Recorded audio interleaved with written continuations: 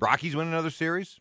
I know. How about that? Saturday was the one that really drove home for me how good this team has been and why I think their prospects for making the playoffs are so good. I mean, they just went out just 5-0.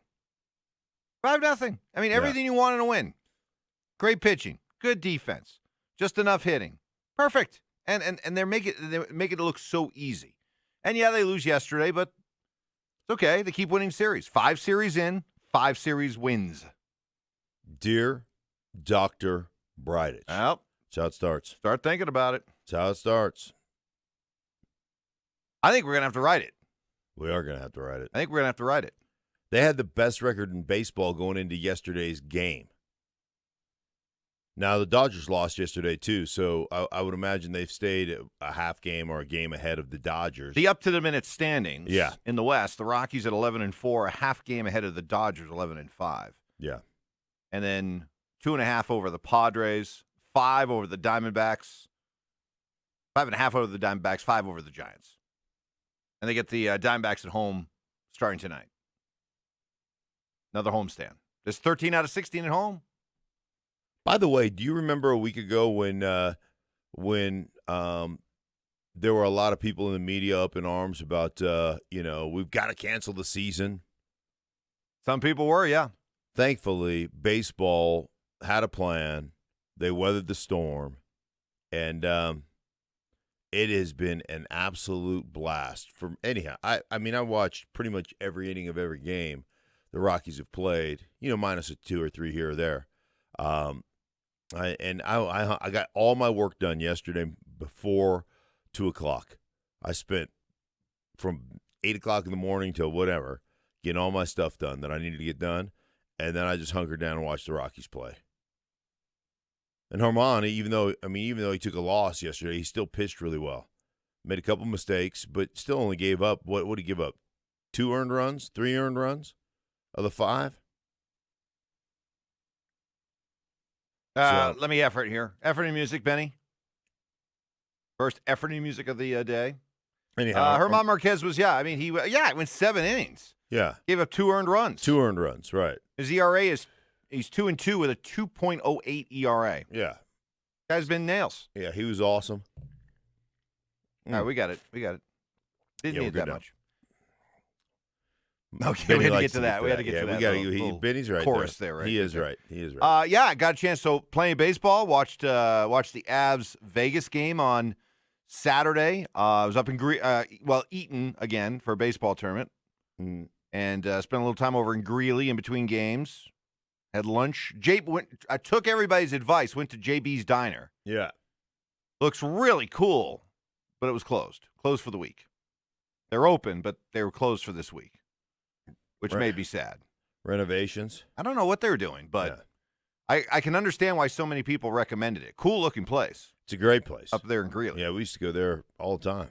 It's kind of an offensive line hangout. Everybody else is going to wherever they go to. O-line went to JB's to get burgers. So we ended up going to the Dugout Sports Bar up there. Cool place, little place. Kind of a little hole-in-the-wall place. And watched some of the Avs game. Got out of the heat.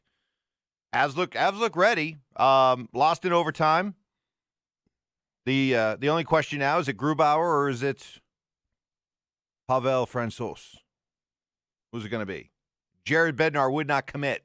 Really? Would not commit. So there is some controversy there. Is there controversy, or is this just gamesmanship? Gamesmanship. It's like have the other team have to prepare for 2 quarterbacks, 2 goalies. Interesting. I think it'll be Grubauer. I do too. I don't think there's much of a controversy there. I really don't. I get to watch the Nuggets game, double overtime. That was exciting. I will give them some credit. Ooh. Because they were... Mark the time and date. They were down, terrible-looking first half, really came back, played hard. Murray played a lot. He was supposed to play 22 minutes, according to Michael Malone. He played 40. Yeah. So Malone's like, well, I blew right through that. Right. So his shot, he didn't look great. His shot was off Who cares? a lot, but he played. he played a ton. I will say this: Michael Porter Jr. has a really sweet stroke. He can shoot.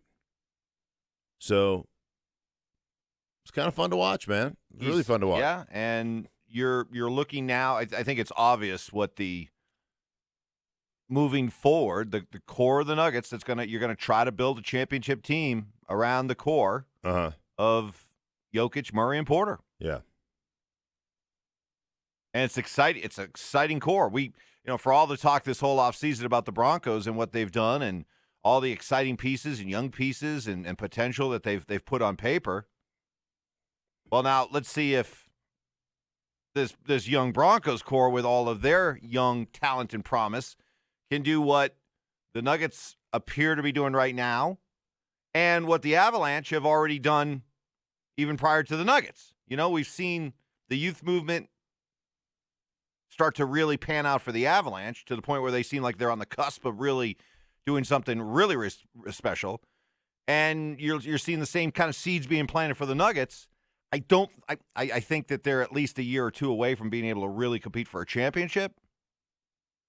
But you got to like the potential. And now we'll see if the Broncos offense can sort of follow that lead, right? Wait a minute. You going to sneeze? Don't, let it go. Let it go. Good, big fella. Let it go. Oof. Let it go. Yeah, I mean, it's funny. Youth movements can be one of those things where you talk about youth movements and kicking the can down the road and keeping fans kind of engaged while still not, winning. I talked to a baseball team this weekend, and it was interesting. I appreciated their honesty because they were like, we were talking, I'm still talking about 12 teams or so about signing Daniel. And I talked to a team this weekend that just said, hey, listen, we know we're not very good right now, and there's a real strange juxtaposition of trying to win and trying to develop at the same time. And frankly, we're just trying to really develop young guys. We know we're not going to win. And I'm like, man, I appreciate you. Like that, instead of telling me how loaded you are with talent and, we're, hey, we're not winning anything. We know that. So I found I thought that was very interesting. Like, I appreciate that type of honesty. But sometimes you get into that where, developing young guys, you got to have the right young guys. You've got to have the guys that are committed, the guys that are grinders, the guys that aren't afraid to work, the guys that aren't going to rest on, hey, man, I've got a ton of potential. And if you've got those guys, and I think the Avalanche have done that, right? I think there was a time where you looked at, hey, they've got a lot of young talent, but there's a few guys that they need to move out that aren't committed to the process. So it just feels like the Avs, the Nuggets are on the right track there, or the Rockies, for crying out loud. What we've seen so far, especially with their arms out of the bullpen and their young starting rotation, they've been incredible. Can the Broncos be on that same trajectory? All right, training camp 2020 locked and loaded. We'll be breaking it all down thanks to Mountain High Appliance. Come check out all of our training camp content at 1043thefan.com/camp. Speaking of the Broncos, where do their different position groups rank among the best and the rest of the NFL? And one of our local teams got trolled by another franchise this weekend. Tell you about it next.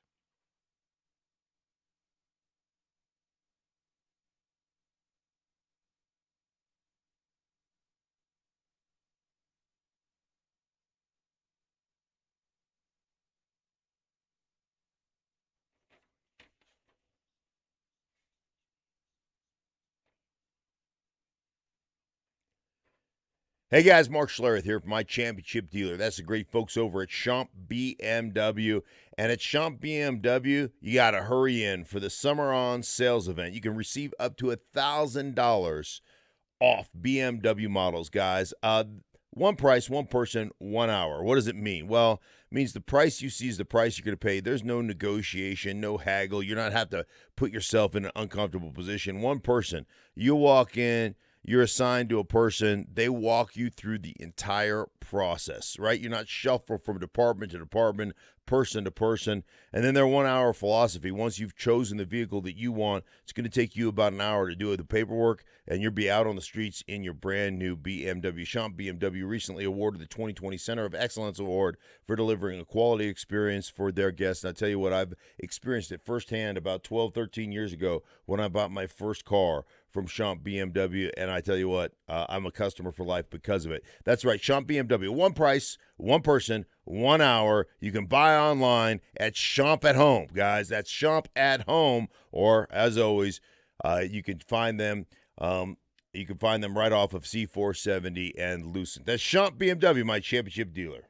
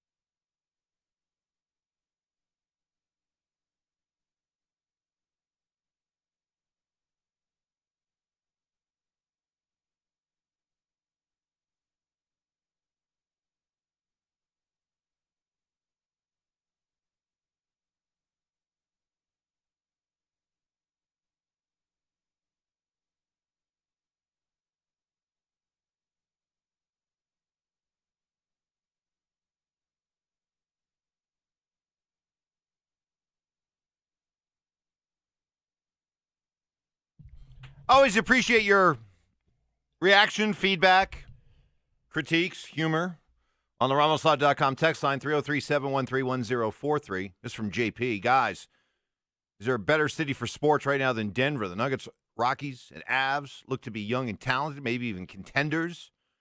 You add that to a Broncos team that is talented but inexperienced. The next few years will be very exciting, even for Mark. You like that little... That was a little bit of a dig there at the end. That was a little bit of wedge driving right there from JP. I'm so proud. I'm like a proud papa. Yeah, you should be. You should be. JP, you know what? I am all in. Hey, man, I'm with you winter tie, JP. Suck like the Broncos have for the last 3 years, and I'll be all over you. Be great like the Rockies are right now, and I'm on the bandwagon. With you, winter tie. Start losing, we're gonna have problems. I mean, I'll write the apology letter to Dr. Bridich. I'm ready. I've already started. Dear Dr. Bridich. It's got a nice ring to it, doesn't it? It does. Yeah, I'm already thinking about it. I'm already ready for it. So yeah. One of our teams, by the way, got trolled over the weekend. Really? You know how, and it's kind of funny because, this is like kind of shoe on the other foot type thing. Like we enjoy the whole Michael Malone, take the L on the way out of town type thing. It's kind of fun, right? Yeah. So after the Avalanche lost to Vegas on Saturday for the battle for the number 1 seed in the Western Conference playoffs, they lost. The Vegas Golden Knights official Twitter handle. Yes.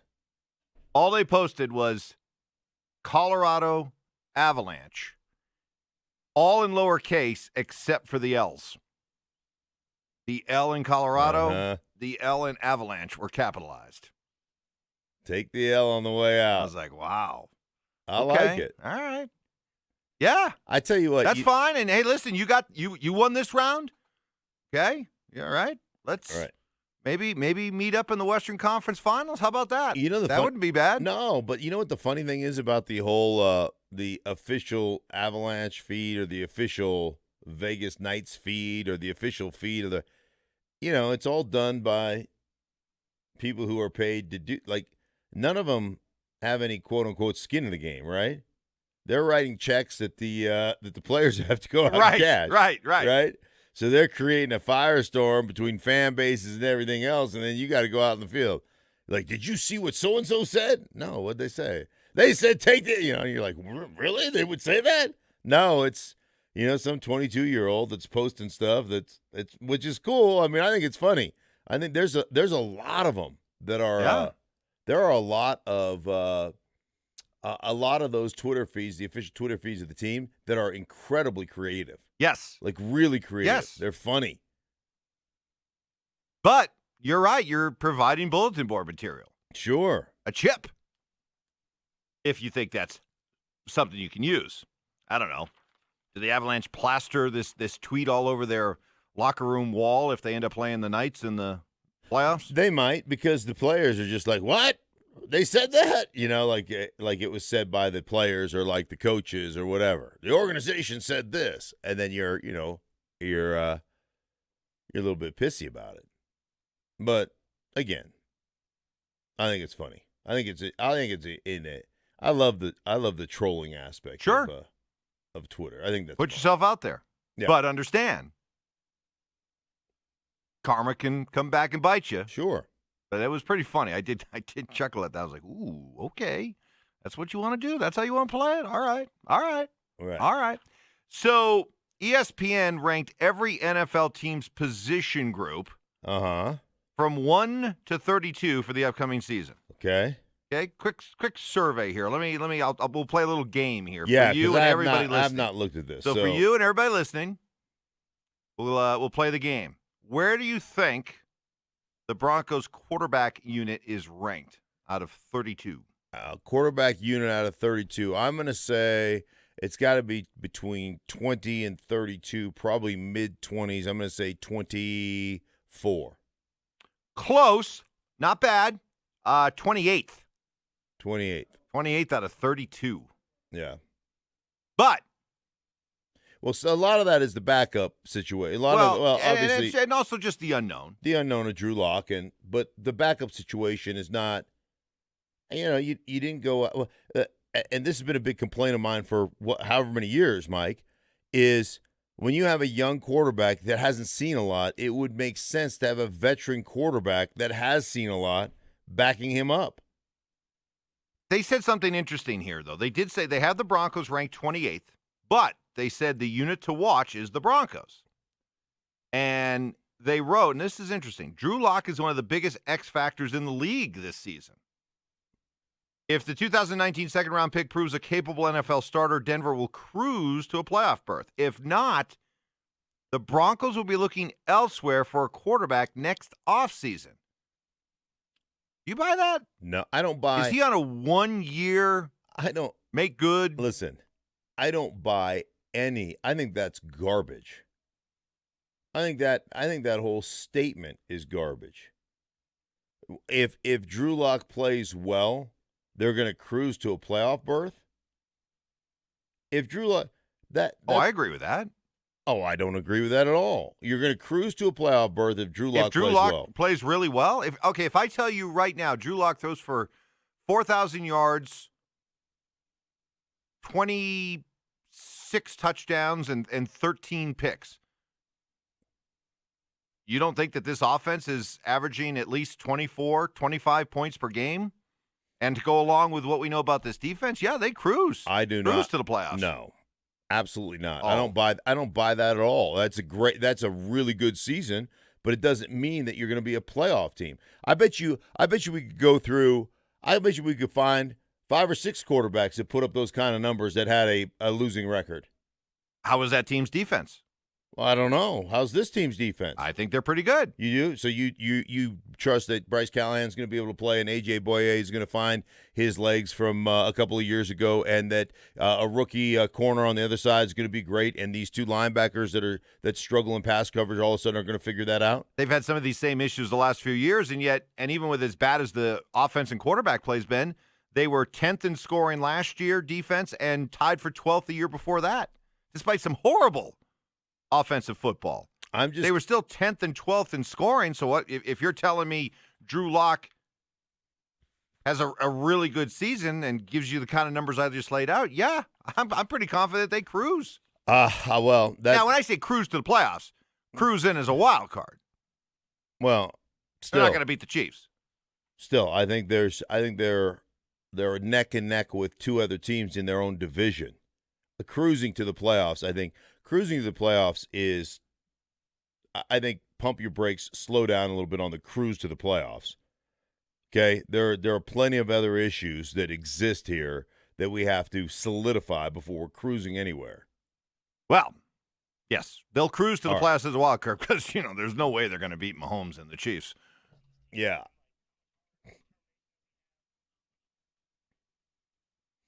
And by the way, the other part of that statement that's ridiculous to me is if Drew Lock doesn't, jump off, pan out, jump off the screen, that he's done and they're going to find another quarterback. That seems ridiculous as well. All right, well, we'll tackle this a little bit later on in the hour. What exactly would have to happen for that scenario to play out where the Broncos would be looking for another quarterback? We'll do that a little bit later on. Up next, though, it is the Morning Brew. And we'll take a look at the Rockies weekend that was and the Avalanche playoff preview. Introduce you to the Yotes. That's next. All right, it'll be Wednesday. Got another appointment with Absolute Beauty Solutions. Another treatment as I continue to melt some inches off my dad bod.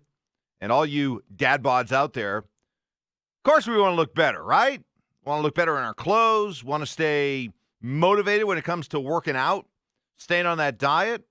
Well, Absolute Beauty Solutions will help you take away those inches from those areas that you're looking to trim a little bit. For me, it's, some of that belly fat that just, it's there. We deal with it.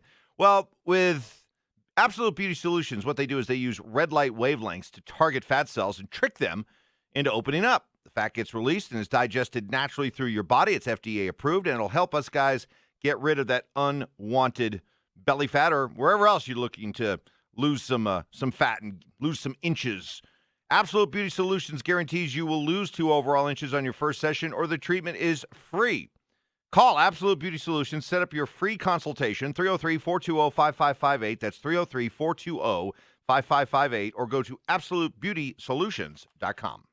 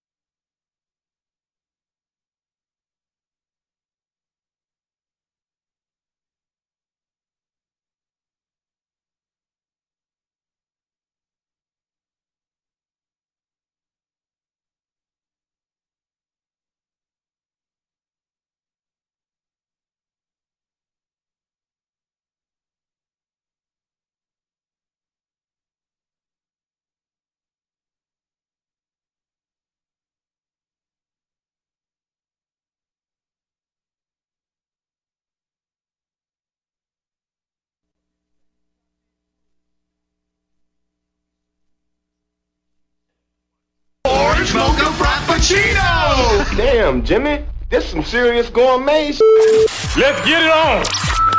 And that ball is hammered to deep right center field. This one's going to fly as well. Make it 6-3. Blackman's third of the year, a 3-hit night.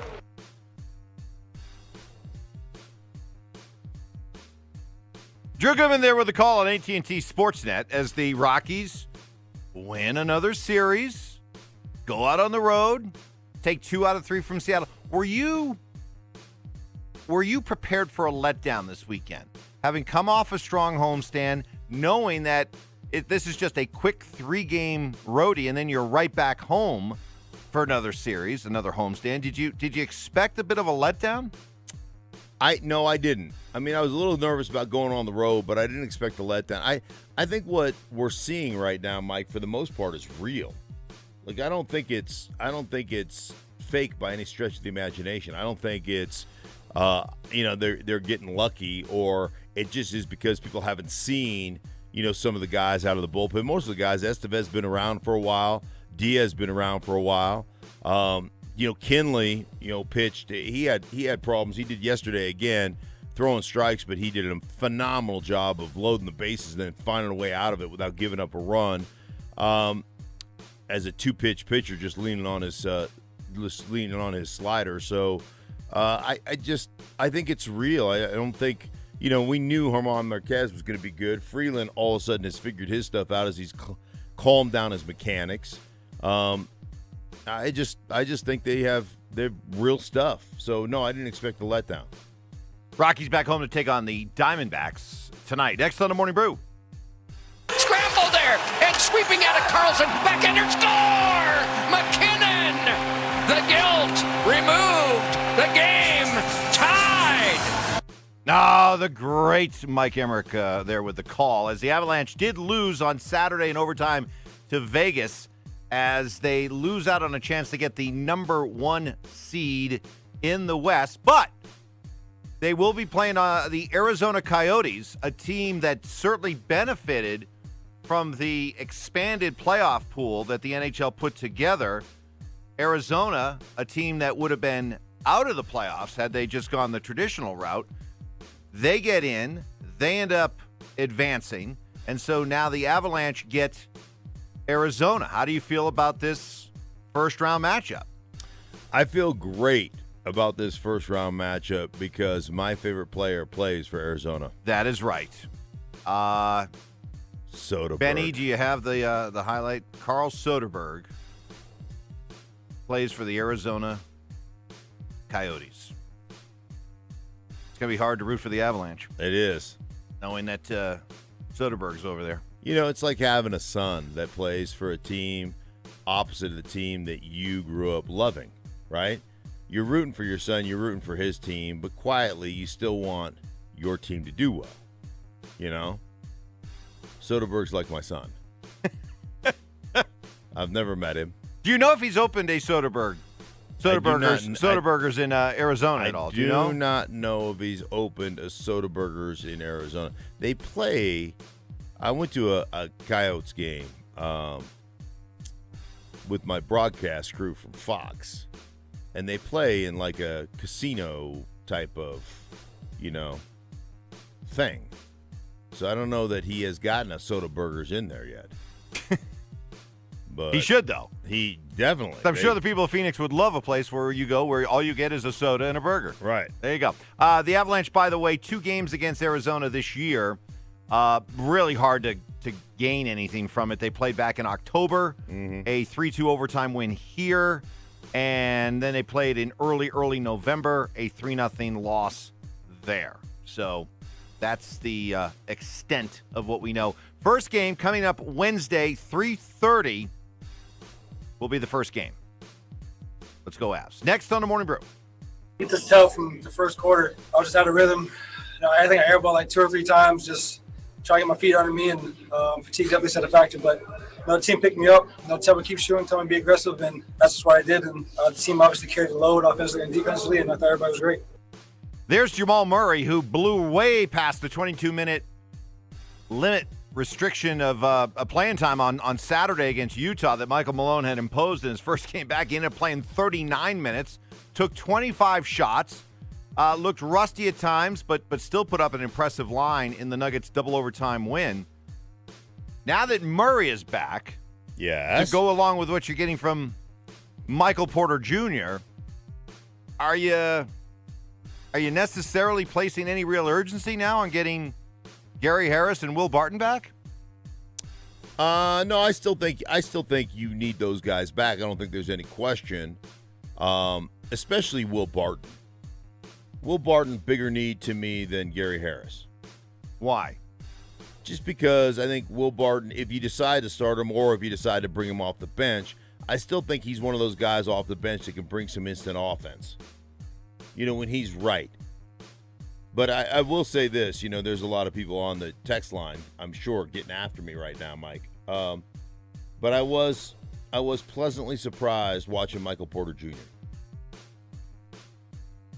How so? I just think what jumped out? I just think his length, his athleticism, his ability to run. I still think there are things that Michael Malone will look at, like from a defensive standpoint and some of those things that he'll question.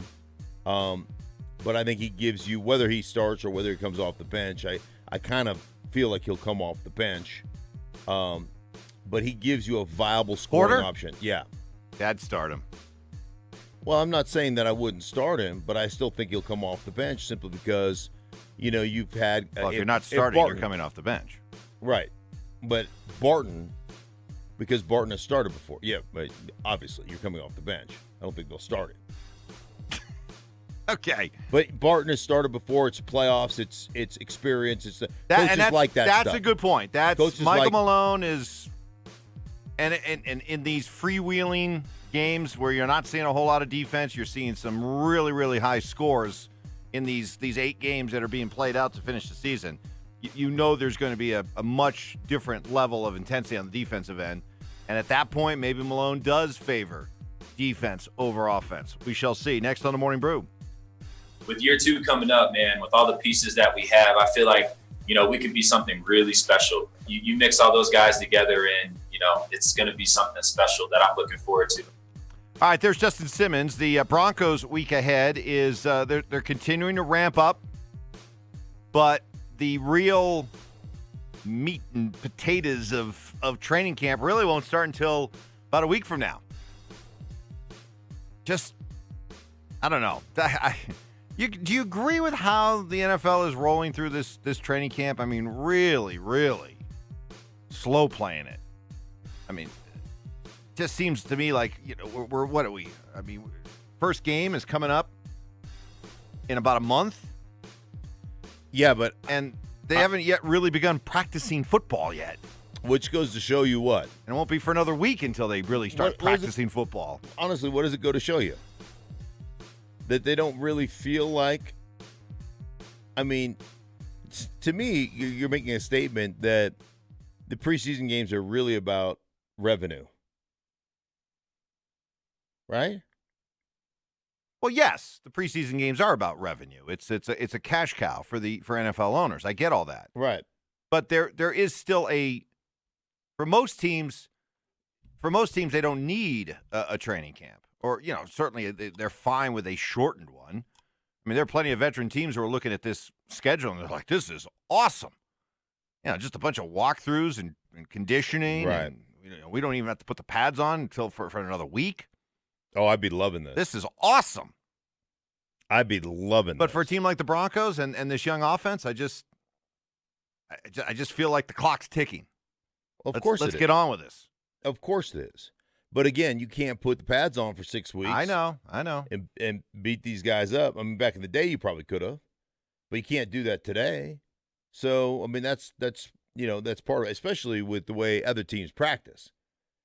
Part of it is keeping up with the Joneses, right? I mean, if you beat your team to a pulp and nobody else is beating their team to a pulp and you come out and you're not as fresh, I mean, that's going to cost you your job as a coach.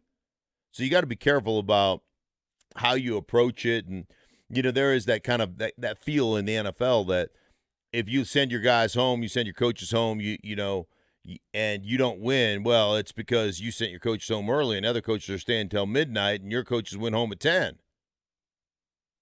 I mean, there's always that game that owners are talking with one another, and owners are, the owners are monitoring what other teams are doing and how their coaches are approaching just practice and everything else. So that's a big part of what NFL coaches get into. Who can stay there the latest? Yeah. Right? I mean, I used to always call it over meters anonymous. We meet about meetings. We didn't have a meeting about this meeting that we're going to have, that we're planning to have before the game. Meeting about the meeting before the game. I mean, come on. We're supposed to be professionals here. So, yeah, see? Joel Klatt knows what I'm talking about. Joel Klatt knows. Yeah, of course he does. Richard 9. Oh, he's so salty. Arrogant. On the Love it. RamosLaw.com text line, let's see. Let's do a little sampling here of what we got. Austin, Arizona is so much easier to play than the Blackhawks. That being said, the Avs will roll whoever they play. Yeah, I didn't get too upset watching the Avs lose the other day.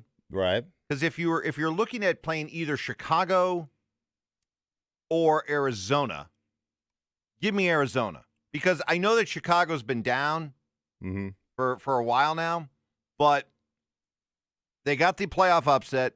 They have momentum. And any team that can, in a playoff series, roll out veterans like Jonathan Toews and Patrick Kane and Duncan Keith and some of the other veteran players that they have on this team that's been there, that have won cups, I just soon avoid them. I still would expect the Avalanche to beat them. But if you're asking me who I'd rather play, Arizona or Chicago, yeah, give me the Desert Dogs. And if that meant losing out on the number 1 seed to do it, it's okay. There's a silver lining to that one. Yeah, I'm with you. What about Soderberger? What about the fact that you think he could come back and haunt the Avs? Boy, that'd suck. Would suck, right? What if he invites them all to have soda and burgers before the game, and he secretly doesn't eat any? They're all lethargic. And he food poisons them? Yeah. Or they're just lethargic. They got a big belly full of burger belly. No. Get the double. That's right. Delicious. Extra bacon. Yeah. Extra grease. Right. More on the RamosLaw.com text line. Brenton Thornton, face it, this Broncos team is in trouble. Bottom line, there's no depth on the line on the offensive side. You know people are going to get banged up with all that's going on and not being able to practice as much. Hey, by the way, back to your if Drew Lock plays well in that scenario, they're skyrocketing into the playoffs, right? Winning the division or whatever it was you were talking about, the nonsense. Whoa. Don't, you look at you, hot snot. Look right, at you, little wedge driver. Right. I never said that they would they're just win the division. Skyrocket to the playoffs, I think is what you said. Cruise to the playoffs. As a wild card, you're agreeing with the ESPN article that they will cruise. This is what we're referencing for those just joining us. ESPN ranked every NFL team's position group from 1 to 32, and for the quarterbacks, they had the Broncos ranked 28th. Not encouraging, but they did say that the unit to watch is the Broncos, and said Drew Lock is one of the biggest X factors in the league this season. If the second-round pick proves a capable NFL starter, Denver will cruise to a playoff berth. Their words, not mine. If not, the Broncos will be looking elsewhere for a quarterback next offseason. Now, there's two parts. There's two things to take from that statement to debate. One, if he has a really good year, and I'm talking about 4,000 yards passing, 25 touchdowns, 13 picks. I got to believe if he's able to put up those kind of numbers, then this is an offense that's probably scoring about 24 points per game. Fair? All right, that's a touchdown more over last season with the new offensive coordinator. Okay. Wait a minute, it's not a touchdown more because with Locke over those final 5 games, they went from averaging about 17 points per game to a tick over 21. Okay, so it's not that's where I think you have to set That's where the baseline begins. Those 5 games, 21 points per game. So to me, it's not making a jump from 17 to 24, 25. It's making a jump from 21 to 24, 25. Okay, I think is completely different offense, but yeah, okay. I'll play your reindeer games. Completely different again, but that's okay. Yeah. So that's They're not reindeer games. Why are you fighting me on these things? This is just fact. It's not. It's fact that it's a completely different offense. It's fact that you're doing something totally different than you did in the last 5 games of last year. That's going to be fact. By the way, every time I say, make an uptick. Yeah. Tick up in offense. Yeah. I just always think of this. Yes. So let me ask you this: can you read? Makes me giggle. There's one word in that, how they're gonna, cruise to the. I don't like the word cruise to the playoffs. Implies it's going to be easy. Yeah, like they win 10 games and get an easy wild card berth. It's never. You don't ever cruise in this league. But read that little statement again, because there's one word in there that bothers me. So go ahead. Drew Lock is one of the biggest X factors in the league this season. If the 2019 second-round pick proves a capable NFL starter, Denver... Capable. If he's a capable NFL starter, then he's going to cruise to the playoffs? Doesn't he have to be a hell of a lot more than capable? That's a good point. That's fair. All right, I would use a different word than capable. Here's a couple capable starters. Dak Prescott, 4,902 yards, 30 TTs, 11 interceptions. He's more than just capable. Okay. I wouldn't call him capable. All right. Those are the numbers, though. You told me, hey, if Drew Lock throws for 4,500 yards, 26 and 13? I said 4,000, 26 and 13. Oh, 4,000. Okay, 4,000. That's even better. That makes my point even more. If he throws for 4,000, 26 and 13, they're cruising to the playoffs. Dak Prescott, 4,900, 30 TDs, 11 interceptions. Didn't make the playoffs. Jared Goff, 46-38, 22 TDs, 16 interceptions. Didn't make the playoffs. Derek Carr, 4,054 yards, 21 TDs, 8 interceptions. Didn't make the playoffs. Wentz, 4,039 yards, 27 TDs, 7 interceptions. Didn't make the playoffs. Those are more than capable quarterbacks. Jimmy Garoppolo, 4,000 yards, 27 touchdowns, 13 picks. Deshaun Watson, 3,800 yards, 26 touchdowns, 12 picks. Those guys went to the playoffs. So you're comparing the San Francisco 49ers football team overall to the Broncos overall talent. No, they went to the Super Bowl. All right. I'm not talking about going to the Super Bowl. I'm going to walk before I run. I'm not even talking about winning the division. They're not going to win the division. It's about going to the playoffs. And if you tell me that Drew, I do agree with you. I don't like the capable line. He's got to be more than just capable. Right. In order for them to cruise to the playoffs, he's got to be living in that 4,000 yards, 26, 27 touchdowns while limiting the picks to about 12 or 13. Yes. If that's what we're talking about, cruising. Now, I think the other issue here, to me, the biggest part of this little summary is the line, if not, the Broncos will be looking elsewhere for a quarterback next offseason. Mark, what would have to happen? And I'll throw this question out on the RamosLaw.com text line as well. What would have to happen for the Broncos to decide, nope, not the guy, seen enough, we're back into the quarterback derby next offseason? What would have to happen? He'd have to look like Paxton Lynch. Wow. Mark didn't even need to explain until Millennial Ben fired the smear music. Yeah, he'd have to look incompetent, Mike. Which I just don't think. Maybe cry on the sideline once or twice, too? I just don't think there's any way that happens. I think he's talented enough. He'll understand the offense another year. He's got some swag to him. I just don't think he's going to miss that. I think he could do it. I think you can do it. But yeah, as far as all of a sudden saying that you got to be back in the quarter, I mean, I would think that you would have to. I think you have to go like 4-12, 3-13, because there is a built-in safety net and excuse that's already been put out there by Elway and Fangio. They've come out. They've greased the skids. They've warned all of us. They've said, yeah, this is going to be a struggle for the offense early on. Defense is going to have to be really good. So to me, that's how big of a pass is that? Is that 4 games? 6, 8, 10 before the offense is going to be really held accountable, before Locke's really going to be held accountable? How long is it?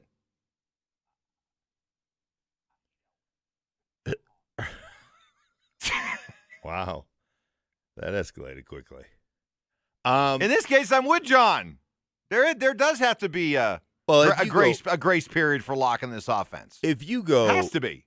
If you go 3-13, Mike, and you have a legitimate shot at Trevor Lawrence campaign, you're not going to not take Trevor Lawrence, right? If you can actually finagle your way. That'd be finagle, but tomato. Finagle? Not finagle. Finagle. What did I say? Finagle. Finagle. Let's call the whole thing off. Wow. Yeah. That was good. Yeah, oh yeah. You. By the way, you adapted quickly, right? Still have the RamosLaw.com text lineup in here, in my little cocoon. Yes, thanks to Sandy. Yes. Yeah, in the heat. The Eagles did make the playoffs last year. I was giving them Wentz. Although Wentz didn't play, I don't believe, or maybe he played in the first series or two. And in the playoff game, he got hurt. Yeah, he got hurt in the playoff game. So, but they did make the playoffs. So that, strike that. But you know what the point I was making is that you can have a really good season and still not make the playoffs as a quarterback. By the way, the Paxton Lynch smear campaign effectively extended. Day number 2035, Millennial Ben tells me. By the way, congratulations to our very own Millennial Ben. Had a birthday over the weekend. I know. Our little Benny's growing up. How long are we going to go on with the Paxton Lynch smear campaign? I had somebody, give me the, it's not the right thing to do, and you guys should let go of this. Really? And, yeah. Should we? Now I'm even more now committed to extending this thing as far as it can go. Yeah, it's not really making fun of him so much as it's just fun. Yeah, it's just fun. Yeah. I don't care. He had everything. Everything was laid out for him. They tried amazing God-given talent. The Broncos bent over backwards to try to make it work. Job. They tried everything. Just take it. It's yours. It's here. Take it. And he wasted it. I'm sorry. You're giving all that talent, all that potential, and you waste it away? I don't have any sympathy for you. So, yeah, the smear campaign continues. Mike has spoken. And let me tell you, when this streak is over, Cal Ripken's going to stand back and look at it and go, whew, that's impressive. Well, when we actually break the streak, we should have Cal on. Yes. To talk to him about breaking. And Paxton, too, probably. Well, I mean, there was this, hey, it's a record that people didn't think could ever be broken, and then we broke it and have Cal on to talk about it. Yes. That's right. I think you would enjoy that. Although, don't we still have at least 2,000 more days to go until we... Something like that. Another 3-4 2 more years. Yeah. Well, we can do it. We do, but our year is... most years are 365. Our years are like 700 days. That's true. Yeah. That's true. Yeah. Good point. If you do the math, our years are... Yeah. We're like dog years on this show. We go like by the Mayan calendar. Something like that. Yeah. Okay. So... We'll get your thoughts on that. A particular member of the Denver Broncos thinks he can be the best in the business. Who is that? And even though the Rockies won another series, the game they lost yesterday, did it put Bud Black in a position to be criticized? Second guessed. We'll do that next. Hey, in these social distancing times, shopping for your next vehicle can be more challenging than ever, but not at Siltahar Motors. Let's start with inventory, selection, 5 dealerships in one offering Ford, Lincoln, Mazda, Volvo, and Maserati. They have buying options that you simply won't find anywhere else. Silterhar offers one of the only used car leasing programs in the state. So whatever type of vehicle you're looking for, they got it, including the popular Ford F-150 and Lincoln Aviator. And right now, take a look at a new car, truck, or SUV. Take it home today for as low as 0 money down and 0% financing for 72 months, or lease one for as low as $399 per month. And due to the high demand for their new car inventory, Silterhar now has access inventory of trade-ins that they are looking to resell. So if you're in the market for a used car truck, Silterhar currently has one of the best selections around. Take advantage of this locally family-owned business for over 60 years. And over that time, they have perfected the car buying experience. See for yourself. Go to sthmotors.com, sthmotors.com. Silterhar Motors. Get everything you want out of a dealership.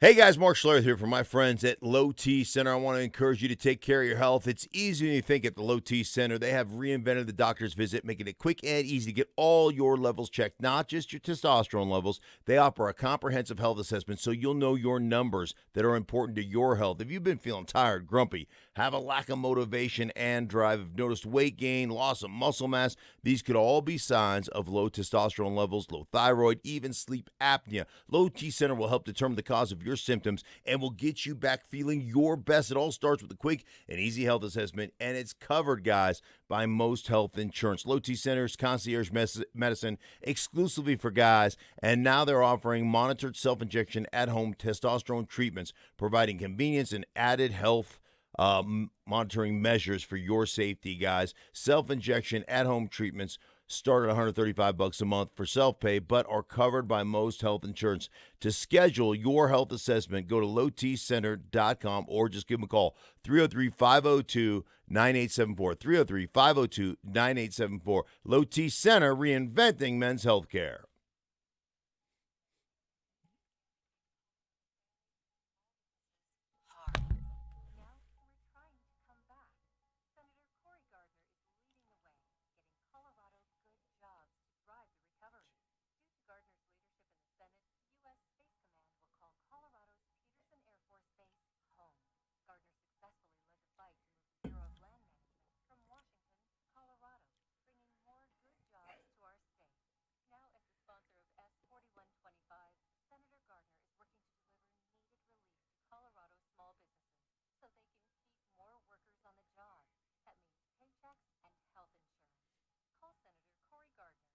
I've got to shoot that commercial and go to Low T Center this morning.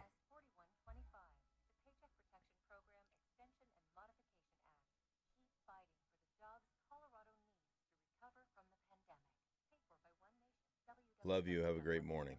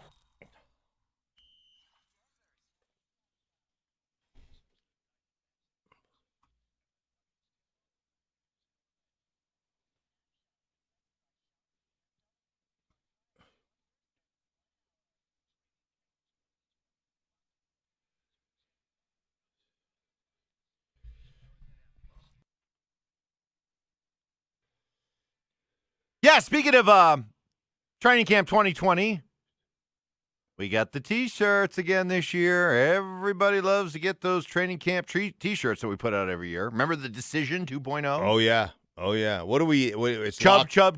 Locked and loaded, right? Yeah, this one's Locked and Loaded T-shirts. Our free limited edition shirts are back for another year. Just stay in your car. We'll be having contactless. No contact. Contactless? Contactless. Contactless. There'll be no contact. T-shirt toss giveaways right into your vehicle. Head to 1043thefan.com/shirt to find the Breaks Plus location closest to you. Our first giveaway is coming up this week, Thursday. So I'm going to assume that we won't have Tebow tossing these T-shirts into vehicles. No. Because nobody would get a T-shirt. Just a bit outside. Now, why you got to be mean? Why you got to be mean? It's not mean. Why'd you have to do that? It's not mean. The Tebowites don't like that when you It's not mean. It just was go after their hero like that. My assumption was that if we're tossing T-shirts into a window, we're not going to have Tebow tossing those T-shirts. That would probably be smart. There's going to just be a bunch of T-shirts in the street. Our Kendall Valenzuela will be there handing out the T-shirts, tossing the T-shirts to you. Okay. And I trust her aim better than I trust Tebow's. Yeah, there's no question. No question about that. So, how about this? Noah Fant believes he can be one of the best tight ends in the NFL this year. Quote, I want to be one of the best. I have the highest expectations for myself. I want to be one of the best to ever do it. I don't like to look at it as pressure, but just like a goal to achieve and motivation to reach that goal and get to that level. I don't want to just be an average tight end. I want to be one of the greatest to do it. Wow. Good for him. You think he's got what it takes? Nobody will deny he's got the talent. Okay? Absolutely. Talent, it's obvious. You watch this guy run, catch.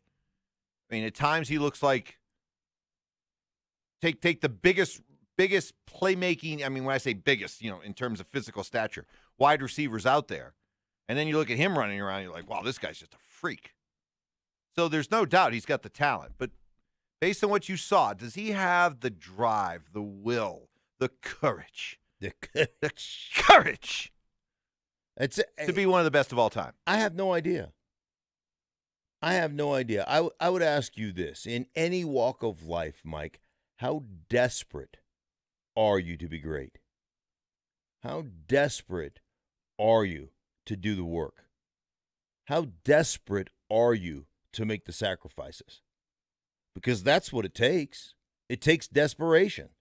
Are you desperate enough to spend the time? Hey, I know you can run fast.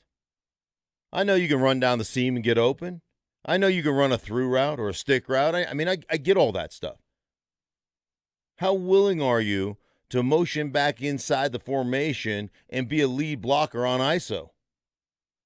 How willing are you to be the point of attack tight end on an outside stretch run play and dominate a defensive end? Oh, how wait willing? a minute. Whoa. You're moving the goalposts here. No, I'm not. Okay, when I talk about the conversation about Noah Fant being one of the greatest tight ends in the league, it's all with the idea of how I think about tight ends. I think about tight ends now as pass-catching mismatches. He doesn't need to be a great blocker. He doesn't need to be a point of attack guy. I just want him to catch balls, be a nightmare, be a red zone target, all that stuff. None of this complete tight end BS. Who's the best tight end you think that's ever played the game? The best tight end ever to play the game right now. I think it's a short list that includes Shannon Sharp, Rob Gronkowski, and I guess Tony Gonzalez. Rob Gronkowski. I'm glad you said that. Complete tight end. Yeah. Who's the best tight end in football right now? Probably Kelsey. Wrong. Wrong? Yeah. Wrong. Wrong. Wrong. All right, you're going to have to tell me why I'm wrong about that one. Good. All right, hold on. Hold that thought. All right. All right, I want to dive into that one a little bit deeper. We got a lot to unpack on that one. Yeah. Also, I'm going to make Mark do something he's very uncomfortable with. Very uncomfortable with. He's going to have to face this. Tell you what it is next.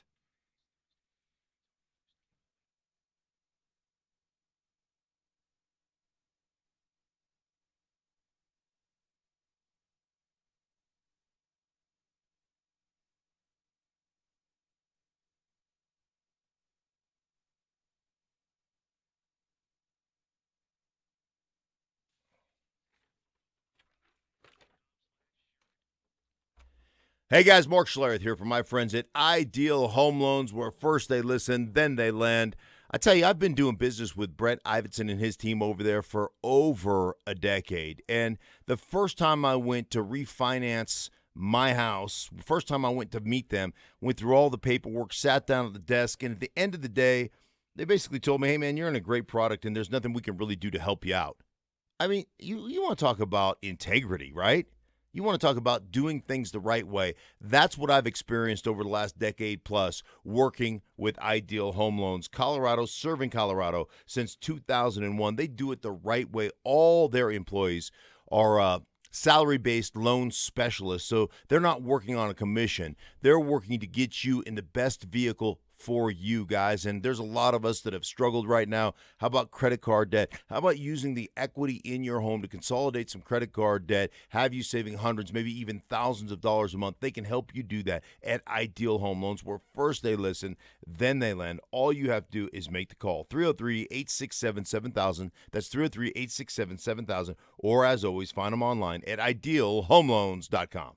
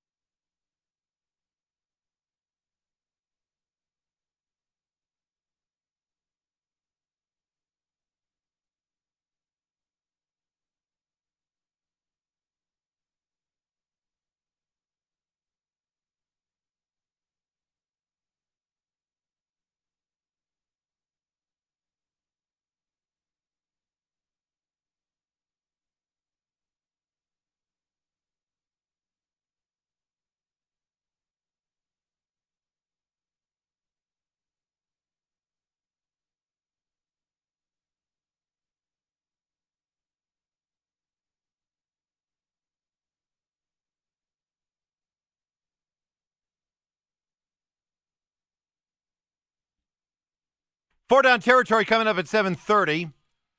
Question Mark at 8. If you have a specific question for Mark, hit us up on the RamosLaw.com text line, 303-713-1043. And just put the hashtag question mark on it so we know what we're looking for, and away we go. Got to put you in the uncomfortable position of perhaps having to criticize one of your guys here in just a couple of moments. Really? But, Really? You like that? Yeah, this is uncomfortable for me? Yes. Not for you. You love to do stuff like When last we left you, Mark was saying, in response to Noah Fant coming out the other day and saying that he wants to be one of the best tight ends, not in the league this season, but one of the best tight ends ever. And you were going to make a point regarding who you think the best tight end is in the league right now. I said it's Travis Kelce, and you went wrong. Mm-hmm. Okay, I can't wait. Then who is the best? Oh, the best tight end in the league is George Kittle. Okay, why is that? Well, George Kittle's just an absolute monster. I mean, And Travis Kelce isn't? Travis Kelce is a one-dimensional monster. He's an absolute monster in the passing game. Yeah, but what a dimension. Yeah, right. I understand that. But when you look at George Kittle's, the complexity of his game, what he is asked to do, from a shift to a motion, he plays Y, he plays F, he plays the fullback position, he plays everything. And he does it with just exceptional technique, exceptional toughness. I mean, he sets a tone for his football team. And on top of that, he's one of the top receiving tight ends in football. I mean, he just is the most complete player. I would argue that he's one of the most complete players in football, not just at the tight end position, but in football in general. And that has value to me. It has value to me in the way they run the football, the way they run their play action, everything they do. He is a linchpin actuator of that offense. Okay. And if you can get that all-around tight end to go along with being a dynamic pass catcher, to me, that's gravy, right? But first and foremost, what do great tight ends have to do in this league?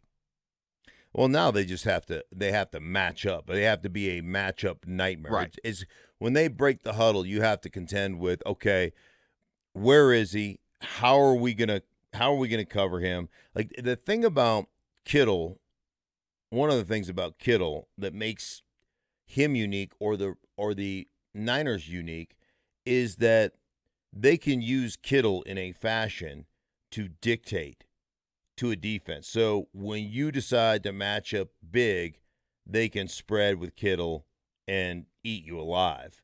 Like, when Kelce lines up close to the formation, they don't even use Kelce. They use their backup tight end in those situations. So it just is a chess game between offensive coordinator and defensive coordinator, and how you're going to line up and how you're going to contend with Kittle. But that said, you're 100% right, Mike.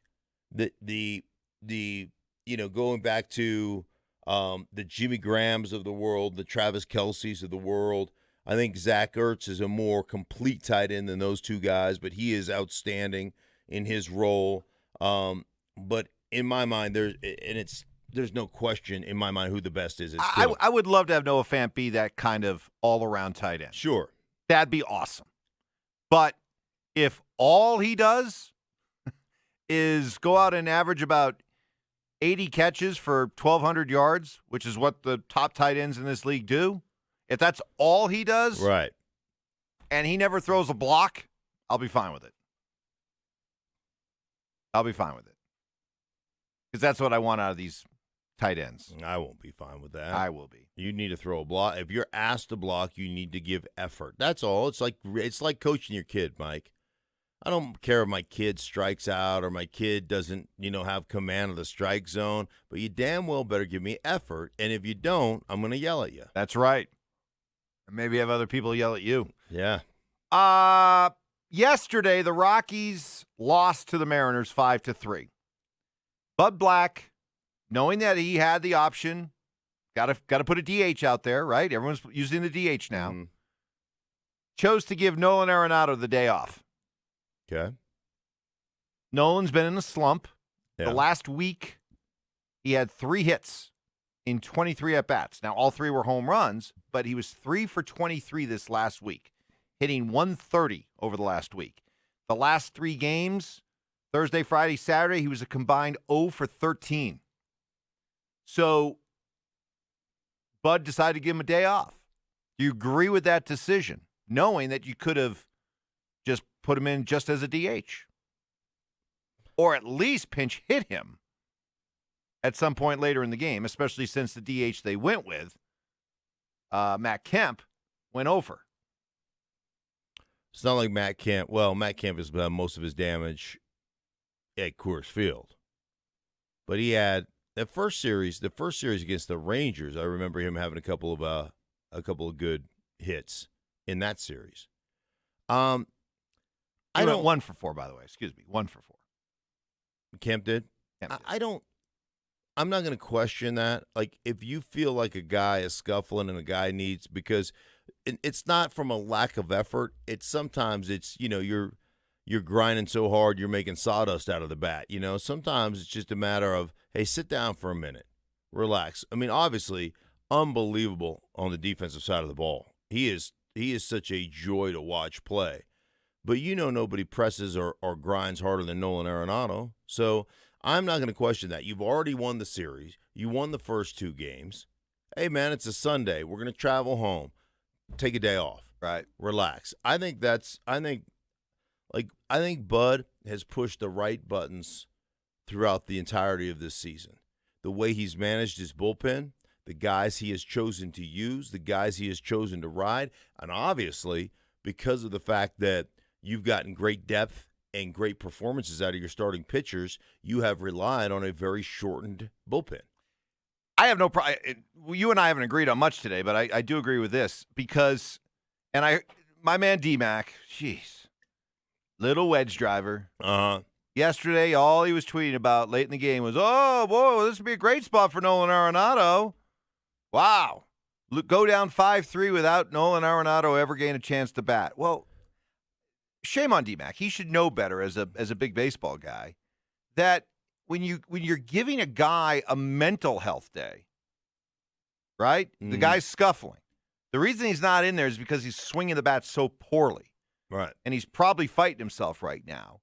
So what you're going to do for a guy who's fighting it and needs a mental health day, what you're going to do is you say, hey, listen, we know you're 0 for your last 13. We know you've been sitting getting cold on the bench for the last 7 or 8 innings. But, hey, go out there as a pinch hitter and save the day for us. Right. That makes no sense. Now, there's a difference between a mental health day and an off day. Now, if you're just like, hey, it's been a grueling schedule, you've been out there on the field, we want to give you a day off your feet, right, and it's just an off day, then a lot of times those guys do come up to pinch hit later in the day, and it makes complete sense. Yeah, 8th inning, hey, man, give us one swing. Right. But when you've already signaled this guy is taking the day off because he's scuffling, he's battling himself, then you got to give him the whole day off. Right. Otherwise, it doesn't make sense because all you've done is you've taken a guy who's fighting it. Now you send him up to pinch hit in the 8th. Let's say he doesn't come through. The day's a failure. Everything you've tried to accomplish has been wiped out with one at bat. What do you say? What do you say to that guy? To what guy? To a guy like Nolan. Like, what do you say to Nolan? Like, if you're a coach, like, put yourself in your little league, your little league coaching. I'd say, hey, look, Nolan, we know you're going to bust out here, but let's just give you a day. Let's give you a day away from it totally. Don't even think about it. Get you back home. Right. Back to the friendly confines of Coors, and you're back out there tomorrow. Take a day. I would think that'd be well received, no?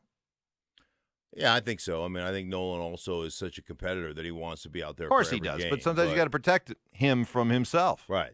And I think his head. I think that's wise. I think it's wise. All right, 4 Down Territory is coming up next. What the Broncos are trying to accomplish this week, and could we be seeing NFL games on Saturdays? That's next.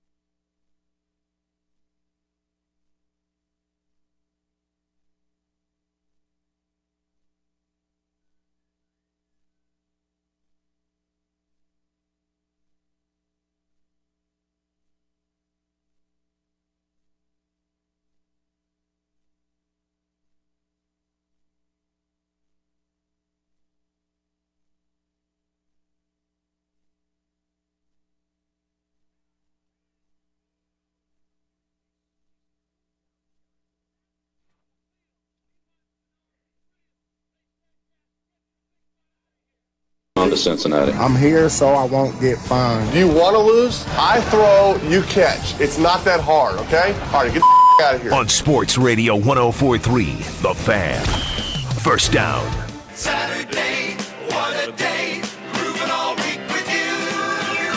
These days are all, share them with me. These days are all. I got to give it up to Millennial Ben. I was not aware of what we was going to use for this story. What a pull. What a deep pull by a millennial. Recognize the greatness that is Happy Days. Happy Days was awesome. Was awesome. It was awesome. Absolutely appointment TV. Yeah. So, speaking of happy days, Saturday could become a happy day if you're an NFL fan. But maybe the bigger story is why the NFL is contemplating the idea of playing on Saturdays. Is because there is growing concern, and we've had ESPN on all morning. We always have ESPN on. And they are doing a lot of coverage about the idea that football could be shut down for the fall. As the commissioners of the Power 5 conferences held an emergency meeting on Sunday. Apparently the Big Ten is prepared to postpone their conference's fall sports season. I guess a two-part question. How concerned are you that college football is going to be postponed until the spring? And if that does happen, should the NFL play games on Saturday? I do have concern, Mike. I do have concern that college football will postpone. I hope that doesn't happen. You know, there's a rising voice from the players that they want to play. They understand that there is nowhere that is safe. I mean, your odds of getting coronavirus going to the grocery store probably outweigh your odds of getting coronavirus practicing at Ohio State. If you're doing things the right way, like the NFL is trying to do things. People are going to get sick. I mean, it's kind of the way it is. So I hope that they continue to watch baseball, continue to see what goes on with baseball. Baseball has tightened up their restrictions on the players, what they can, what they can't do, the way they behave themselves. Right now, we haven't heard any other, outbreak stories here in the last week or so, or last 5 days or so. So I think those things do work. But if college football decides to postpone their season and push it back to spring or whatever, then yeah, by all means, NFL play on Saturday. Jump in there. Yep. Fill the void. Next, in 4-down territory. Second down. Being part of that original evolution from Broncos losing more games and then winning more games, and then having that first Bronco Super Bowl experience was just great and something that'll live forever. Well, there's Randy Gradishar, who synonymous with the Orange Crush. Well, the Bronco executive, who was largely responsible for putting together that Orange Crush defense, Carroll Hardy, passed away over the weekend. Do you know what Carroll Hardy is most famous for, though, besides helping build the Orange Crush? I had no. Now, was Carroll Hardy like a GM or a scout, or what was Carroll Hardy? I don't even know Carroll Hardy. Yeah, he was an executive with the Broncos. Okay. No, I do not know. He was a terrific athlete at CU. Uh-huh. Terrific athlete. Ended up making it to the major leagues. And he pinch hit for Ted Williams. Really? Pinch hit for Ted Williams and Carl Yastrzemski. Hey, pinch hitting for Yaz is quite the feat, but he pinch hit for Ted Williams. What happened where you took Ted Williams out for a pinch hitter? You're going to make me... No, I'm just wondering if...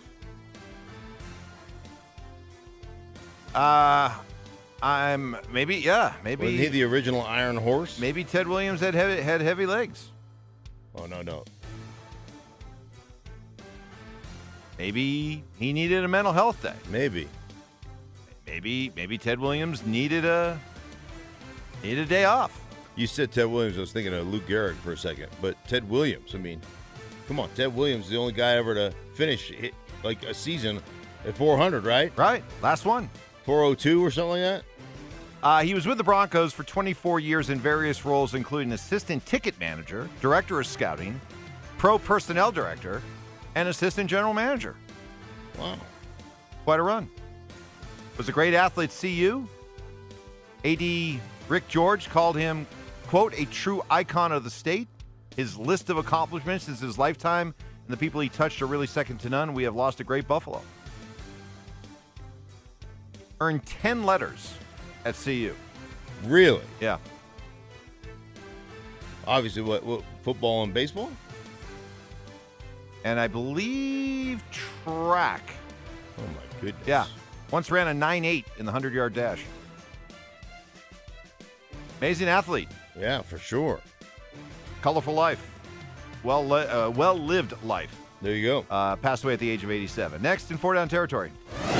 Third down. Do your job and quit making up. Never gets old.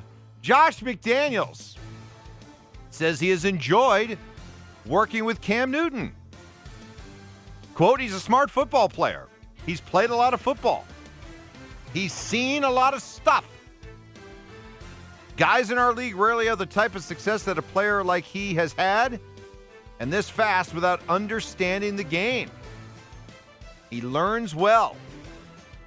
How do you think the Josh McDaniels-Cam Newton relationship will work out? Oh, I think it'll be fine. I mean, I think Cam understands that he needs to pick his spots and he needs to protect himself. But he still is that threat, even if he doesn't use his body, even if he doesn't use his extreme athleticism, he is still a threat and can still be a viable decoy in the running game to help his football team. But he really understands that I've got to be better. And listen, in 2018, I'm hard-pressed to say, for about 7-8 games, he wasn't as good as anybody in the league when it comes to completion percentage and what he was doing under Norv Turner at that time. So I don't think there's any question he's embraced that. It's hard to embrace that when you've been so gifted, but I think he's done that. And I think this will benefit McDaniels as well. That he might really secretly be looking forward to the challenge of being able to reinvent himself as a coordinator and sure, plan an offense and call plays that he hasn't had to do for all the time that he was there together with Brady. Next in 4-down territory. Fourth down. Straight give up the middle. Adrian Peterson through a hole to the goal line. Touchdown! Stepping into the end zone. Adrian Peterson scores. And it's a Redskins touchdown with 4:26 to play. 28-14. Redskins lead it. Jeez, Benny. That's He good. bleeped out. Well, they're the Washington football team now. Now the Washington football team. He bleeped it out. They who shall not be named. Yeah. Adrian Peterson wants to break Emmitt Smith's all-time rush record. He says he wants to pass, quote, the GOAT. All right. He needs 4,140 more yards to surpass Emmitt Smith, meaning he'd have to average a tick over 1,000 yards per year if he played another 4 seasons. Almost 1,400 yards per season if he plays the next 3. He's in his mid-30s. Now, he's defied expectations before, but is this asking too much? I think this is a little bit crazy talk. Crazy talk. A little bit crazy talk. So, but, I mean, if there was any guy that I'd be willing to put a little bit of money on to do something crazy. Little bit. It's that dude. Just a little that bit. That guy's body is, he's not human. I know, but you're right. He's a cyborg. 1,000 yards a season for the next 4, almost 1,400 for the next 3. Ain't happening. That'll do it for 4-down territory. Our tour around the NFL. Bring that to you each and every morning at 7:30. Question mark coming up at 8. Troy Rank joins us next.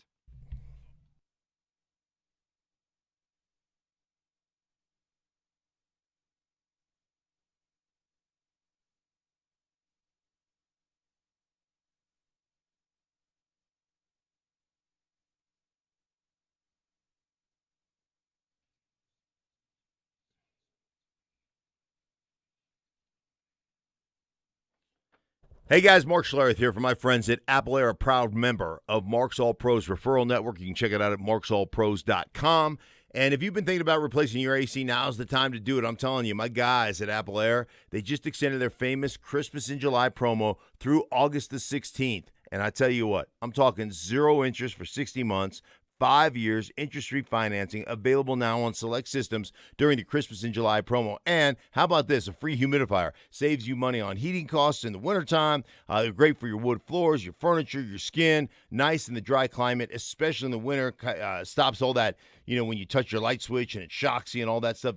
Eliminates most of those issues, guys. It's exactly why Apple Air is giving one away as part of their Christmas in July promo, good through August 16th. Visit AppleAirInc.com.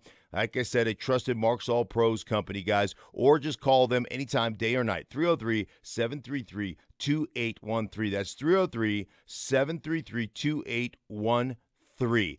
AppleAirInc.com.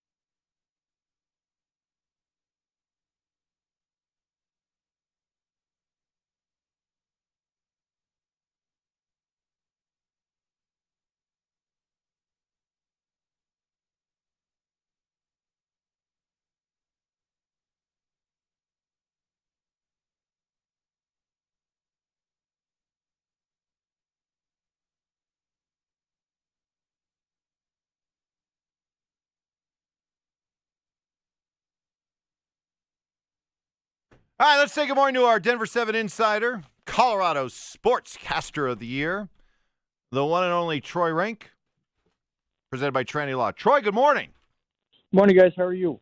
I'm doing good, Troy. Tell me about the mental day off for Nolan Arenado. What do you expect from that, and what is it about Nolan's game right now? I mean, 3 for whatever it was, 23 going into the game, although he did hit 3 homers, but just kind of scuffling. That's not necessarily what we're used to from Nolan Arenado.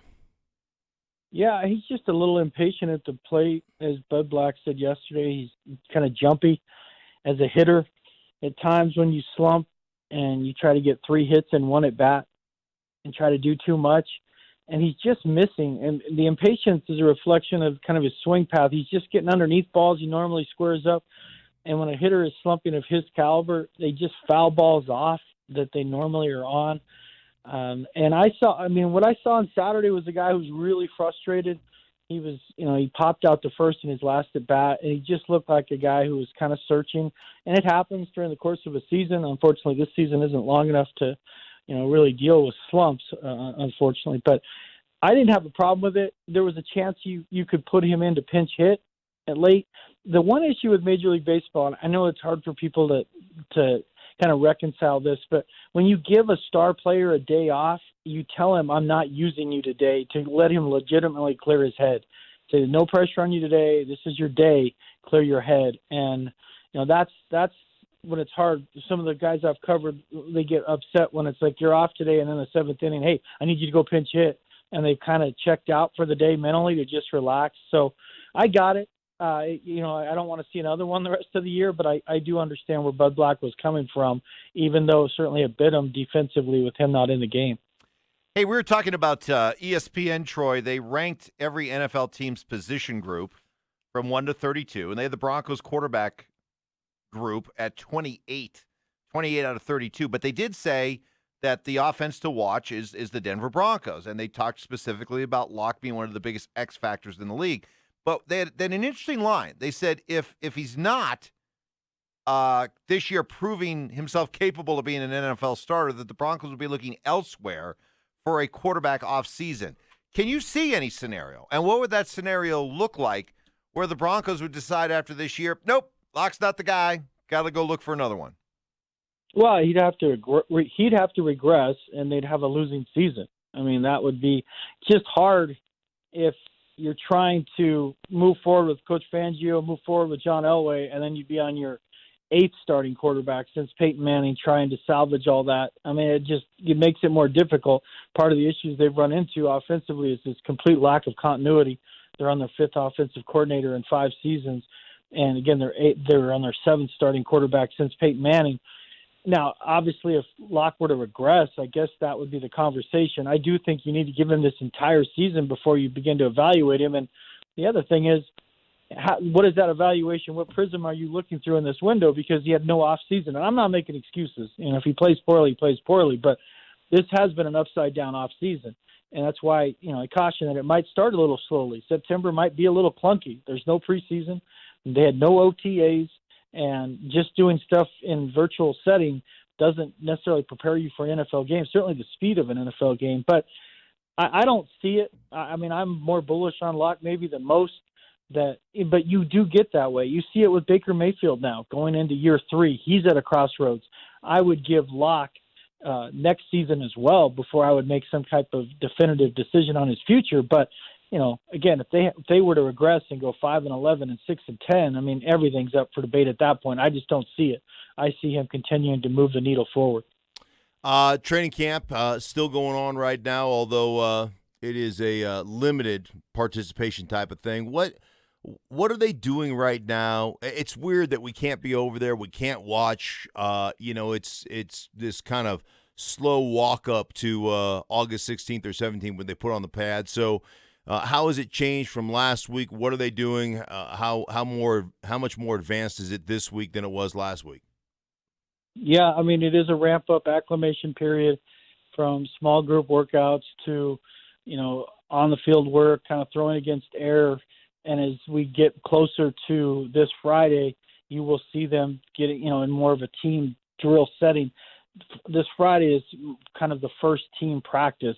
It won't be full pads, but that practice this coming Friday, which we are as media members at this point allowed to attend, it's a different attendance, and there's to be different groups of media in different places. But regardless, beginning Friday, we should have our eyes on it more. But it's like blending OTAs with a training camp. So, Mark, by the end of this week, they will be putting themselves in position to be kind of in a team group, and then ultimately the following week in pads, ready to get these 14 padded practices in. So they're just slowly ramping up, trying to avoid injury, make sure the conditioning is right, getting stronger, get them to kind of slowly together as a team. So when they do get to Friday, as Vic Fangio said, he considers that kind of the first training camp practice. And then once you get to that point, you got to be moving fast. There's not a lot of time to prepare for an NFL season with no preseason. Visiting with Troy Rank. Troy, you're good at reading the tea leaves. With this developing story in college football, commissioners of the Power 5 conferences held an emergency meeting on Sunday. There's a growing concern that football and other fall sports won't be played this fall. You're good at kind of looking at where this thing might be going. How do you see it going? Well, I mean, it was trending the wrong way, certainly this weekend, with it looking like we weren't going to have college football in the fall. I'd still say it's going to be tough, but the players speaking out, uniting in a way to say we want college football, and they want uniformity too, and how their safety protocols, and that's part of the issue. Is not all schools have the same resources. Professional sports have the advantage of, you're all under one roof, and here's our rules, and here's how we're going to do it. College athletic departments are dramatically different across the country, and how can they guarantee testing at one site, and then Alabama's different than the last team in a different Power 5, and I'd say it's going to be tough to have football in the fall. The problem is if you move it to the spring, which if you do it for safety reasons, we understand the logic, but what happens to the NFL draft? It can only move to June 2nd per the collective bargaining agreement right now. Would more players opt out? And how would you have seasons back to back where you play in the spring and then have a couple months off and then play fall football? I mean, there's some real issues to get through. It's not just as simple as saying, well, we don't want to have college football, and then you move it to the spring, and then what? I mean, then you face some serious questions then. So it's a tough uphill climb. I think all of us in sports would love to see college football in the fall, at least in some form. But right now, it's they're up against it. And once one big conference goes out, and namely they thought the Big Ten, it's going to make it harder for the other, the ACC, Big 12, SEC to stage a season. From a scheduling standpoint, from the optics standpoint, it's on the brink right now. And I'd say it's going to be tough to have it in the fall. I'm not going to sit here and say it's out because of the momentum the players have gained over the last 24 hours, but it's going to be tough, unfortunately. And if it does go out, I would fully expect to see NFL games move to Saturday. So you have some games on Saturday and some on Sunday. I would expect the NFL to take full advantage of that broadcast window based on how they do things late in the season every year. What would be the biggest reason why they would postpone college football for the fall, especially if campuses are open and students are going to school?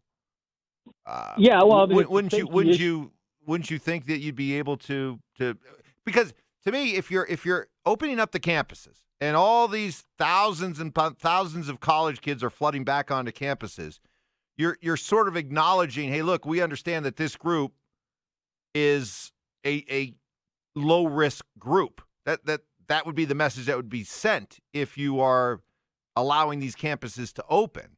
So if you're recognizing that it's a low risk group and that's why we're willing to open up the campuses, then shouldn't you look at college football players the same way as being a low risk group? Yeah, that's true. Certainly they are at a lower risk for this, and they're, generally speaking, much healthier, younger. The problem is I don't know that most campuses are open.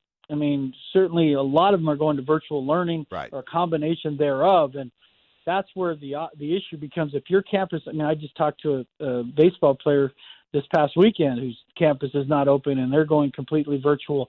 for the fall, and are they going to create fall amateur baseball leagues like summer baseball for the fall for college players because of these players who many have missed summer baseball and now face the prospect of missing fall ball. But the optics would be if campus isn't completely open and you're bringing the athletes back, well, the athletes are saying, hey, we're safer here than we'd be back home, then essentially you're saying in some ways they're professional players because you're bringing them back for revenue. You're not bringing them back out of just some spirit of goodwill. You want them to play because it's a revenue-producing sport, and that's where it gets complicated. Football's easy. It is revenue. It's a business. College football tries to pretend it's not a business, and they've fought with athletes over likeness, image, and all these issues of revenue, and then they're trying to say, well, we need to bring them back and play because we need this revenue, but students, we're not sure it's safe for you. I mean, that's where it just gets complicated.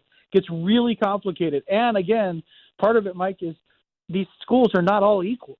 They're just not in terms of budgets, resources. It's testing, the frequency of testing, who's going to pay for all that. I mean, that's where the NFL and these professional sports leagues have a huge advantage.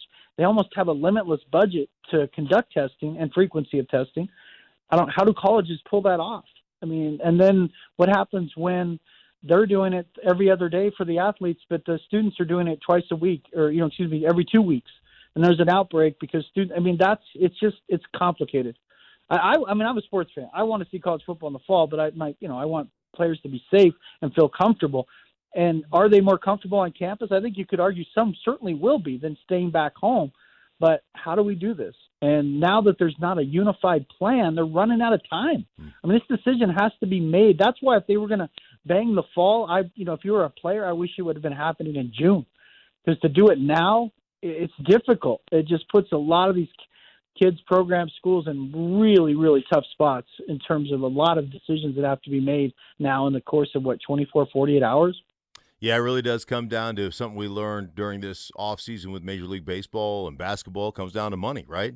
I mean, these 8 games they were playing, it was really about satisfying RSNs, and the Major League Baseball they were fighting over money. I mean, that's just kind of the way it goes. And let's be honest, college, that's a big-time business. College football is a big-time business, and they rely on putting fans in the stands too. To make those money, right? That's why some of the teams, Mark, some of the schools don't want to stage it without fans because then they'd lose money. I mean, and they don't get this. Some of the teams outside the Power Five, the MAC or whatever, they get $1 million, $750,000 to go play Ohio State, to go play in Alabama. Well, if that game's off the schedule, they would literally lose money by staging a season. Because that's how they fund their season is go play 2 games as sacrificial lambs, make a couple $1 million. Those games are out now. It's just conference only.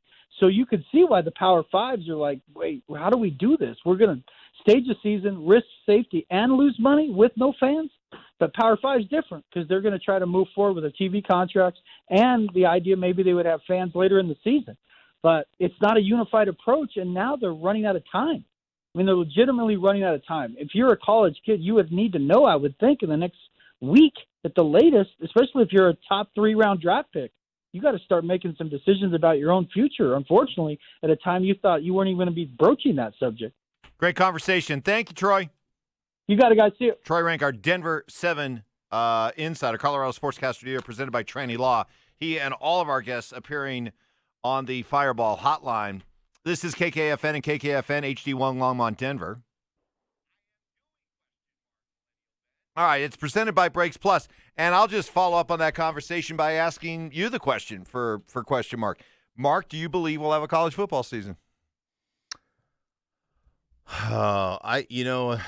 It seems like it's slipping away, Mike.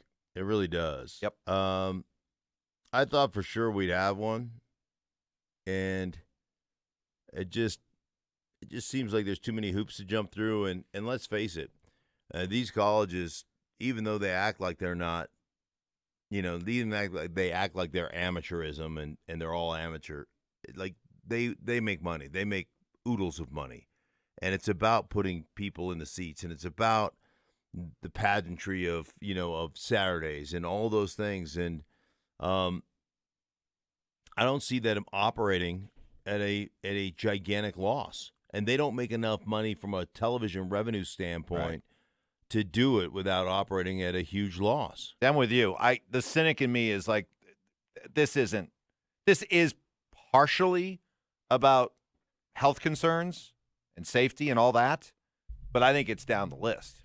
And it's primarily, I can't guarantee it, but my strong feeling is that when those Power 5 conferences, commissioners got together and they started talking, I think it was less to do with, boy, I'm really worried about the safety of our players, and it's more about we've been crunching the numbers about what it's going to look like if we try to put on a football season without any fans, without any revenue. Oh, by the way, the cost of testing players, we won't be able to test them as much as they test them in the NFL, but we're still going to have to pay to test these guys and the cost that that's going to incur. And I think they looked at it and they're starting to arrive at the conclusion this just isn't worth it. Which makes me wonder, are we looking at a postponement of college football or just a flat-out cancellation of college football for this year? Because if it's not financially viable now, what's going to make it financially viable in the spring when especially some of the top players on your football team, anybody who is probably projected to be a top 3, top 4 pick in top 3 rounds, why would they play? Right. Why would you risk it? Yeah, well, as Troy said, what time is the latest they can have the draft? In June? June 2nd. June 2nd. So if you go into a spring season, so let's start saying that you start practice in February, right? And you have a couple weeks of practice in February. You start up in March, right after the Super Bowl.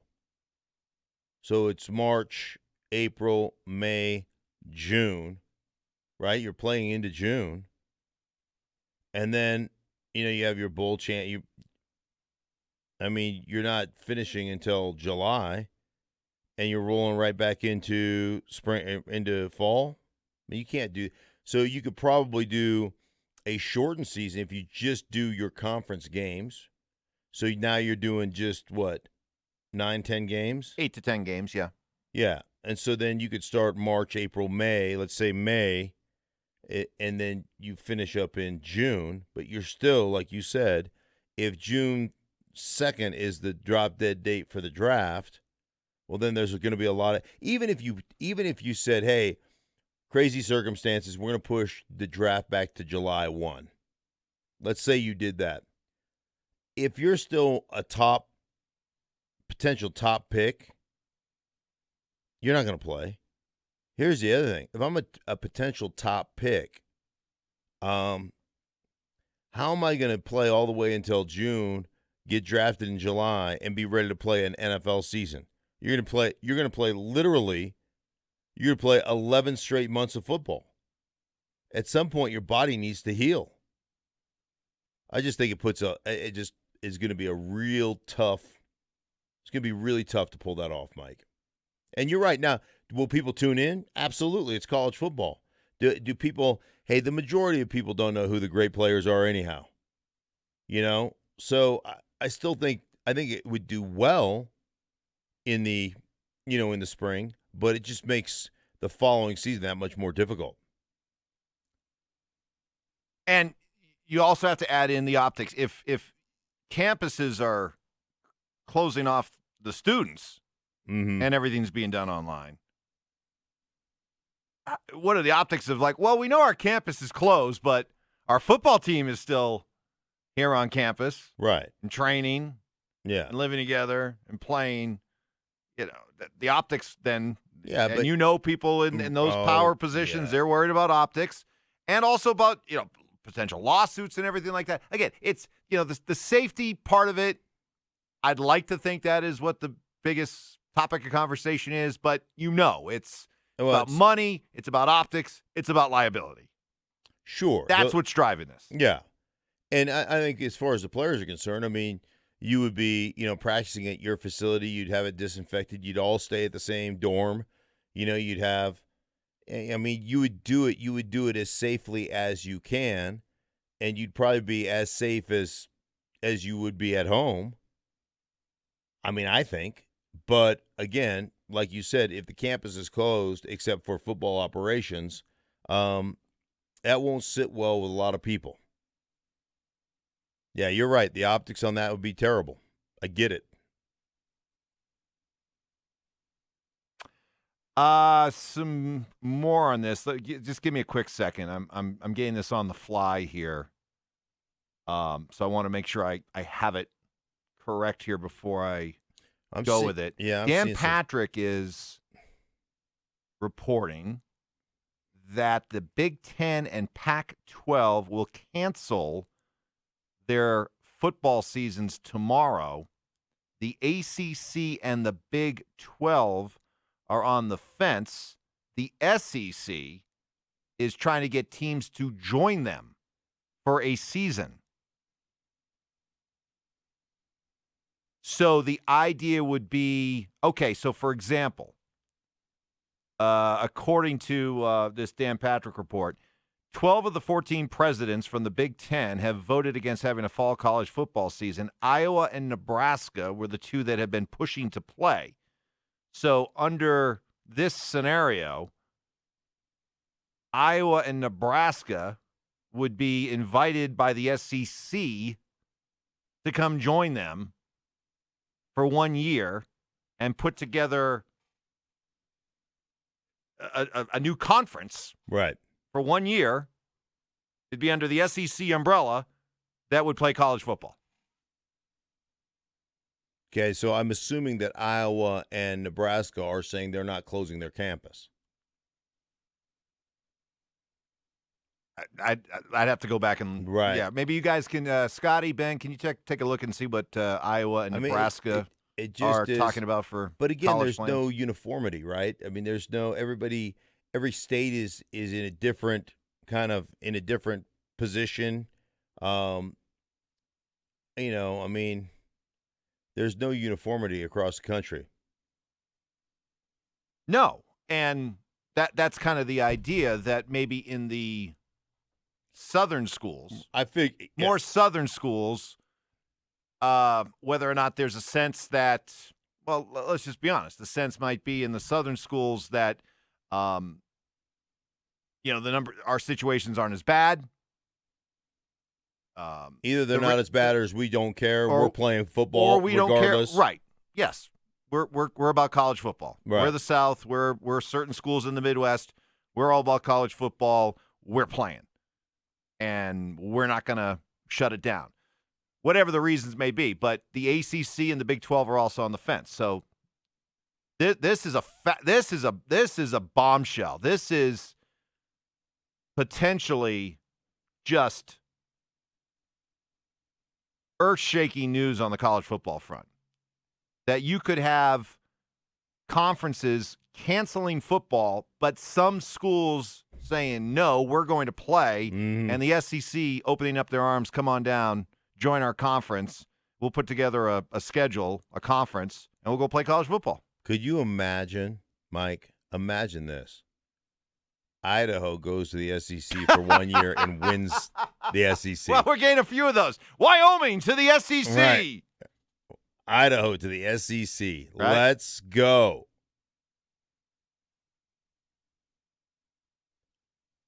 All right. We will follow that story. That's potentially huge.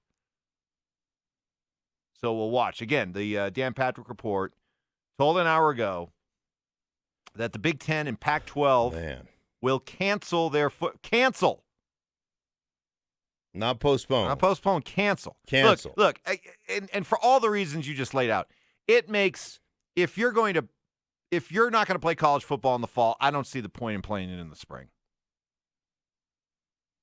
Right. If it isn't fine, unless all of a sudden you're telling me that come February, mid-January, that all of a sudden we're going to be in a position, after closing down sports for the entire fall, that we're going to be in the position in the middle of January to all of a sudden have 70,000 people in the stands. That's not going to happen. Right. So if it wasn't financially viable for these schools in the fall, how is it going to be financially viable in the spring?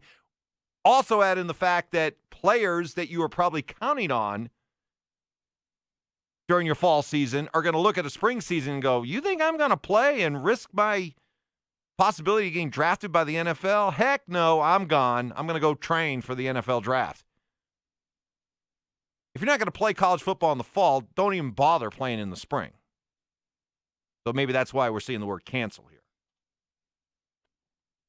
Yeah, but the SEC. I'm telling you, the SEC. Football's king, man. Can you imagine? Football is king. Can you imagine the play? If it's the SEC, the play that they're going to get while everybody else is canceled. Oh yeah, like they will be. They're already the king conference, and they're already looking at saying those TV contracts. You understand how the TV business works. Right. I would think the SEC has their own network, right? Mm-hmm. CBS is their right. network. You don't think that they'll go back and say, we're going to renegotiate for this year. Right. We're going to be the only game in town, literally. Or would they, would CBS actually take money from other networks to play SEC games? You know, where you divvy up the SEC, it's all SEC all the time, right? Add a few teams to the conference, and you say, hey, all right, CBS goes, okay, Fox, what's your bid? NBC, what's your bid? Yep. Well, what would this mean? How would Notre Dame handle this? What would Notre Dame do?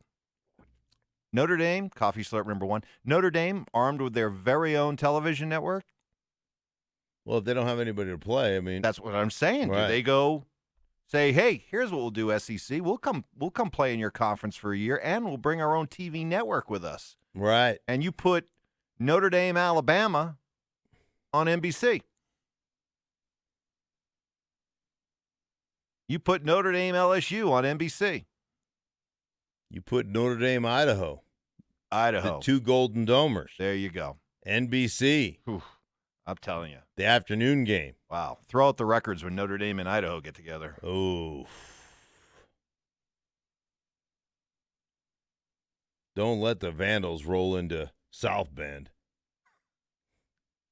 They are. And of course the SEC. Feisty. Of course the SEC's all over ESPN as well. No, I mean between ESPN, yeah. CBS, you're right.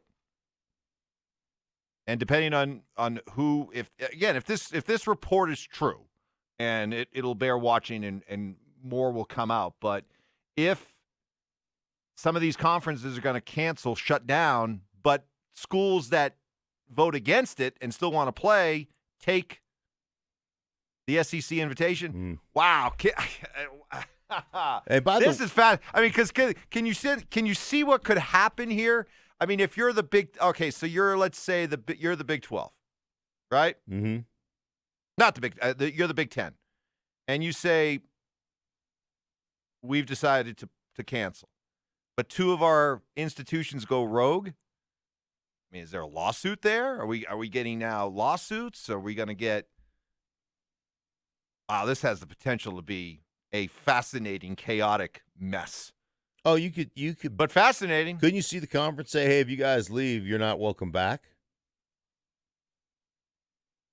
Like I don't know what the that'd probably be fine with the SEC. The SEC would be like, fine, yeah, we will become college football. There will be one major power conference. That's right. It'll be the SEC. It'll have SEC COVID 24 teams, whatever. Right. And yeah, we'll break off, and we'll form our own super conference, and away we go. That's right. Now I know that. I mean, we're talking big picture here. There's all kinds of devil in the details type things that will go on, but that's where we're at right now. It's incredible. It's incredible. I get the feeling that if you canceled school or closed Ohio State's campus and you opened it up for football, or Michigan or some of these other states, you would get some some pushback, right? Like you said, it's just the visual. It's a bad visual, right?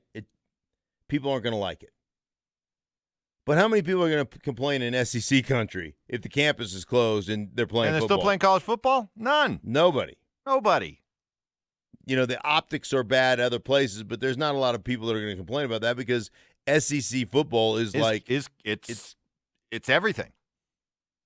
It's like the NFL. Oh, it's bigger. No, Mark. SEC football in SEC country is bigger than absolutely bigger. The NFL across Sure. this country. Yeah.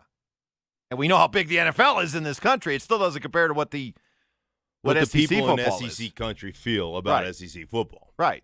Yeah.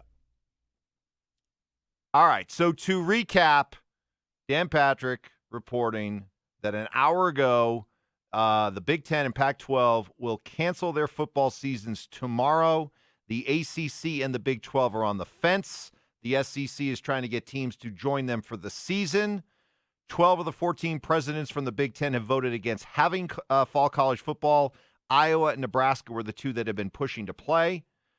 Let's see what else he said. That the SEC is looking into exclusive television contracts under a scenario in which they would be opening up, welcoming with open arms schools that still want to play college football.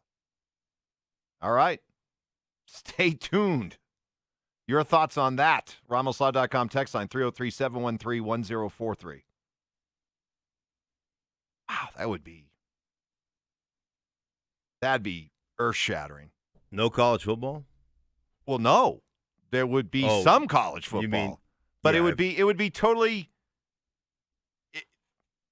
it would be completely rogue. It would be a group of schools that say we don't think that this virus is enough to shut down college football. And let's go one step further, Mark, okay? Mm-hmm.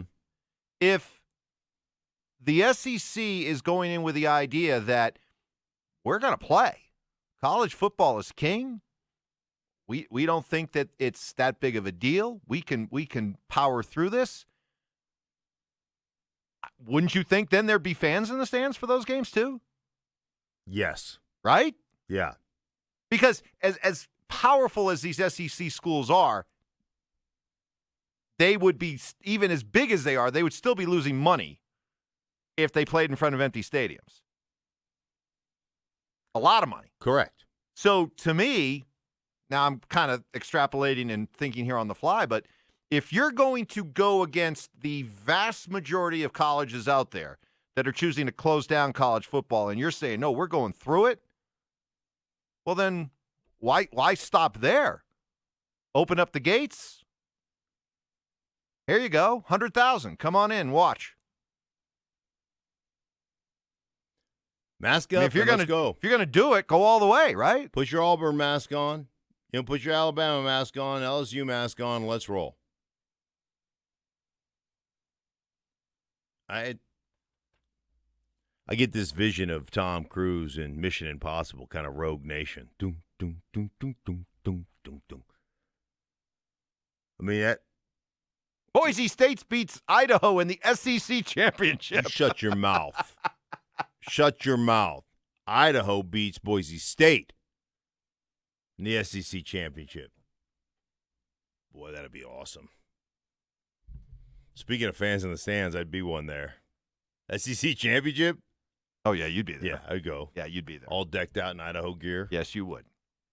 Mark, I'm just going to tell you that's not going to happen. Okay? No, I don't. Guy can dream. Don't make any plans. No. Okay? No. I have a feeling I might be calling games on Saturdays. Well, the NFL will quickly pounce on this, well they should. Although if this does happen, if the SEC says not only are we going to march on and play football, we don't care what the other conferences are doing, but we're going to invite schools from those conferences who still want to play, and we're going to form our own super conference for this year, right? And we're going to put all our games on TV because we're going to be on CBS. We'll be on ESPN. Yeah. Honestly, I think I'd rather watch those games just from a curiosity standpoint, if anything, than watching the NFL on Saturday. I know I got the NFL on Sunday. You give me all these rogue schools join the SEC and the SEC goes ahead with it? Come on, tell me that you wouldn't find that fascinating. You know what else? You'd have to watch just out of curiosity. You know, be the most fascinating part of that is there are, like anything, there are the hardcore SEC fans / commentators that are on ESPN and other places that'll be like, well, SEC is the best conference and da-da-da-da, nobody can compete with the SEC and this, that, and the other, and there is that big movement out there. Well, I mean, I get it all the time on Twitter. Could Alabama just move into the NFL and beat the Jacksonville Jaguars? I'm like, stop it. Right, stop it. But there is that aspect.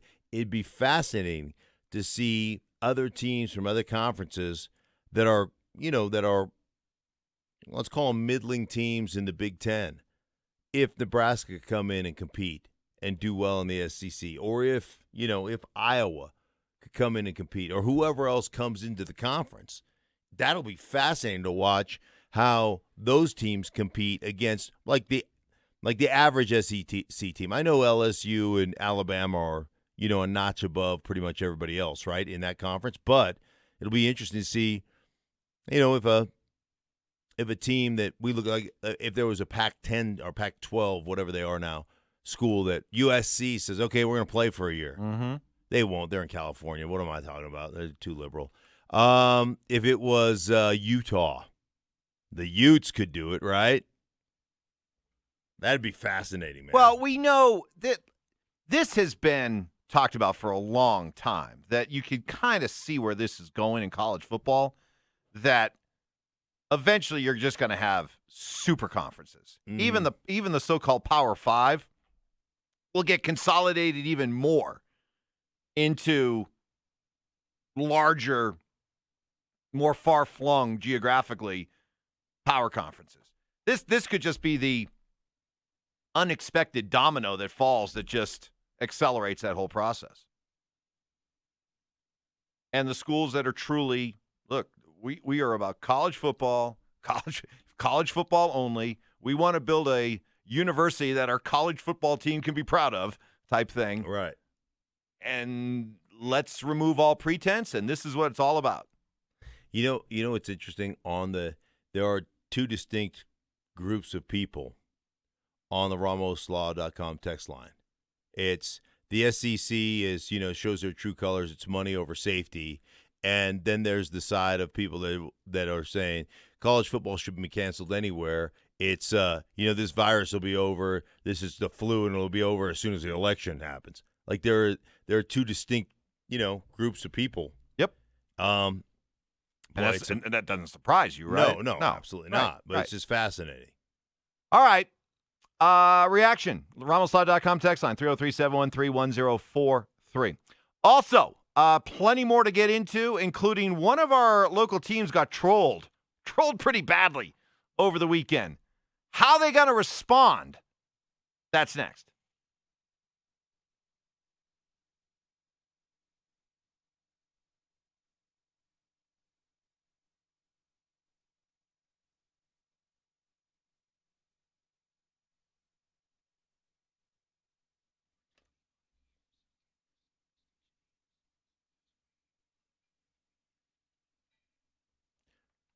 Hey, guys, Mark Schlereth here from my friends at Spine One, guys.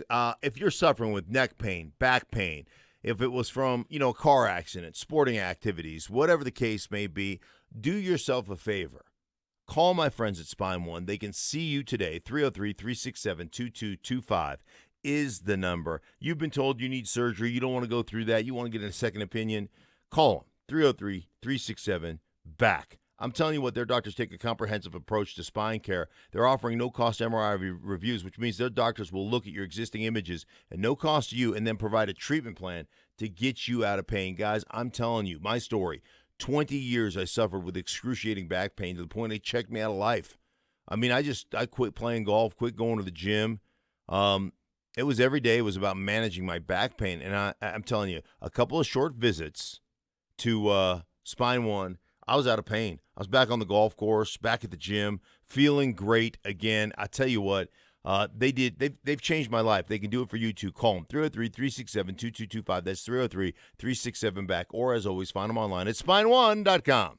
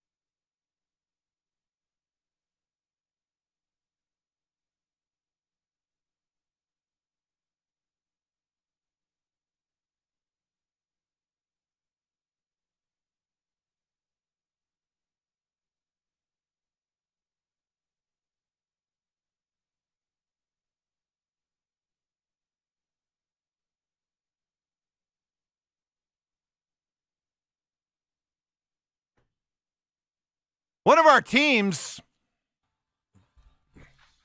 got trolled over the weekend.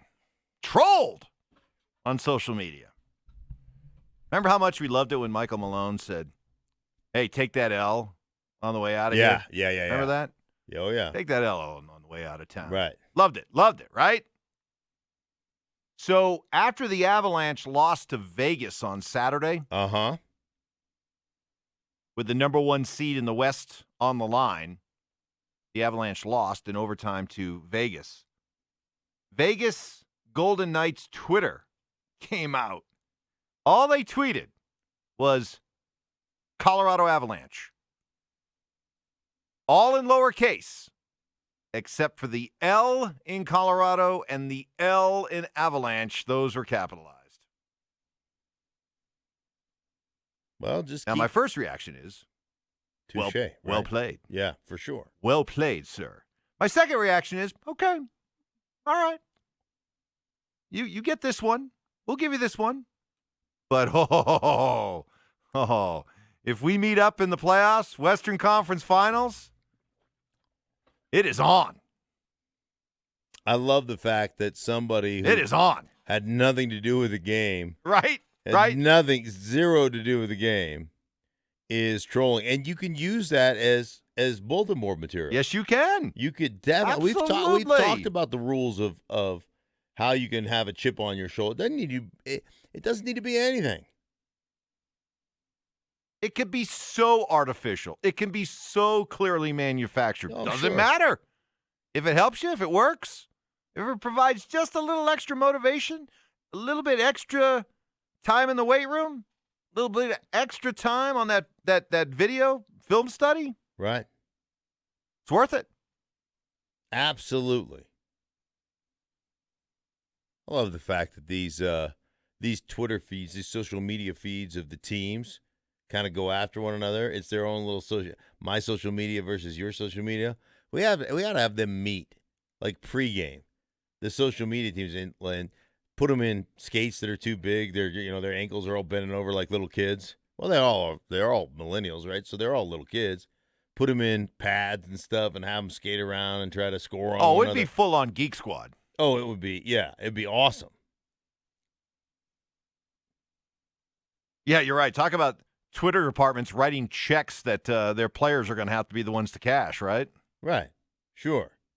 Because if I'm the Avs and you end up meeting with Vegas in the playoffs, I'm wallpapering my locker room with this stuff. Oh, absolutely. All right. That's good. Hey, I like it. Because ever since the Detroit Red Wings died, the Avalanche really haven't had a rival. I know that they've tried, fans and media have tried to manufacture the Minnesota Wild as a rival. They're not a rival. Come on. We know what a rivalry looks like around here.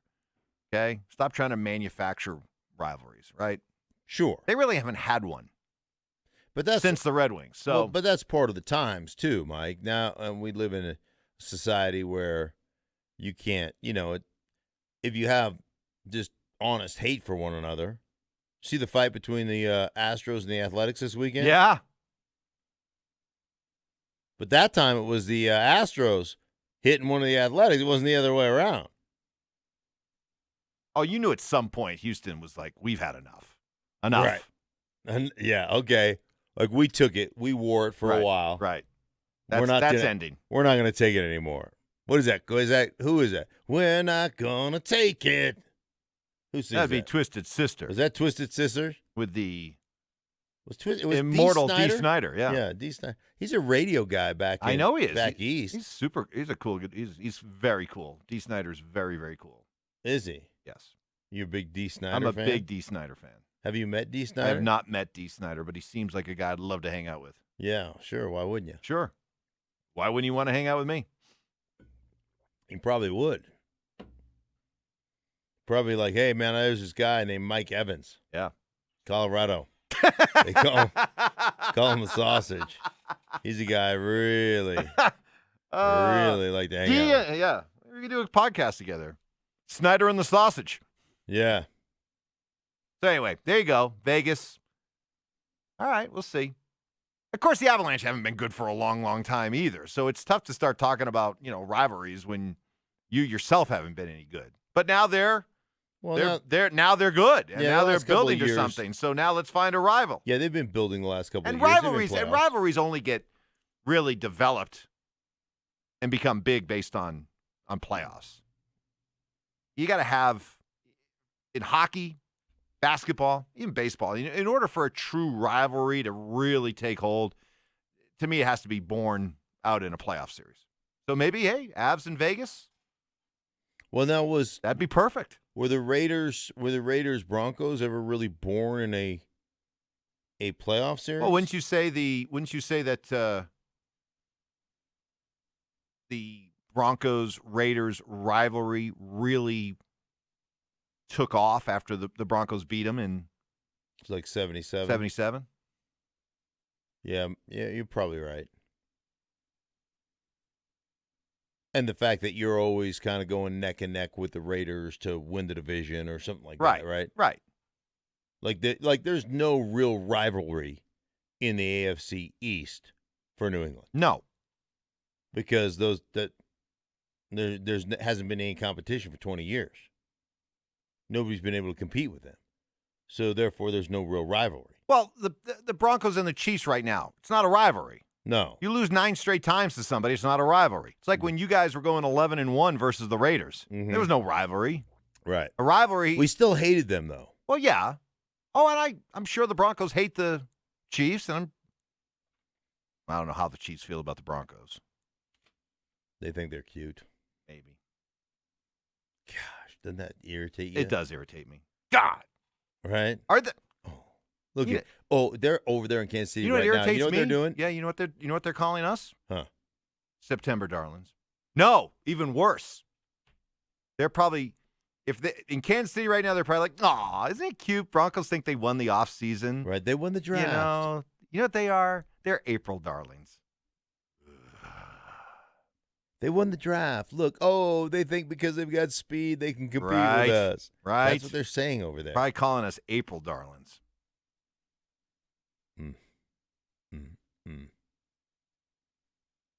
Tristan brings up a good point. Just cordially invite D. Snyder to come hang out with you, Sausage. How could he resist?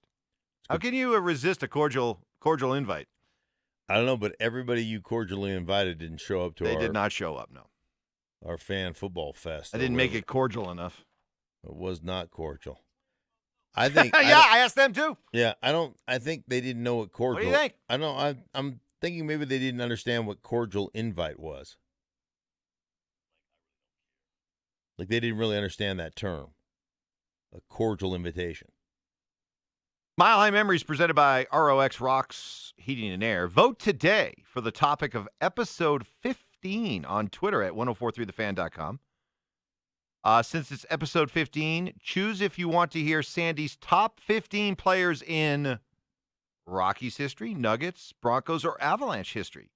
Episode 14 was Sandy and Terry Fry reliving the 77 Broncos. It's available now wherever you download your podcast or at 1043thefan.com. I was listening to part of that on Saturday. It's really, really good. Anytime Sandy and Terry get together, it's usually some great storytelling. And it's, I mean, come on, Sandy. I mean, one, he's like Encyclopedia Brown. Mm-hmm. Two, he's been alive he's like a Barry Manilow song. I've been alive forever, and I wrote the very first song, you know. Okay, you just referenced Barry Manilow and Encyclopedia Brown right in the same sentence. You might want to stay a little bit more current there, big fella. Barry Manilow's not current? Barry Manilow is still alive. Well, yeah. Still alive. Yeah, no, you're right. Still making music. That's true. Still catch him in Vegas. Yeah, no, you're Sure. right. Okay, all right. Encyclopedia Brown, though, that's...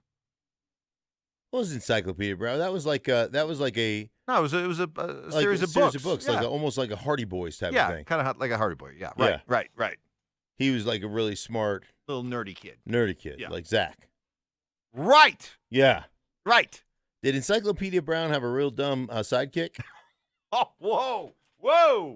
What? Whoa. That's a fireball right there. Right, I don't. Now that. Oh wait. That was a fireball. Oh, you thought I was referencing Stoke? Well, yeah. Oh, I didn't even think about that.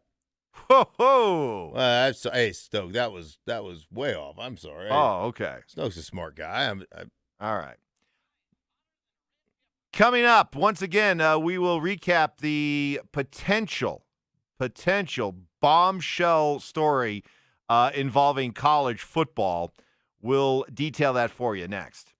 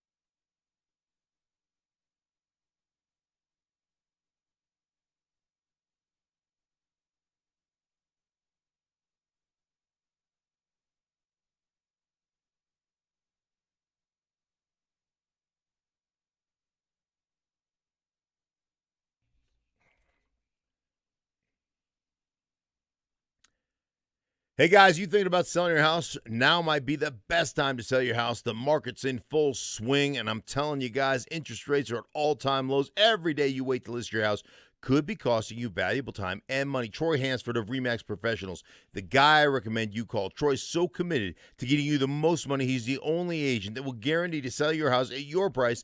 If he doesn't, he pays you $5,000. Who else is going to make that deal? The answer is nobody. Troy can make that deal because he has so many approved buyers. They want to close on a house this summer. He simply doesn't have enough houses to sell. And for any reason, if you need to sell right away, Troy will buy your house all cash and he can close in as little as 7 days. There's absolutely no risk. Don't wait to call. Call him now, 720-900-4433. No risk, no obligation. Call Troy Hansford and sell your house. 720-900-4433. That's Troy Hansford of RE/MAX Professionals, a Colorado licensed broker. Some restrictions do apply. Call him today, 720-900-4433.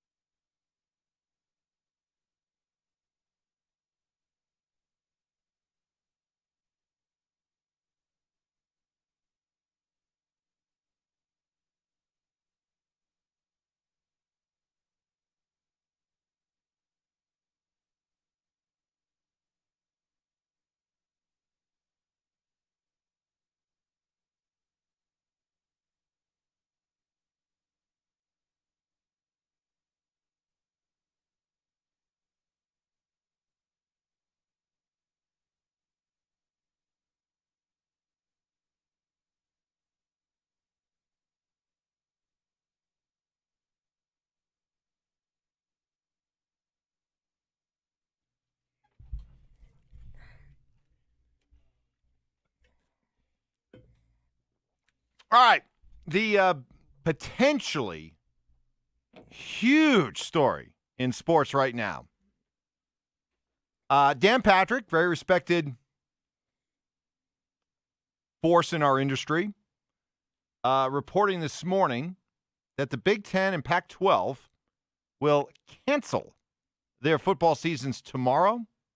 The ACC and the Big 12 are on the fence, and the SEC is trying to get teams that want to continue to play to join them in an expanded SEC for a season.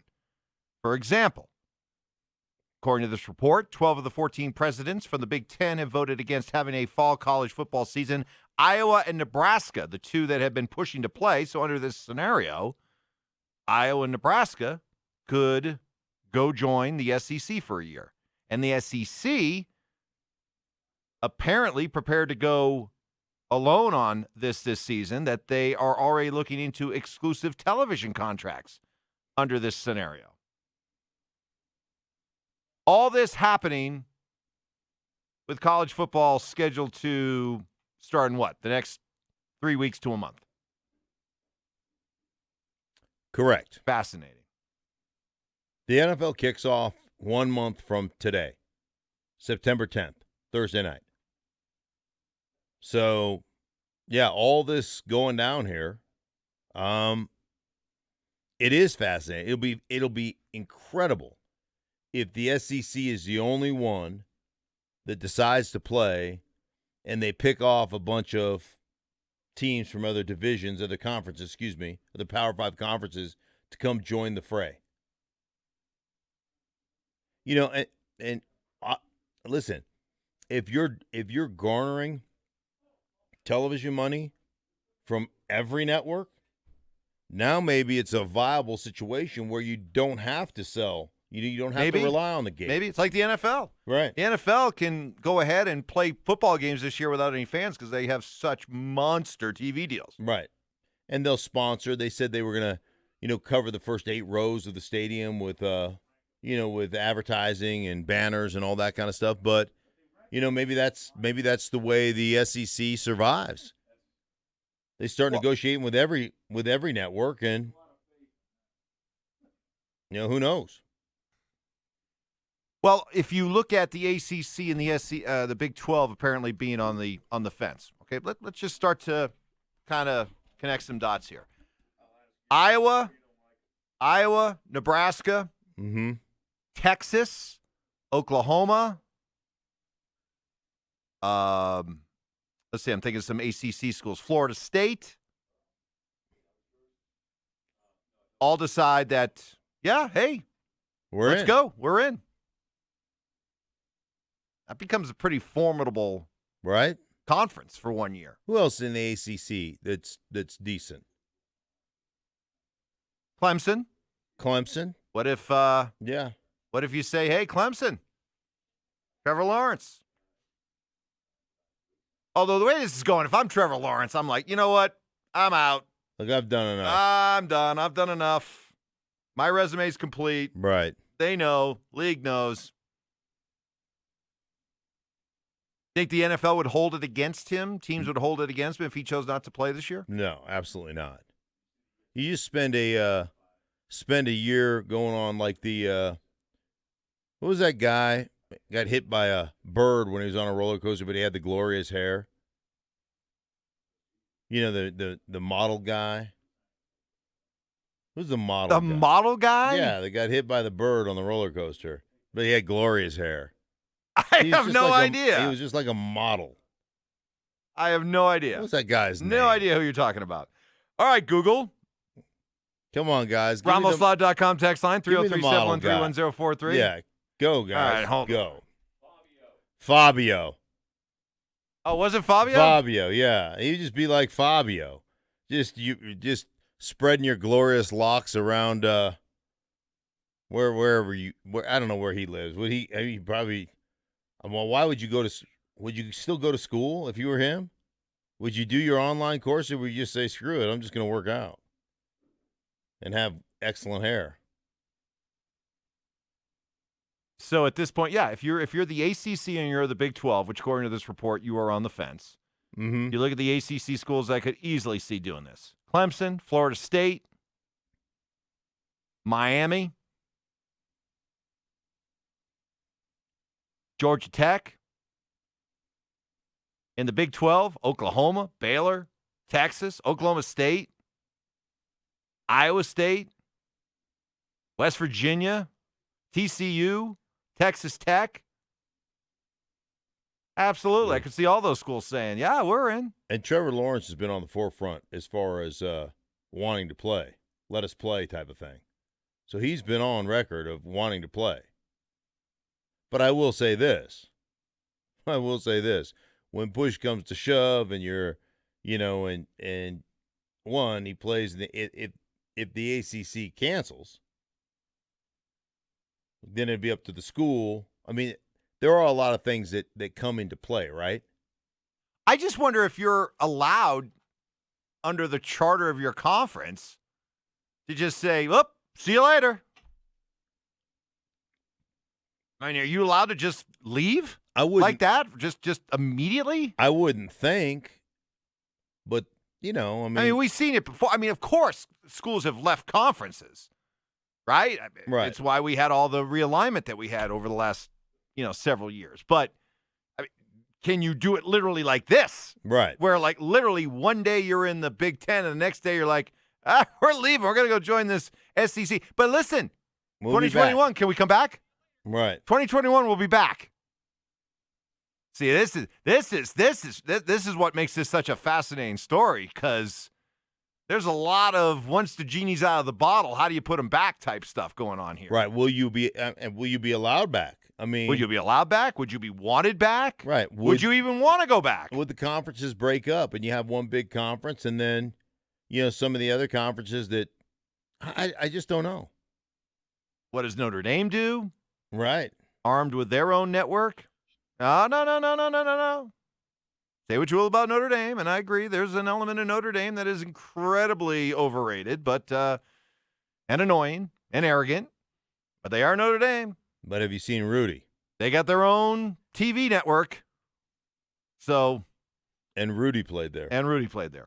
Notre Dame to the SEC would be fascinating. It would, right? Absolutely. Add a whole nother TV network to be able to show games on. All right. We'll leave this story, hand it over to Sandy and the Big O. They're coming your way next.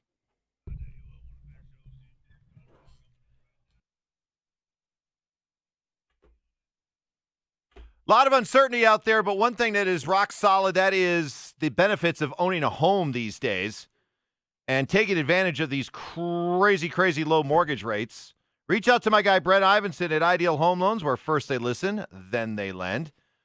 Over the years, I've done a new mortgage. I've done a couple refis with him. His salary-based specialist, great to work with. So much easier and convenient to work with a local Colorado company. So now, these rates, we're talking about low 3s, high 2s in some instances. Refinance to a lower rate while keeping your existing term, saving tens of thousands of dollars over the term of your loan. Use the equity in your home to do that special project you've been putting off. Hey, refinance so you can get rid of that pesky credit card debt. These are all things you can do, and Ideal Home Loans doing most all of this digitally. It's done efficiently, secure, it's organized, and most of all, it's safe. Ideal Home Loans has been serving Colorado since 2001. Let them help you. Call Ideal Home Loans at 303-867-7000, 303-867-7000, or apply online at idealhomeloans.com.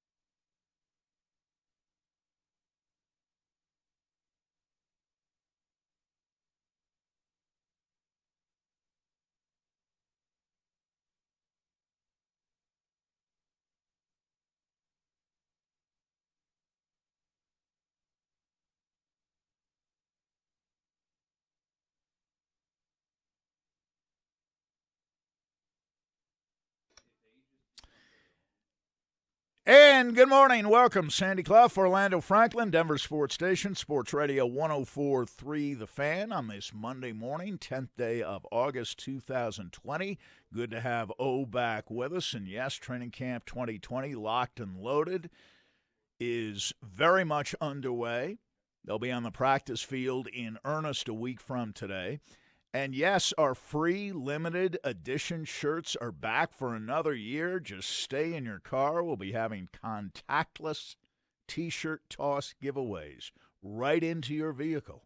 Head to 1043thefan.com/shirt to find the Breaks Plus location closest to you. Our first giveaway is Thursday, Orlando. You have your shirt. I have mine.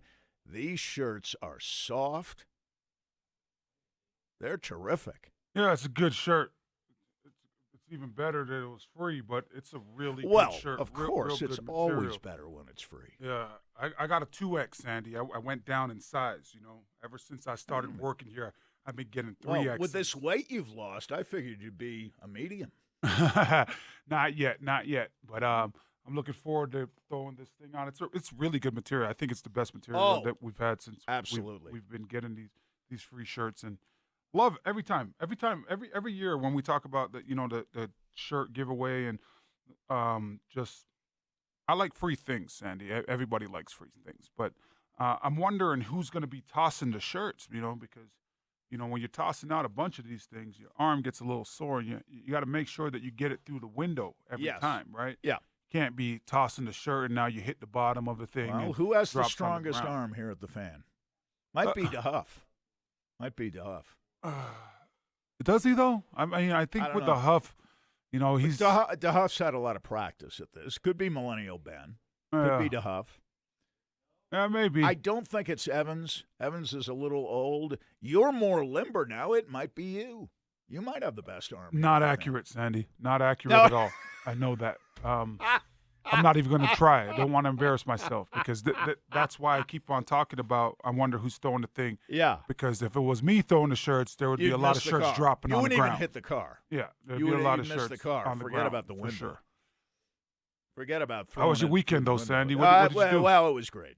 Played a little golf on Saturday. Watched the Avs. Watched the Nuggets a little bit. Watched the Rockies a little bit. Saturday. Now, I suppose this might have happened in the past, although the Avalanche and the Nuggets haven't been in the playoffs together in the same year all that often. And the Rockies have never started a season and gone this far into a season without losing a series yet. They've won every series they played so far.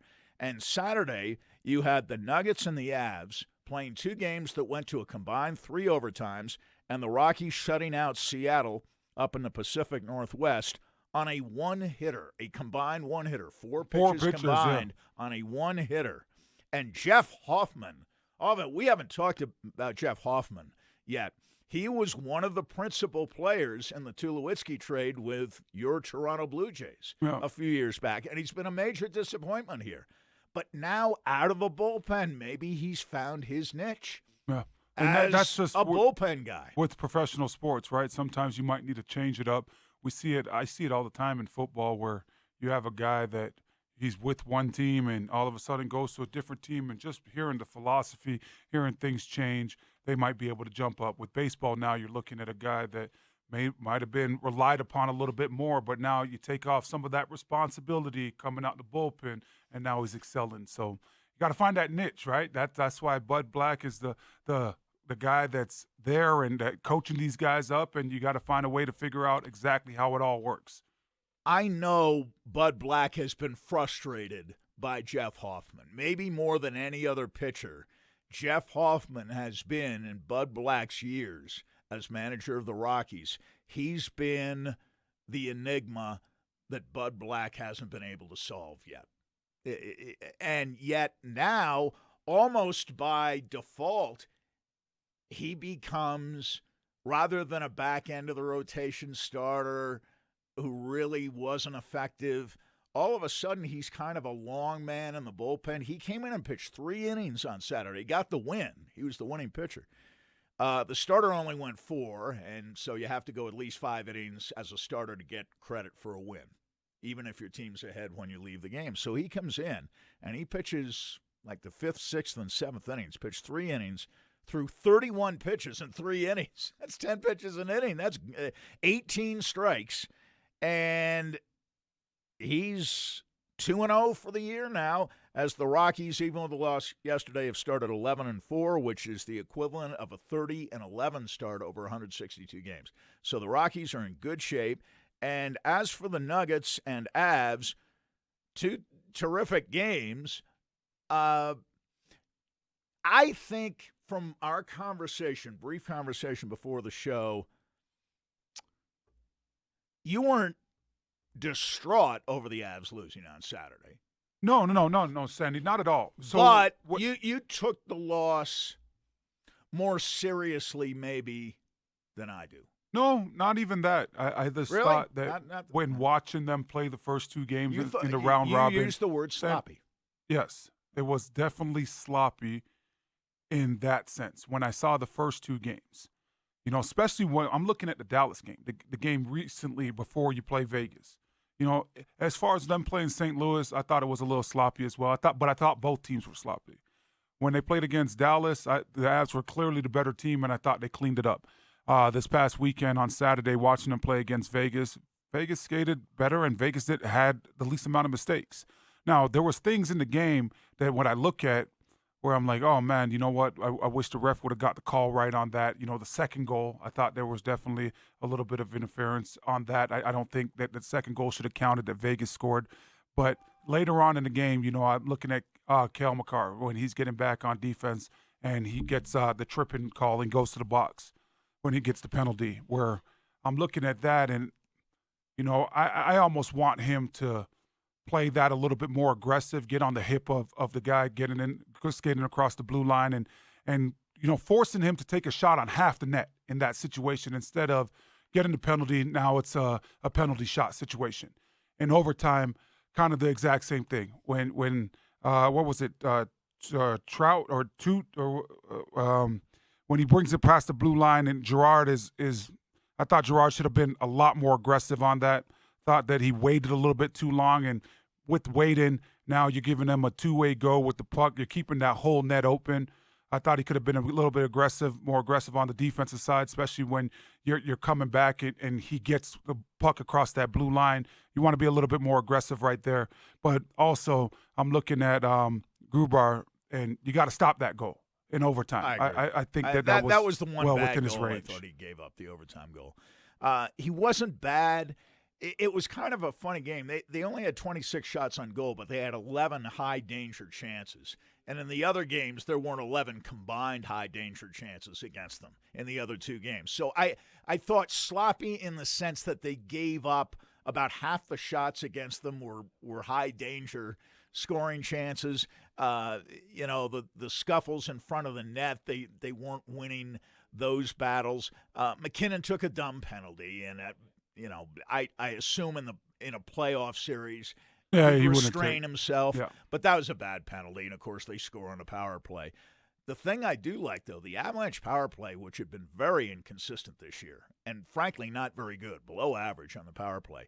Power play's been really good in these round robin games. So maybe it's a healthy roster that has restored their power play to peak capacity. And they should have a good power play. All the skill they've got. Yeah, firing on all cylinders, Sandy, in the power plays right now. When they're 5 against 4 in those situations, you look at the Dallas game and they had the puck the whole time at the end of the game. Kadri's able to score that goal. They push past Dallas. And you look at this past week, it's a lot more efficient than what we saw during the season. Yeah. And efficiency comes with camaraderie, and being able to have all those guys healthy, that's definitely helping this team out right now. You love the 4 lines and the 3 defense tandem. The goaltending, I think it's a short leash for Grubauer. We'll talk more about that later. And we'll talk Broncos coming back. The former Bucs tight end, one of O's favorite players, I know. The right tackle, DeMar Dotson, visits the UC Health Training Center over the weekend.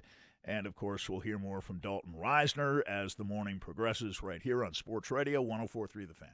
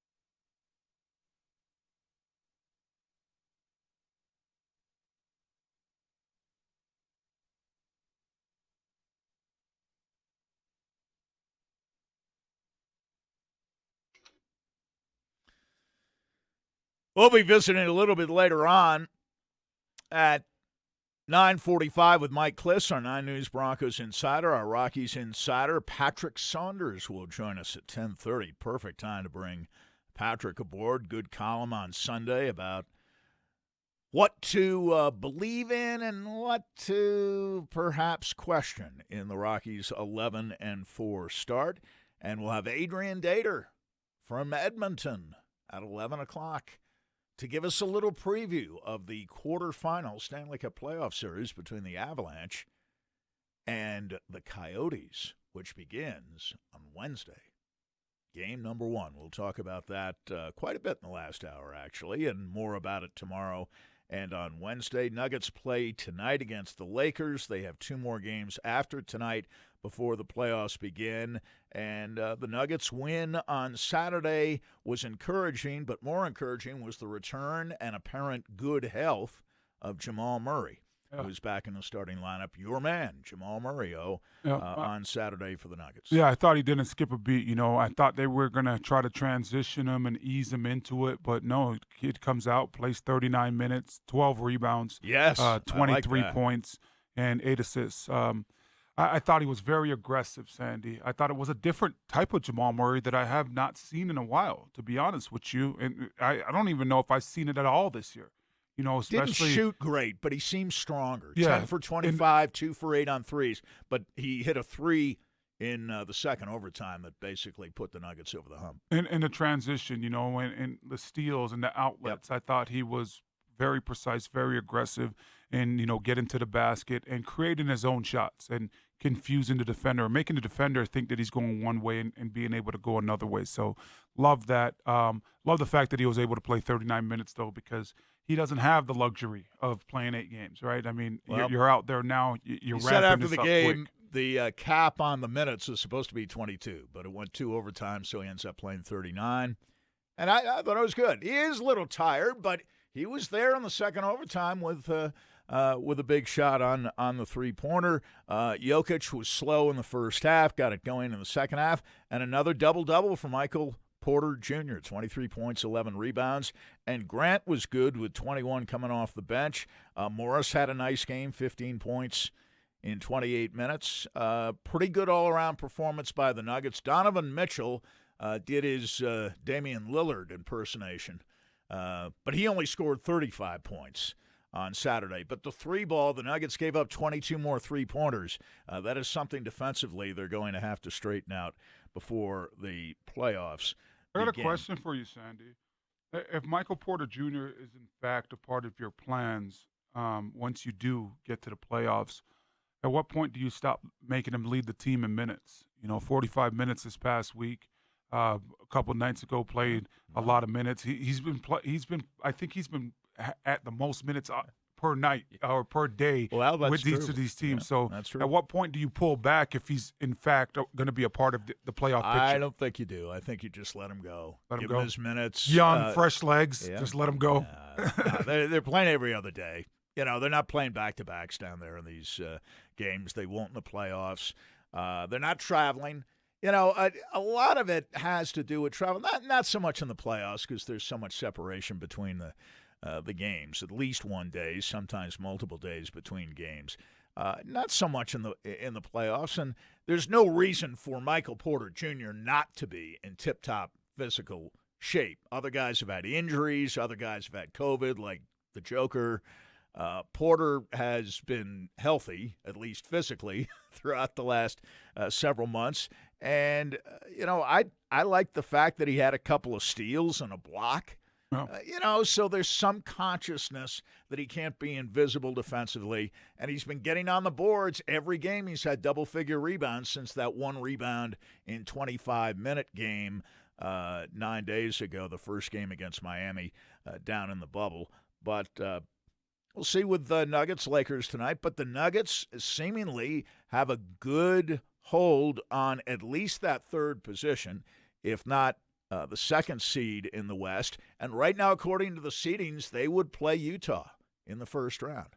Yeah, they would play Utah. It should be a very entertaining series. I can't wait until they play the Lakers, though, Sandy, because, you know, a couple weeks ago, we were all on. Not we were all on, but the Bobo hype was real a couple weeks ago.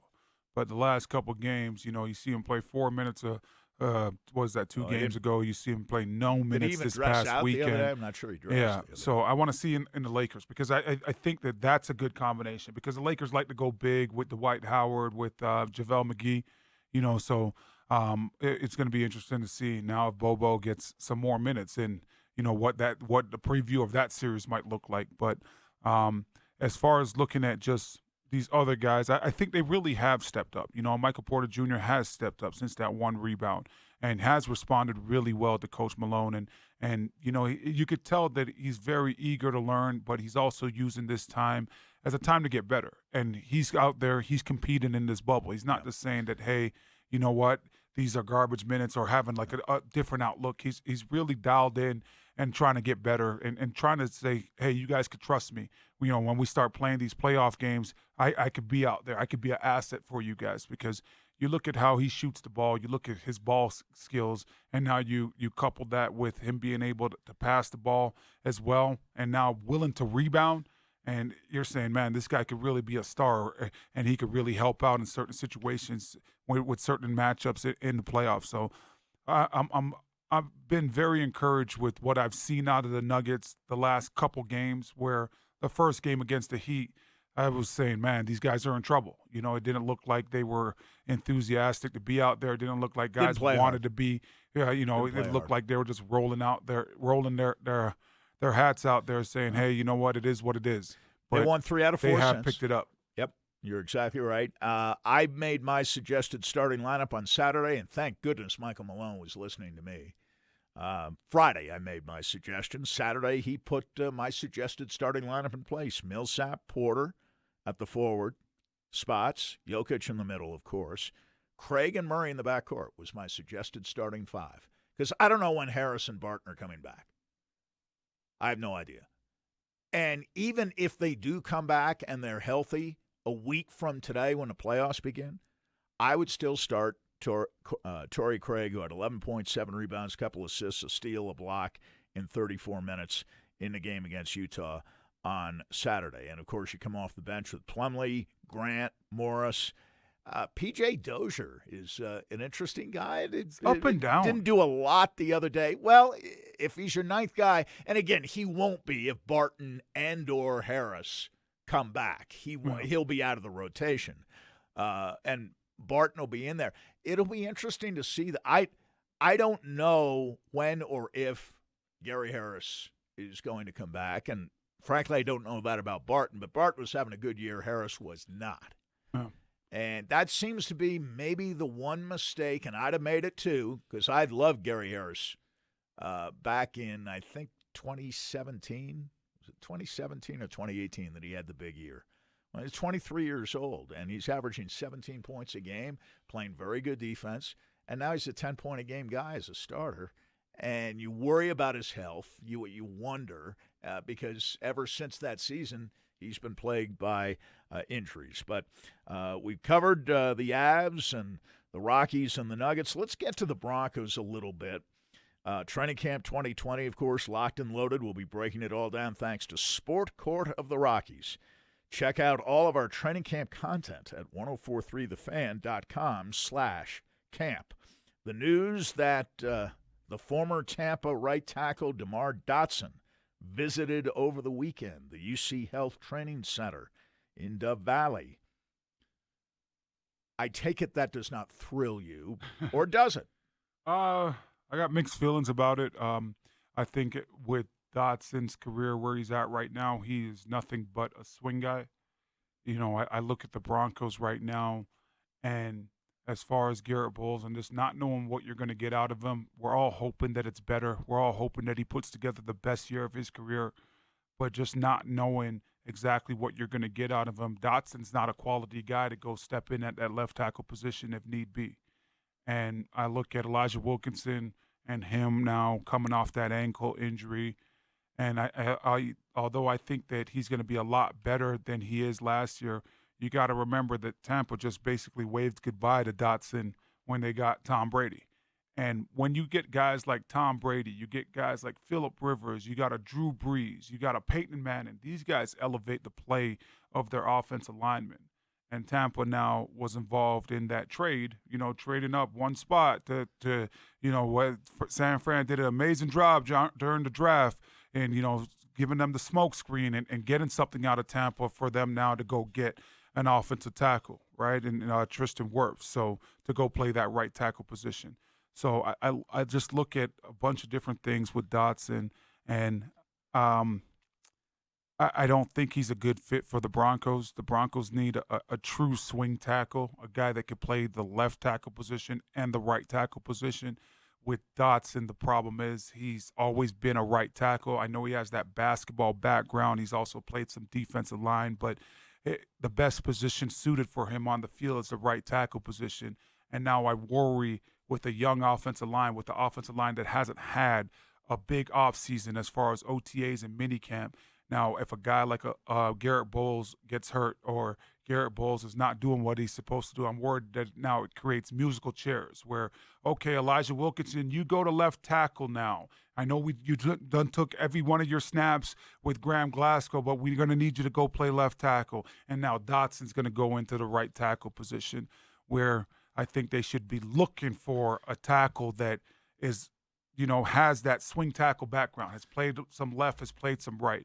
So that's my problem with the Dotson move. That's why I kind of have issues with it, Sandy. What are your thoughts on him when you saw them bring him in? I go by your expertise on this point. Honestly, I have not seen enough of DeMar Dotson. I've read about him. I've researched him, looked at him a little bit on YouTube. Do I think he's a better right tackle than Elijah Wilkinson, which is the question of the moment? Now that we know that James has opted out, who's going to be the right tackle? Wilkinson has obviously got the inside track since he was the primary starter last year at the position. Is he better than Elijah Wilkinson? I don't know that he is. And Elijah Wilkinson's been around, and I know it's a new offense and all this, but, your responsibilities at right tackle are relatively similar, whether it's a Rich Scangarello offense or a Pat Shurmur offense, and I'd probably take Wilkinson over him. I'm assuming you would too, right here and now. Yeah. Who would you rather have at right tackle? I'd rather have Wilkinson. Yeah, I'd rather have Elijah Wilkinson too. The only way that it makes sense to me that you go get a Dotson is because of how cheap he would be. This is not a guy that you're going to have to even give him $4 million for a year. He's out there on the street right now in the middle of this COVID where teams have cut down their roster. So a lot of these guys, they're on the street unless there's some major injuries in training camp, they're not going to get picked up. So you could get a guy like Dotson for vet minimum, which is right around that $1 million, and it would make sense. Now, if the Broncos say, we're going to go get Logan Ryan as well. They were bringing in Dotson, but now we're going to go make a strong run at Logan Ryan as well. So that's the only way it really makes sense, if you want to be cheap in a situation like that. But I've just never been a fan, Sandy, of the whole musical chairs thing. When one guy gets hurt, I'm a big believer that you got to bring one guy in to replace him. I've just never liked when teams, one guy gets hurt, their starter, and now they're moving another starter from a different position to insert a different guy. I agree with you on that. And that gets us to Dalton Reisner because in your absence Friday, again, there was a bit of a drumbeat about moving Reisner over to right tackle. And I'm saying I wouldn't mess with him. You've got two solid guards in Glasgow and Reisner. Leave them alone. Don't play Glasgow at center. I know you've got a rookie there, but ride the rookie. Ride Lloyd Cushenberry and use Glasgow to help Cushenberry and Reisner to help Cushenberry on the other side. I don't want to see Glasgow playing center, and I don't want to see Reisner playing right tackle. If they give him a little work there, a little training there in camp, that's okay. I know he's played the position before. Again, in an emergency situation, let's say Bowles and Wilkinson both get hurt or are so bad you can't play them. then maybe in an emergency you'd move Reisner. But Sandy, that's why only in an emergency. But that's why you have your swing guys, right? That's why you have your backup. That's why you have the 6th, 7th, and 8th offensive linemen that you dress. We know with the new CBA now, they added roster spots. They added 2 roster spots to the game day roster, right? Where instead of 46, now it's 48. And one of those roster spots have to be an offensive lineman. So that's why you're able to dress 8 offensive linemen. It's got to be the 6th, 7th, and 8th guy that could do those things. I remember when we played here, Sandy, everybody talks about the Tebow mania, right? And everybody talks about the playoff game that we beat the Steelers. Do you know what happened in that game? Remember, Chris Cooper breaks his fibula the week before, right? So he's out for the season. Now it's Russ Hochstein that's the right guard. In that game, something happens to Russ where Russ has to come out the game. Do you know who was, for 2 plays, do you know who was the right guard? Chris Clark was the right guard. Never took a snap ever at the right guard position, but for those 2 plays, now he gets in the game. Well, and he's nervous.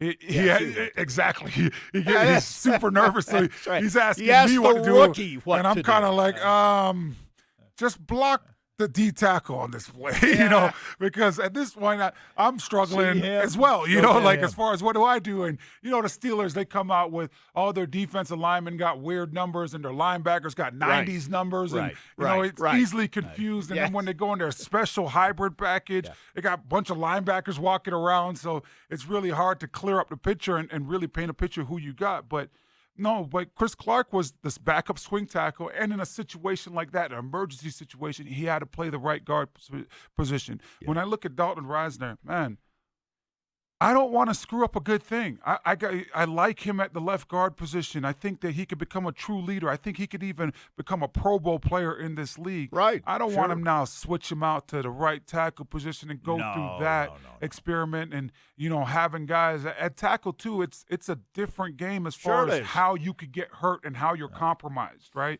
Even with a lot of these a lot of these pass blocking things, you have the tackle. So, Sandy, you have a lot of these things with the tackle. You have these guys running the defense that ends up the field where tackles collide now. At the guard position, as long as you keep your feet going, there's no real there's no traffic at the tackle position right behind your legs. So I don't want to see Dalton Reisner go out there at the tackle position and something like that happen to him where now he gets hurt. And exactly what you're saying, as far as Luis Vasquez, all-pro right guard, not a good right tackle, and then Lewis gets banged up, and then all of a sudden that's he's what I never remember. He always what got hurt. he was ever again. Right. At the right tackle position that year, when he played right guard in 2013, when we had all the accolades and highest scoring offense in NFL history, there wasn't a lot of snaps that Lewis missed. At the right tackle position, now he started getting banged up, missed a lot of snaps. The year after that, winning Super Bowl 50, they're on a 3-guard rotation because Lou's banged up, Evan Mathis is banged up, and now they're rotating Max Garcia into that. The third Where guard, if you don't move Lewis out to the right tackle position, he might have been another all-pro right guard for you again, and probably would have furthered his career because once he went out to tackle, his body started going out there. You had a good offensive line in 2013. I know you had a bad game at the Super Bowl, but they should have left that line intact, in my opinion, because they haven't had a right tackle since you played, who was a natural right tackle and productive and solid and reliable the way you were. Even physical reliability, physical presence week in and week out. They haven't had a right tackle who could stay healthy since you, and now they've got Juwan James, and, of course, he's opted out. And you're dealing with Elijah Wilkinson, who himself is coming off an injury. Our 9 News Broncos insider, Mike Kliss, presented by Bet Rivers Sportsbook, McGill's Hotel and Casino, joins us next.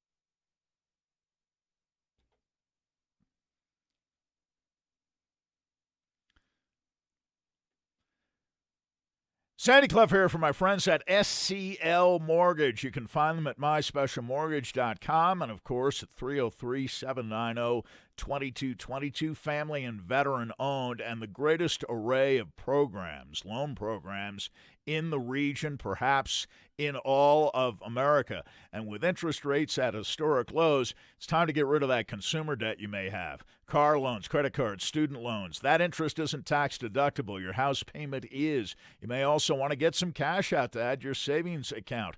Serving Colorado for decades, A-plus rating with a Better Business Bureau. They have the bank statement loan program, virtually unheard of otherwise, for self-employed people, or a VA, conventional, or FHA loan, perhaps, if you need one of those, with FICO scores down as low as 580, sometimes lower. And, of course, if you need that bridge loan to buy a new house while your current home sells, SCL can help with that as well. And almost no one offers bridge loans. The interest rates are very good, but you do have to call SCL to know what your options are. 303-790-2222, myspecialmortgage.com. SCL Mortgage, regulated by DORA, license number 1200716.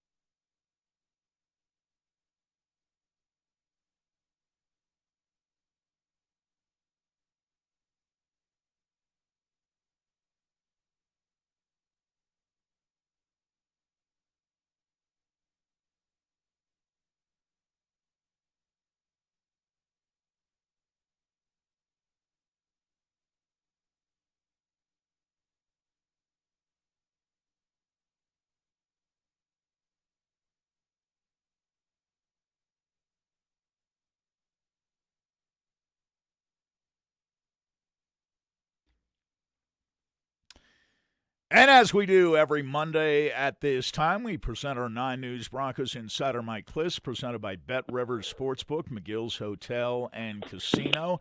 And Mike, the Broncos entertained over the weekend a right tackle prospect, the veteran DeMar Dotson. What do you hear about any plans, if any, that the Broncos might have with respect to Dotson? Yeah, they're going to sign him. It takes a little while. When you want to sign a guy, it takes about 5 days to actually execute it. You have to come in for 3 days of testing. You have to have 3 COVID tests that you have to pass in a period of 4 or 5 days, and then you get to go inside and take a physical. So I anticipate he will sign either later today or tomorrow. And he's a right tackle, and nothing but a right tackle. But as I understand it, they want Elijah Wilkinson to maintain the starting position there. Dotson would be the backup, and if Wilkinson would have the ability to go over and replace Bowles if Bowles sprains an ankle or something at left tackle, and Dotson would move into right. So pretty good insurance. I would think this guy has started really for the past 8 years for Tampa Bay, including 15 games each of the last 2 years at right tackle. Mike, isn't that a bad plan, though? Because you look at Dotson, you just talked about how much he started for Tampa, and now originally the Broncos' plan was Elijah Wilkinson and Garrett Bowles to compete at that left tackle position. And now you're going to go get a tackle off the street. You're going to stand a tackle off the street that has started a lot of games at the right tackle position. So wouldn't it be easier now to continue the original plan now with signing Dotson and having Elijah compete at the left tackle position, because you know that Jawan James is here no matter what next year? He's guaranteed $10 million. So Dotson is your bridge player, and now you're looking for answers at the left tackle position this year instead of looking for it next year? You kind of, I think in a way you kind of answered the question of what the Broncos were doing. Dotson is a bridge player until Jawan James next year. And you're still going to have Elijah Wilkinson hope, but, Wilkinson and Bowles are both unrestricted free agents next year. And chances are you can't put both of them back. You have to pick, you're going to have to pick one of them, I assume. Right now, if you had to put a nickel on it, Elijah Wilkinson would be the one they bring back, just because, Bowles, after Bowles didn't get the 5th-year option, I think he's going to be less inclined to want to come back. So, but look, this, as far as whether or not it's a plan, it's plan B after James opted out. They weren't planning on James opting out. This is an adjustment to that. And it's the type of thing you have to do throughout the year. It's not going to be the last time. It's the first time, but not the last time. They're going to have to sign a guy to fill in. Now, this might be the last time they get a guy off the street. That's what they hope anyway. Their hope is that, their next guys that they have coming in to fill roster spots will be off the waiver wire. Will be with guys that are in camp somewhere else. Andrew Beck last year was probably the best example. Duke Dawson didn't quite work out. Devontae Harris did. Those were Dawson was actually a trade. Yeah. But Devontae Harris and Andrew Beck were nice waiver claims by the Broncos. I think they'll try to do something like that later on. Once the final cuts come in mass in late September. How would you judge the Broncos' offensive line at this point? Would the additions of Glasgow, the drafting of Cushenberry, more than offset the opting out of James, in your opinion? I was looking at an ESPN piece over the weekend that ranked every team position by position. Yeah. And when it got to the offensive line, it seems you saw the piece too.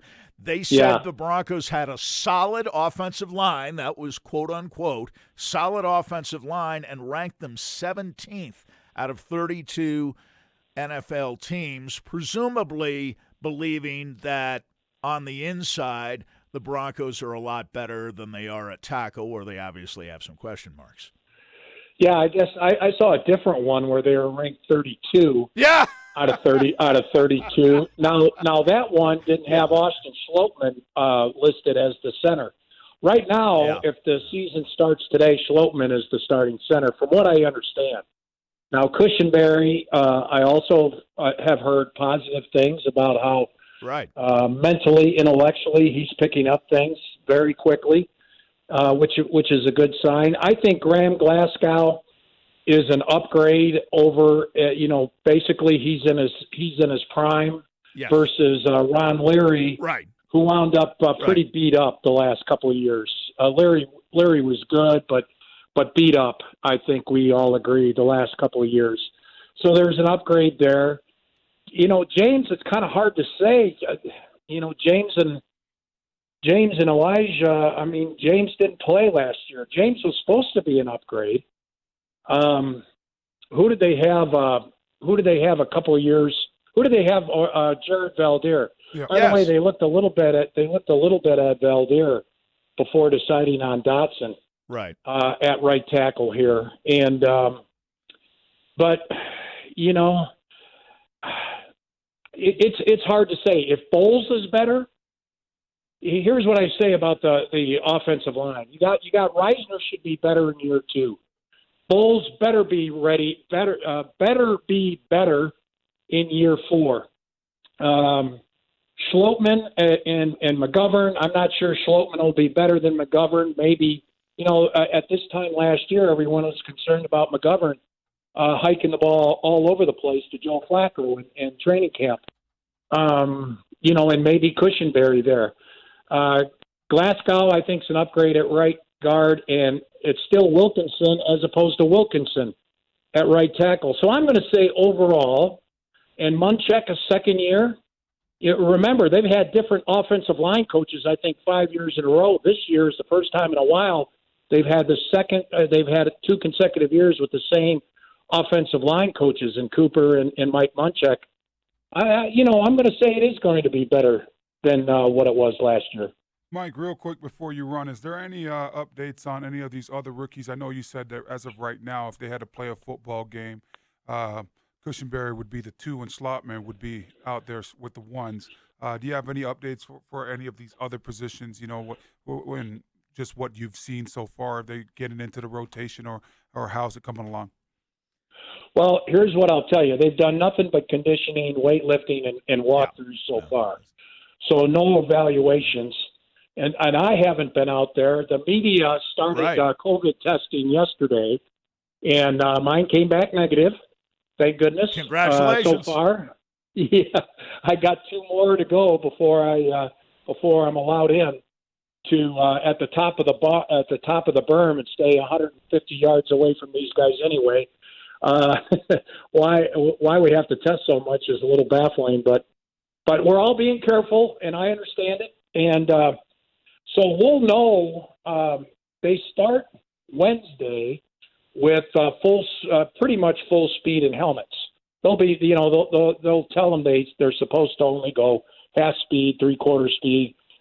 Big O, it's going to be full speed come Wednesday, Thursday, and then Friday will be helmets and shells, and that's when the full squad is together.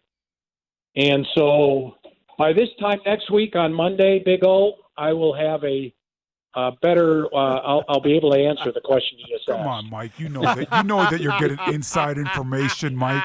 You know that you're getting your phone's ringing and the birdies are talking and they're tweeting and they're talking to you. You know you got some more, but I'll wait, Mike. We'll wait till next week. Yeah, I'm sure they're all. My guess is I tell you what I can do. I can just go off what I've seen the last 15 years in training camp and tell you that all the rookies are swimming right now. Yeah. That's probably more true than ever at the moment with just the classroom stuff going on, basically, and not much activity on the field. Mike, thank you very much. As always, we appreciate it. All right, thanks, guys. Yeah, thanks, There Mike. he goes. Properly chastened by Orlando Franklin. That's Mike Klisser, 9 News Broncos Insider, presented by Bet Rivers Sportsbook, McGill's Hotel and Casino.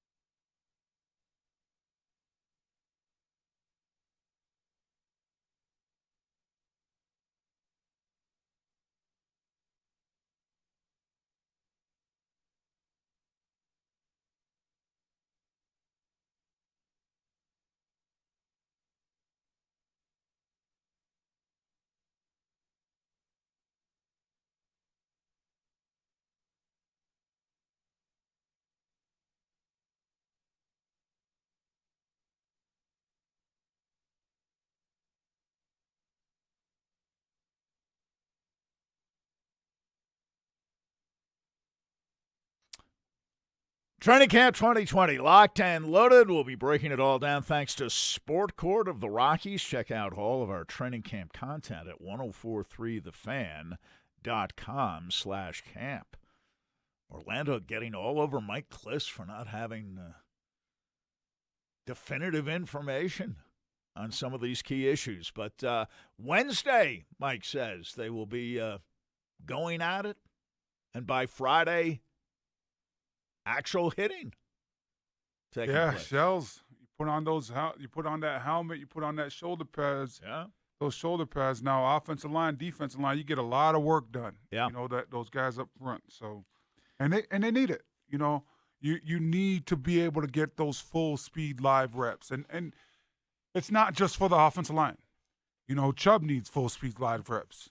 He's been out of football for a while. You know, if Draymond Jones is going to be more in a passing situation on that side, they got to get reps together, Chubb and Draymond Jones. You know, at the nose tackle position, I really think that Jarrell Casey, even though he's a seasoned vet, he needs reps because whether he's playing that defensive end in base or if the Broncos go to sub, now he's playing that nose tackle position, you're still working with a different animal and Von Miller on that side. So all these guys need reps. Agim, if he's going to contribute this year at all, he needs to get out there as well.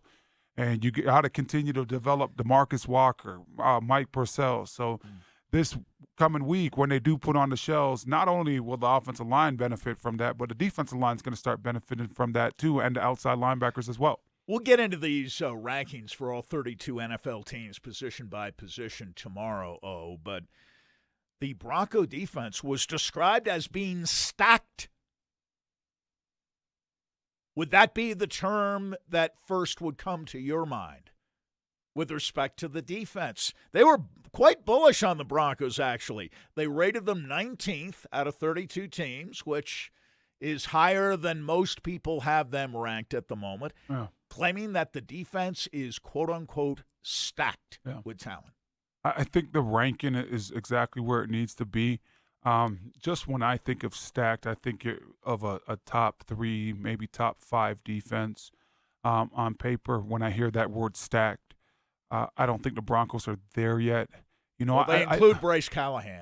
I love the Denver. I love the Denver Broncos defensive line. Yeah, I think they're going to be really good this year.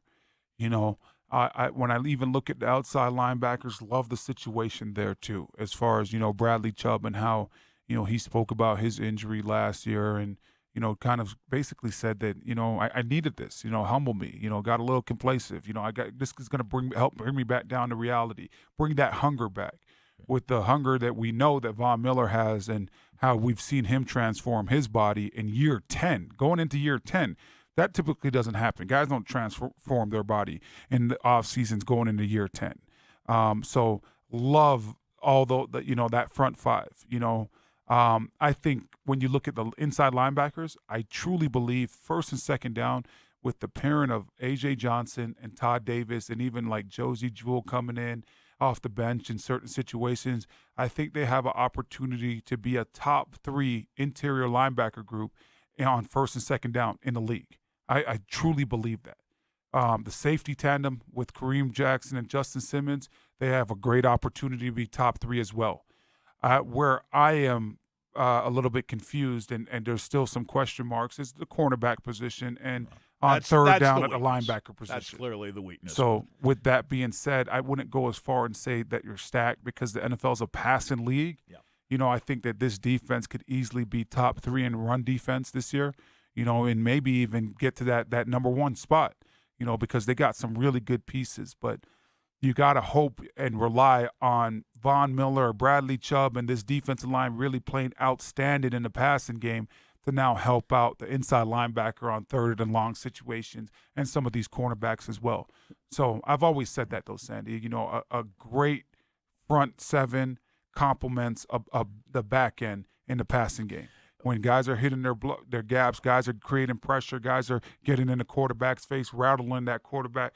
Now that quarterback has to think and get the ball out of his hands a lot quicker. So hopefully with the guys that are on this team, it looks a lot like 2015 where it's kind of like you break the huddle as an offensive line or an offensive team when you break the huddle, it's just, you're asking who are you going to double team, because each one of these guys could get after the passer or now create problems in the passing game. So hopefully they can mimic that as much as possible, because that will help out the cornerbacks. That will help out the linebacker position on third and long situations. But if they're not able to do that, they're going to have some problems at the cornerback position and at the inside linebacker position as well. 2 points defensively. And again, we'll get into this more deeply tomorrow. Defensive line, they agree with you. They rank Denver 8th out of 32 teams. Interior defensive line, and that's Casey, right? I know he may play some defensive end in the 3-4 base, but I think he's going to play inside.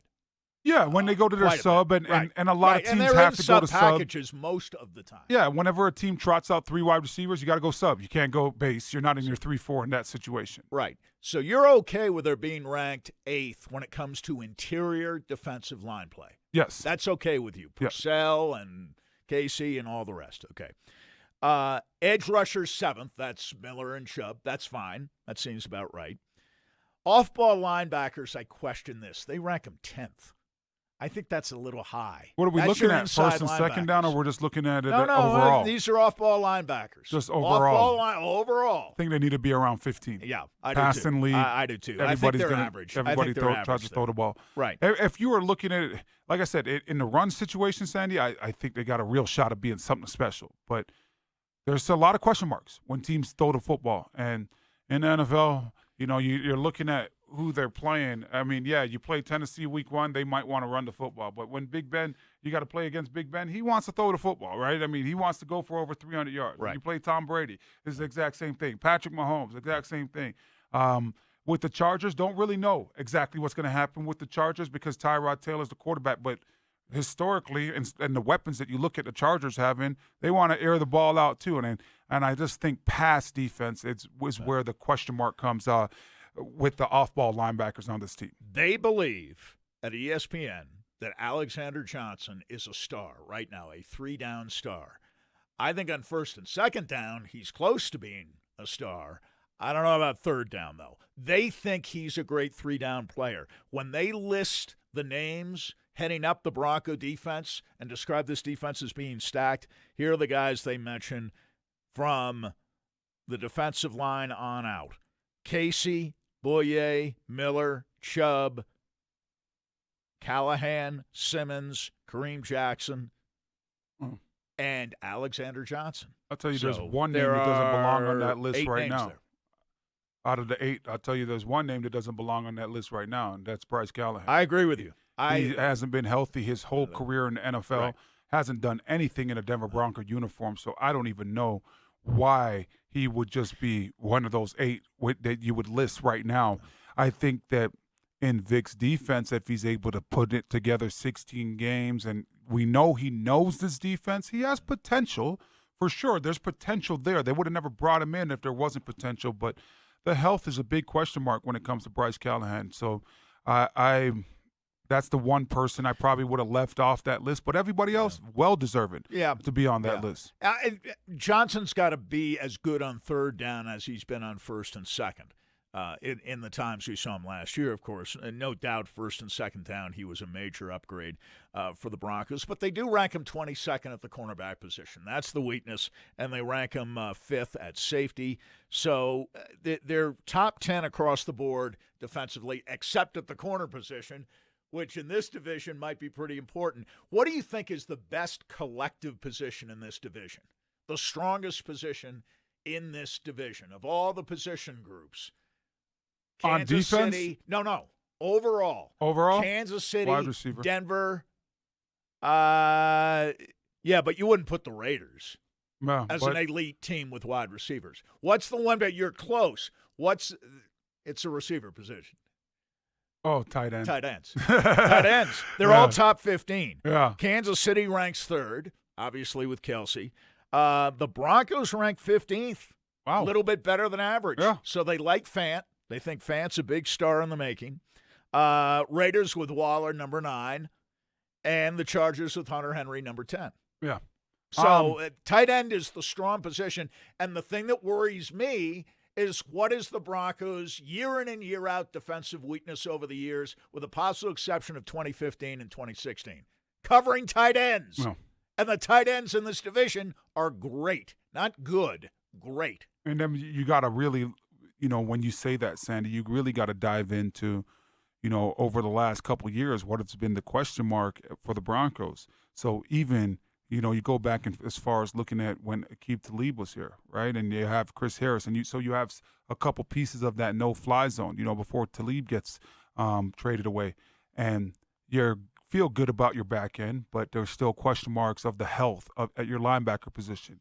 And that's when Brandon Marshall was still here, right?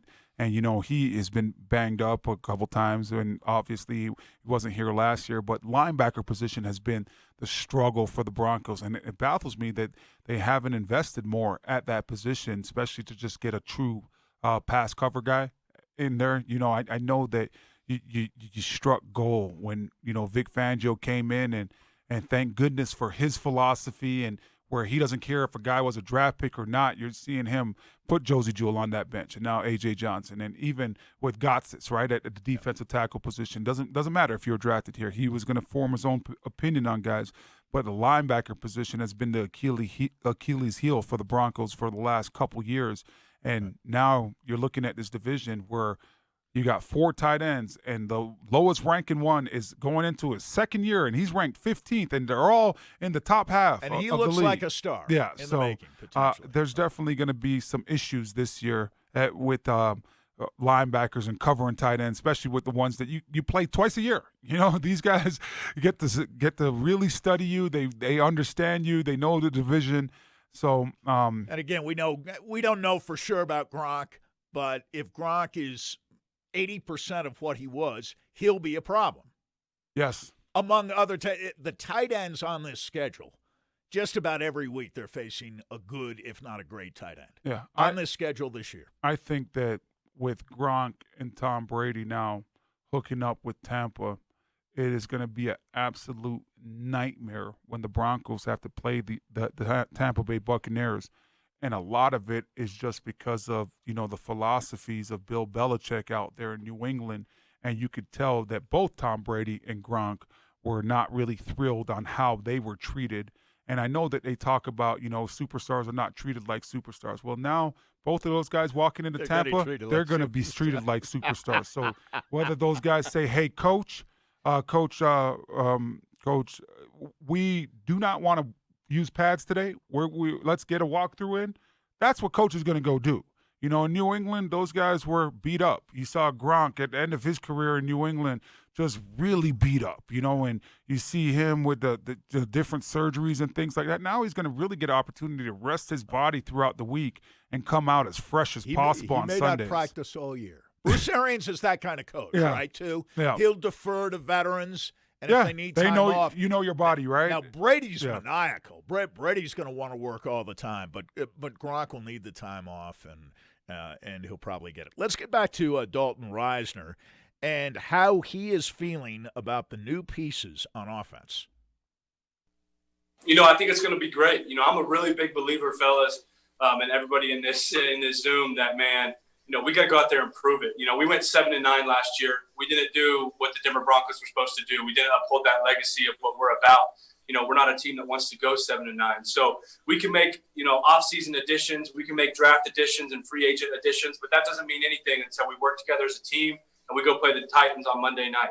So I'm excited that we have these new guys that have came in that bring a lot of talent to the table. I think Drew has grown a lot. I think that we've grown as a team in a lot of areas. But we got to go be about it. So, yes, there's excitement, but right now we're working to become more of a team. We haven't seen each other in 5-6 months. So we're working to get back together and gel more and more, and then we're going to want to go prove it on Monday night. Yeah. This kid's wise beyond his age, because when you look at, last year just being trotted out there as a rookie and starting all those games that he started and playing really well, going into your second year, for him to understand that doesn't matter how well you're playing, you really got to create that team atmosphere. You guys really got to create that chemistry and come together. And that's the most important thing, because right now there's not a lot of off-season time. There's a new offense being put in. You got a real competition at the running back, or not not like a real competition as far as Philip Lindsay could become the starter, because I think it's Melvin Gordon that's the starter no matter what. But you got to figure out now how your two-time 1,000-yard rusher fits into this offense as well. You know, is Philip Lindsay going to get some slot formations? Is he going to just be primarily used out of the backfield? His ability to bring the ball in and catch the football, and has that became better? So there's still a lot of question marks, and how you work through those questions is going out there and really getting after it on the practice field, and now trying to get a sense of your team. But you got to be able to put it together once you do play against Tennessee, and the whole world is going to be watching. And Tennessee, you don't think that those guys have something to prove? I look at Derrick Henry, even with the monster year that he had last year, right, and rushing for over 2,000 yards, Broncos didn't give him an inch. The Broncos played him stout. So, and he'll remember and that. he's going to remember that, and he's going to come in here pissed off. So you got to be firing on all cylinders when you play on Monday night here in a couple weeks. And you got to find out how to become a team as fast as possible, and now learn after that what you guys do really well as a football team, and learn what your identity is when it's a situation where it's 4 minutes left on the clock. You have your bread and butter plays up in order to run that clock out. Or it's a 4th and 1 situation where you get the first down, the game is done. What plays are you going to run in those situations?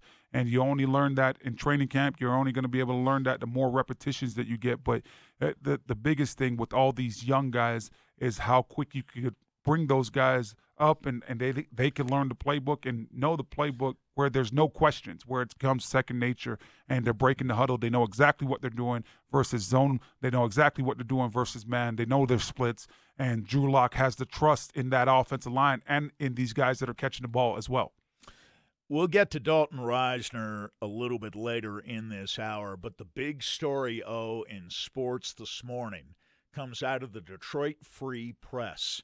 Here's the lead. Just 5 words. See you later, college football. The Big Ten has voted to cancel the 2020 college football season in an historic move that stems from concerns related to the ongoing coronavirus pandemic. Multiple people with knowledge of the decision confirmed to the Free Press. The sources requested anonymity because they were not authorized to speak publicly on the decision. A formal announcement is expected Tuesday. According to sources, the presidents voted 12-2 Sunday to end the fall sports in the conference. Michigan and Michigan State, both having physicians as president, as it happens, as presidents, voted to end the season. Only Nebraska and Iowa voted to play, according to Dan Patrick on his radio program this morning. Yeah. Only 2 Big Ten teams voted to play, Nebraska and Iowa. The others, including Michigan and Michigan State, who both have physicians in high places, presidents of those 2 universities, 12-2 to cancel the season. And a lot of people think the Big Ten is the linchpin. I suppose some might argue the SEC is, and there are reports that the SEC is trying to persuade teams around the country to come play with them this year. They're going to try to plow through this thing. But for a lot of conferences, including the Pac-12, once the Big Ten cancels, the Pac-12 won't be far behind. Yeah, first of all, if I'm any college team and the SEC invites me to play, I'm telling them, heck no. I don't want to go nowhere near that division because did you see the other day, Sandy, Arkansas this year plays the number 3 team, the number 4, the number 5, the number 8, the number 13, the number 11, the number 11 and number 13 team in the country. That's who Arkansas plays. Arkansas might go 0-10. I'm staying as far away from the SEC as possible if I can. But when you look at college football, I said it to you months ago when this pandemic started and we started talking about, is there going to be a season? I didn't really see how college football was really going to happen. I saw a lot of teams dropping out. And college, they do have a lot of money, but it's different in just something as little as traveling. Traveling is so different in college versus the NFL. In college, when you travel, when you're going to go play a away game, that bus pulls up, you go through security, and you're going through that airport. In the NFL, when you're playing now and you're getting ready to play a football game, TSA typically comes to the facility or TSA comes to the stadium, and you go through all that security protocol at the stadium or the facility. So now when you get on the bus, you're pulling straight up to the airport. You're not going, or you're pulling straight up to the plane. You're not going in the airport, and you're walking on the plane. So a little bit safer in that extent. And when I look at NFL teams versus college teams on the road as well, in college, you would see all type of things going on in the hotel room and all type of different people. And in NFL, you kind of go into a city and you really lock down that hotel room because you're traveling with 350 people on a plane. I know only 53 guys are on the roster, but the support staff, the doctors, the equipment staff, everybody that, sometimes coaches are bringing they get like 2 games a year where their wives are there and stuff like that, where you're really locking down a hotel. In college, you just don't do that. There's multiple people in different hotels, and it's multiple chances to be exposed. And you come back from a trip, and now there's a lot of guys that have maybe feel a little bit under the weather, or a lot of people might be feeling under the weather, where there's a lot of question marks. So I could see it happening now. What we saw this when we saw the NBA cancel, and then the trickle down effect, right? Everybody else. So now with the Big Ten, I could see other divisions looking at it saying, hey, you know what? Well, they're not playing. Let's not do it. Let's back this thing up to the spring. Yeah, absolutely. And I think I could be wrong on this, and I know there are people on the Ramos Law text line already saying join the SEC or get left behind, which is kind of dumb. I mean, left behind what? The SEC isn't going to play by itself this year. That's ridiculous. They'll play in the spring. That's the common sense thing to do. And speaking of common sense things, we've got a big announcement coming up, and it really is pure common sense. This announcement centers on a particular individual who will be making his first of a series of appearances tomorrow morning right here on The Fan. And we'll have that special announcement coming next, as well as Patrick Saunders, our Rockies insider from the Denver Post on Sports Radio 104.3 The Fan.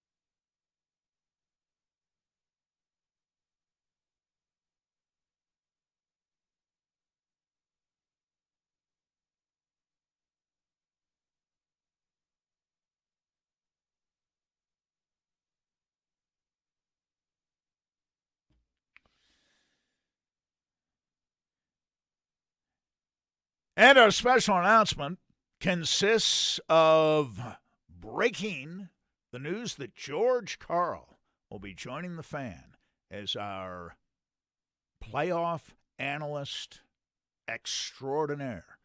And George will be appearing, I believe, tomorrow morning for the first time. He will be on this program every Friday throughout the course of the NBA playoffs, which, of course, begin a week from today as teams wrap up their final games this week of the so-called regular season before a move is made for the playoffs. And, of course, there's the 9 versus 8 playoff game.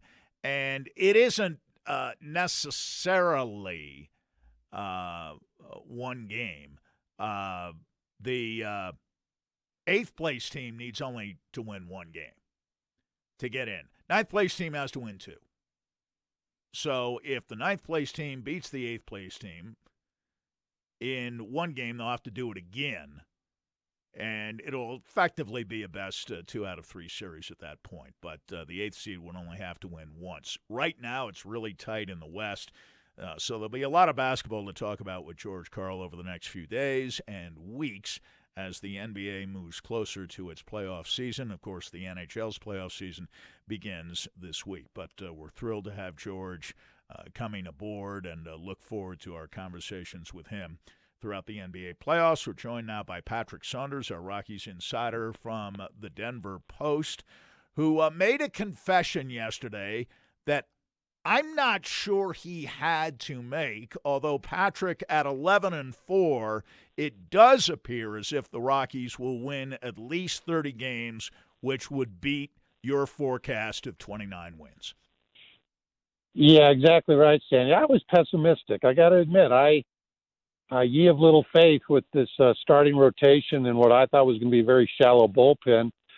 I still have concerns about the bullpen, but so far I'm really convinced that for the most part, the starting rotation is going to be much better than I anticipated. Much, much better, actually, particularly Kyle Freeland. And that's a very, very good sign for this Rockies team, particularly in a shortened 60-game season. So I think I amended my 29-31 prediction to 36 wins, which is, I know that's pretty high, but so far I really think this team has the chance to do that. And the other part of it is, the offense has really not clicked into full gear. We'll see if it even does, but there's some disconcerting things going on with the offense right now. But the pitching has been remarkably good early on. Hey, Patrick, is there any news on Nolan Arenado, why he was sitting out yesterday? Was this just a rest day? Was there an injury there? And I look at the Rockies yesterday, and, they're kind of trying to mount a comeback late in the game. Why not have him pinch in that situation? And I just look at who started for Nolan Arenado yesterday, and Chris Owens, going 0 for 4, 2 strikeouts with 2 field errors. Can't have that kind of performance, especially in this short season. So could you touch on all those things for us real quick? Yeah, I texted Nolan when I found out yesterday he was not going to be playing. He did not get back to me, so I don't want to read too much into that. Nolan's usually pretty good about getting back to me.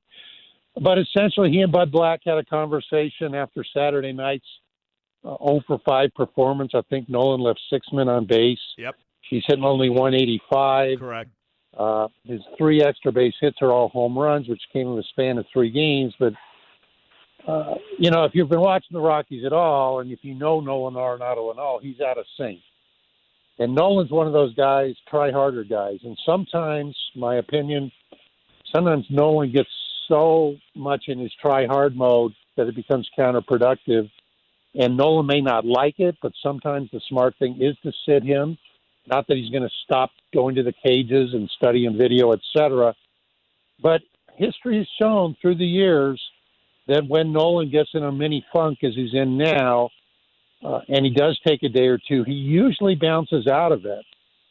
So I understand why people were a little upset yesterday, particularly when Chris Owens did not produce at the plate and then had that really messy 7th inning. Yes.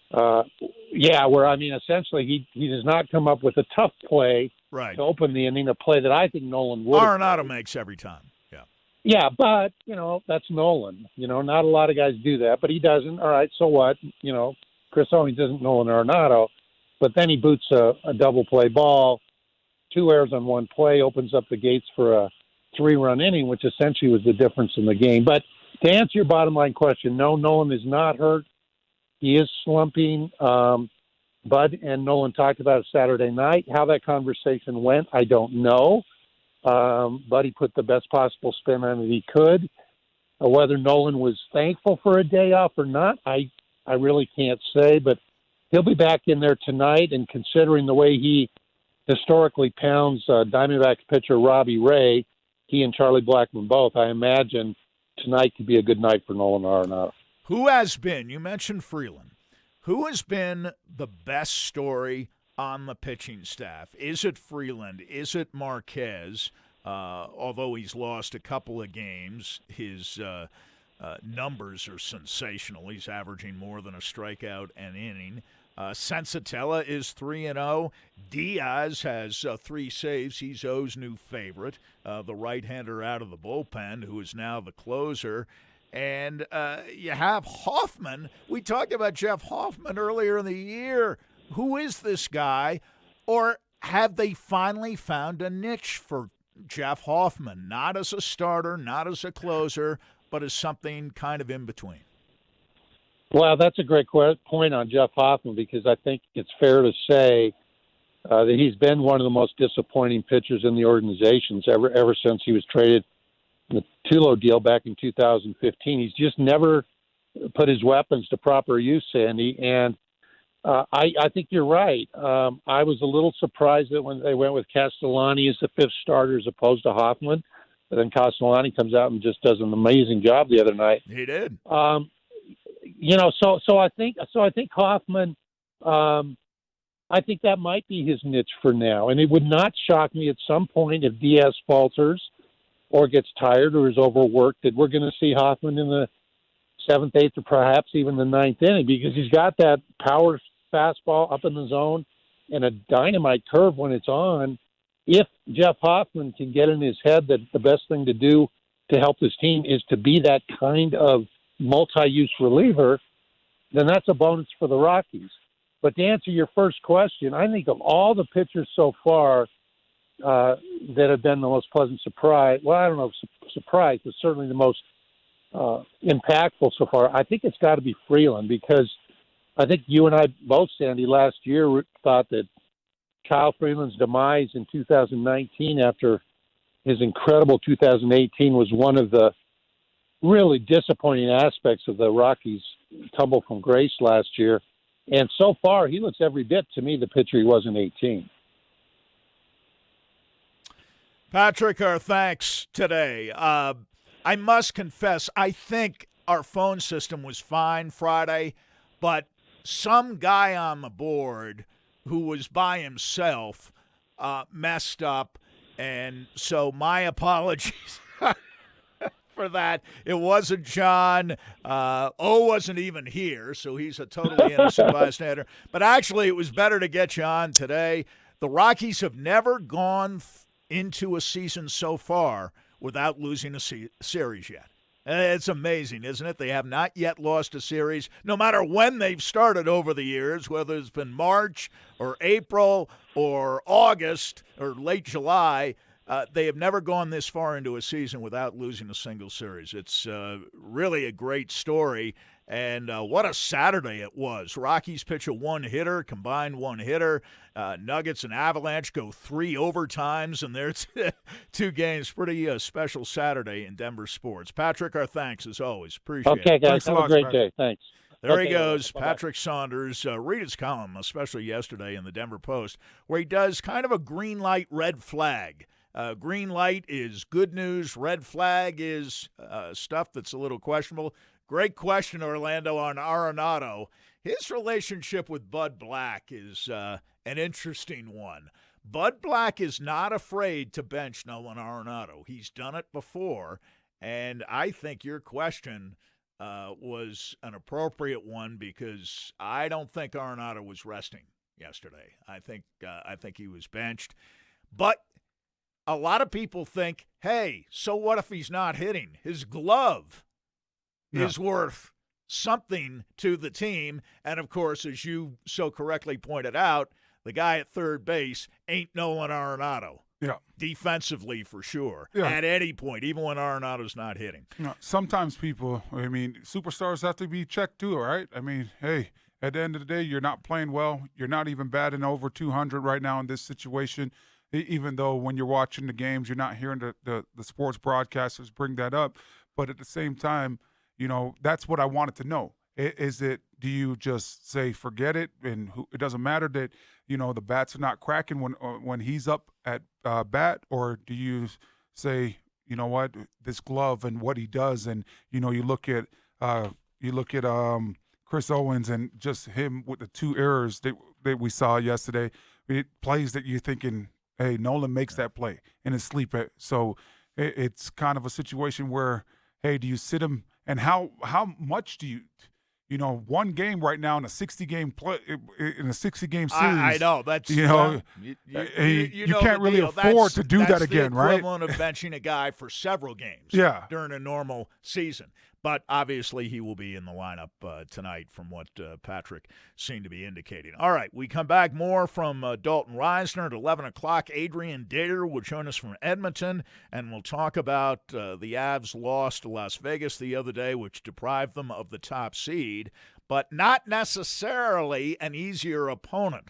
We'll explain what we mean by that in just a few moments, but, of course, more from Dalton Reisner is next.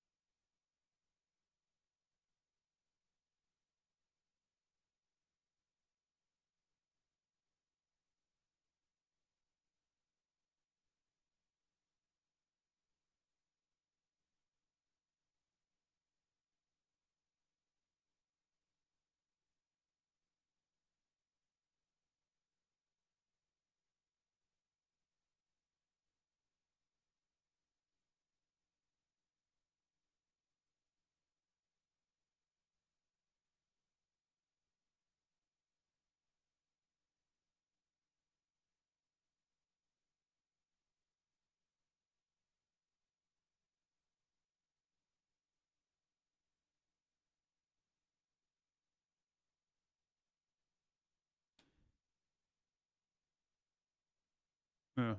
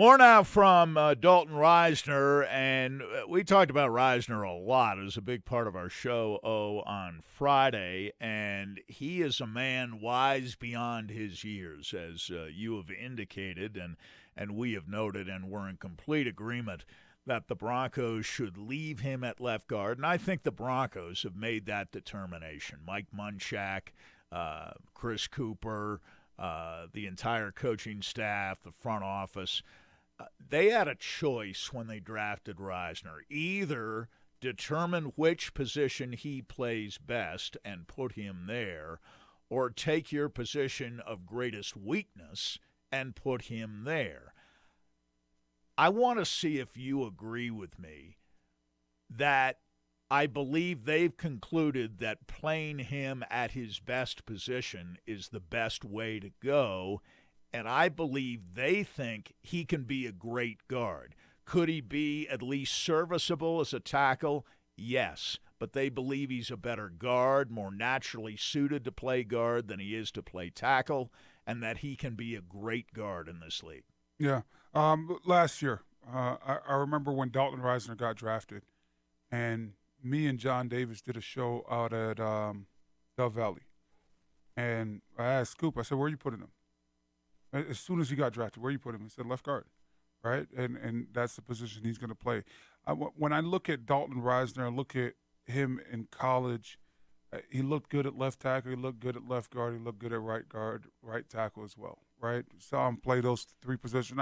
I thought that when he got to the league that left tackle was never in the equation. I thought it was either left guard, or right tackle. After watching him last year, I think he's an absolute stud at the left guard position. I think, with his quickness, you want him to pull, with how smart he is and understanding defense, he's good to help out the center. You want those type of guys where, this guy's really dialed in. He understands the flow of defenses, how they're going to blitz. I like what he does at the guard position. At the tackle position, it's two different games. Right now you got a guy in the second round that has came out and played, he couldn't have played better last year for the Broncos. He's high energy, and I don't want to go around and screw that up. I wouldn't even try Dalton Risner at the right tackle position because of how well he played. That's where the Broncos have got themselves into trouble, where you're now playing musical chairs with guys, and guys are playing multiple different positions. When I look at, forget when I played offensive line for the Broncos in those 4 years. Look back in the day, with Schlereth, Tom Nail, and all these guys, right? Ben Hamilton, these type of guys, where these guys played a specific position. They locked into one position, and they were there for multiple years. It's up to the Broncos and their front office now to go get themselves a right tackle. You see them go get the right guard in Glasgow this year. You're thinking that Cushenberry is going to be the answer at center position for a long time. But don't take a guy from one position, move him to another, because you never know. And to the people that continue to talk about, Dalton Risner, let's move him, and he's our best option at right tackle. Just because a person goes out and balls out at one position doesn't mean that he could flip the switch and go do it at another position. I know I was able to play. I was a pretty good right tackle, and I was a pretty good left guard. But I also look at Chris Clark, that was a really good left tackle for us in 2013, but couldn't play right tackle at all. I look at Luis Vasquez, all-pro right guard, couldn't play right tackle at all. So let's not now go into a situation where you're putting a guy out there at a different position where he might not be as comfortable, risking injuries, but also for a trial basis when you already know if you leave him at his natural position, a position that he has played and a position that he's played really well, that he has, he's well in the range of becoming a Pro Bowl player, becoming an all-pro at that position, where the Broncos haven't had the consistency out of positions in a long period of time. It's interesting to look at how they're setting things up, and I think they're fairly stable inside. You move to the outside, there are question marks, of course, but listen to Risner talk about what he learned about being a leader in the NFL last year by contrast with what being a leader meant to him at Kansas State. I was a leader 3 years at Kansas State, or a captain, whatever you want to call it, and I feel like I've learned a lot about leadership. What I noticed from day one here about the NFL is that you got to have respect, and that's really similar to college as well, but it's on a very, very more escalated level in the NFL. You got to be able to pay your dues. You got to be able to have someone look at you and be like, that guy's put in his time here. He's proved to us that he'll work his ass off in practice, and he'll put his body on the line in the game. And when he's hurting, he's going to push through. And even when we're 0-5, he's going to continue to be positive and be a guy that works his ass off day in and day out. And that's what I did all last year. As a leader, right? Leaders can't be different people on a day-to-day basis. When you're a leader, you got to be the same person each and every time. Even when you're banged up and there's days that you don't want to practice, you still got to go out there. You got to grind it out and do what you're supposed to do, because that's when people look at you and say, well, you know what? This guy's doing it. I have no excuse. You know, I look at a guy like Chris Cooper that was a leader for the Denver Broncos, leader on the offensive line, always available, always practicing, always working his butt off day in, day out. And I look at Dalton Risner last year, and he started those building blocks, right? Started to lay the foundation where making sure that he's practicing, making sure that he's getting it done, because you can't be up and down. You know, that's why when I say that I love John Fox, I truly mean it, because John Fox was the same coach each and every day. Didn't matter if we were an 8-8 football team in 2011 or we were a 13-3 team with all the NFL records offensively. He was the exact same person. And that's when people know that, hey, this is what I'm getting, this is what to expect. It's easier for guys, and you're not going to get guys that are pouting or not jumping on the train. It's easy for guys now to say, no, this is the guy. This is our leader. We're going to stand behind him. We're going to do what this person says that we need to do. And I look at a guy like Mike McCoy, you know, in his coaching experience, and where Mike McCoy was a great offensive coordinator, but as a head coach was a lot of up and down. You didn't know what you were getting on a day-to-day basis, you know, and because of that, I think that was the reason why he wasn't a head coach. He hasn't been a head coach since he's been fired from the Chargers, where it was a one-and-done situation. As a leader, you got to find a way to be consistent and be the same person each and every day. And Dalton Risner has definitely started, you know, stepping in the right direction and doing those things. And I think that it's his room. This year, take it over. Take that room over. I know that Glasgow's coming here, and he's played 4 years for Detroit, but you've been here already. You know, you were that bright spot for this offensive line last year. Take this room over, because you got to start holding guys accountable. And the best way to hold guys accountable are guys like Dalton Risner that are doing the right thing every single day. This is KKFN and KKFN HD1, Longmont, Denver. Adrian Dater will be joining us momentarily, and we'll talk to him not only about the game on Saturday, which I thought was a terrific game. And by the way, I don't want Cale Makar to be mad with us. Oh, I'm sure he's listening one way or the other, because it was Ryan Graves who had the penalty on the play that led to the penalty shot. It was not Cale Makar. It was his defense partner. Cale was on the ice, but it was Ryan Graves who committed the penalty. And, you know, I'm coming around to your point of view, but I did like what Jared Bednar said after the game. He said, listen, we're ready as far as I'm concerned for whatever we may face in the playoffs. Nobody said this would be easy. Las Vegas is a hell of a team, and basically losing today is no disgrace. We would have obviously preferred to have won, but we're not changing our level of expectation because we lost today in an overtime scenario. And I thought, you know, the big guys looked good. I thought Makar played a good game. I thought McKinnon was good, apart from the unsportsmanlike conduct penalty he took. But then he made up for it by scoring a goal a few minutes later in the game. And when I look at the Avs right now, the 1-2 punch of McKinnon and Makar on defense, I don't think, with a possible exception of Kucherov and Hedman in Tampa, there is a better forward defense combination, center lead defense combination in hockey than Nate McKinnon and Cale McCarr. Yeah. I think a lot of that has to do with the surrounded pieces as well, Sandy, and those guys really being able to trust a Ryan Graves, really being able to trust, hey, Rantanen, he's back, he's healthy, a Landeskog back, healthy, or whoever they decide to insert in that first line. I think that a lot of it is them understanding, that the Avs understanding that, hey, before this season, we always had question marks when you looked at the second line, the third line, the fourth line. Now, when you different story. When you throw out the first three lines, you feel good, and even the fourth line, you feel good about them being able to go out there and be productive. It might be one of the best 4 or 5 fourth lines in hockey, too. Yeah. With Belmar centering Calvert and Nieta. Let's get to Adrian Data, our Avalanche insider, joining us from Edmonton, courtesy of Bud Light.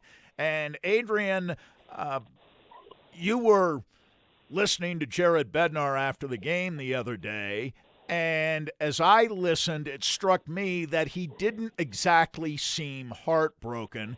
And I know the TV guys had to play it up as some kind of championship kind of game, but apart from having last change in a series with Las Vegas, they wouldn't have that now with home ice advantage going to Las Vegas throughout the Western Conference playoffs. How much did the Avalanche really lose? Bednar seemed to think not that much on Saturday. No, Sandy, I believe that, they won from losing the other day. I said it in the column, and I say it here. I think the better result for them came with the loss. The drawing Arizona in the first round instead of Chicago. Yes. Is a better matchup for them. Right. And that probably, jinxes some way. Jinx the Avs by saying that, but I just think that Arizona is a team that's got a couple offensive names. They've got Taylor Hall, Phil Kessel, but they've got a lot of just plumber type of players. They're going to have to win with their work ethic and having the goaltender stand on his head a lot. And he's a good goalie, Darcy Kemper. But I just think that I think that's a better matchup for them. Chicago worried me as a matchup. I know Chicago is quote unquote older and in some respects, but people actually may not realize this. They've got some older players, Chicago, but they actually went into these playoffs as the youngest team in the league. I didn't realize that either, but somebody crunched the numbers, and it was true. And they've got some young forwards that are scary to play against right now, and they've got a goalie that's won some Stanley Cups. They've got a lot of guys that are still there that have won those 3 Stanley Cups. So to me, losing that game and getting Arizona and the number 2 seed was a better outcome than winning the game. So I do think that the Avs, they'll never admit it, of course, never, but I do wonder if there was some kind of thought process even going into overtime as like, hey guys, we don't have to necessarily win this game. No, it's not must win. We may get a better opponent than we wanted. They knew who they'd play. So I don't think they tried to lose it and tank it, but they score a goal with a minute to go to send it to overtime. But I think, wonder if it did have a sort of just a psychological effect on them of not feeling desperate enough to win that game. And they thought, well, okay, if we lose, we'll get Arizona. That's the simple fact of the matter. I think it's an easier team. Adrian, when you look at the Avs, I thought the other day that it was some sloppy play. I thought the Avs made some mistakes. Are there any players that you think that are in jeopardy of maybe losing some playing time, losing some of that ice time? Because when I look at one player that comes to mind is a guy like Sam Girard. I thought that he was very sloppy with how he handled the puck on Saturday, but also in that overtime goal, I thought he could have been a lot more aggressive and taking away half of that net and making the person after skating past the blue line just shoot on half the net and basically shooting on half of Grubar's body. Yeah, I mean, for sure, Gerard had a bad game the other day. The team is the best news for the Avalanche too is there no more 3-on-3 overtime games. Yes, they are not good. They are not good. They have been very bad at that format for 2 years now, and nobody can figure out why, because they've got Nathan McKinnon, one of the fastest guys ever, Cale Makar, and it usually start off with a guy like Landeskog or Rand. It should be a great thing, but they always lose. And the game the other night, they just circled the puck around the net with the puck. They wouldn't shoot it. It was like a figure skating competition they thought it was or something. It's not. You're supposed to shoot pucks and put pucks in the net. That's the object of the game. Gerard, though, I don't think will lose much ice time. He just had a bad game. He knows it. He'll be better, I think. He's too valuable to the Avs to sort of relegate him down low, lesser playing time. I'll tell you another guy, though, has to be a lot better. Gabe Landeskog, the captain. Too many turnovers. He keeps giving the puck away a lot. I don't know what's going on, but he's too casual with the puck and he's getting it stripped. I believe the play that led to the overtime goal, Landeskog was part of that crew that kind of tossed it up there. And, too many turnovers. I do wonder if Landeskog is a little bit, he'll never say it either, I wonder if he's a little disappointed, maybe a little ticked off that he started these playoffs as a second-line guy. He's not back up there with the big boys. Just wonder. That's just something I wonder about. Has it hurt him mentally at all? I don't know. I'd say no, but maybe you start thinking about moving him back. Nemesnikov was a guy that, even though he scored that one goal, I didn't think he was very good the other day either, especially in that overtime. So Burakovsky's another guy that the coach he's been in and out of the doghouse just a little bit with the coach. So, yeah, there's some guys that have to pick it up. I mean, even, Mikko Rantanen, I don't think he scored a goal yet in these playoffs. I could be wrong, but I don't think so. He's got to be better, too. So there's a bunch of guys that could get to another gear, that's for sure. Well, yeah, but their idea of another gear, the gear they're in right now seems to be fairly solid. And you see the depth and the difference from last year and the year before, too. They were a one-line team. And now you're getting scoring from those other lines. The second and third lines are much better than they've been. And I'm looking at this series with Arizona, and you've already sketched it out. You think this is the best matchup anyway for the Avalanche, whether they had won or lost the other day. Playing Arizona is a major break. And Arizona's known as kind of a scrappy, defensive-minded team with Kemper, an elite goaltender. But the Avalanche record throughout the season defensively is much better than Arizona's defensive record. So when you're better than the other team is at their point of greatest strength, you figure you have a pretty good edge. And the only way that Arizona can even stay in this series, much less win it, is to get outstanding performances from Kemper, at least 4 of them in this series. I want to ask you about the goaltending. Not that Grubauer played badly the other day, but with Francouz being so capable and having pitched a shutout in the one game that he did play, how long is the leash, do you expect? Because I did notice that Bednar wouldn't absolutely commit to a Game 1 starter between the pipes after the game on Saturday. Yeah, I'd say it's going to be a pretty short leash, that's for sure. Pretty short. I don't think Grubauer was terrible either the other day, but the fact is that, 4 pucks went by him, and the other guy has yet to allow any pucks to get by him. But Grubauer was good against St. Louis and really helped them win that game. There was a goal that was a penalty shot in this game. You can't blame him for that. You can't always blame a guy for a breakdown in overtime, at least to an odd-man rush. Those are tough situations. Even though that shot came from pretty far out. But, I don't think that Grubauer is out, played to the point where he played himself out of the job just yet. I do think he'll start game 1. But, if he loses, and especially if he does not look good in game 1 and they lose, I would expect Francouz to start game 2.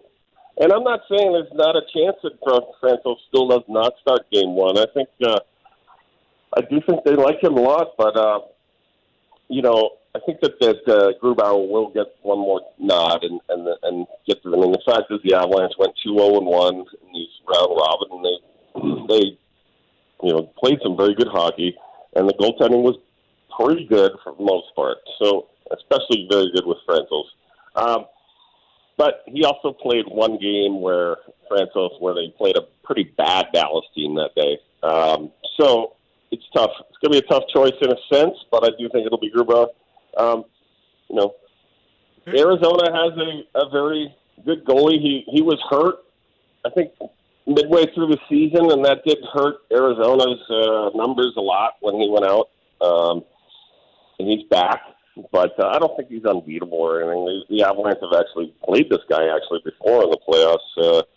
2014 series against Minnesota Wild, the Avs played him, and actually had a little success against him before they kind of coughed that series up at the end.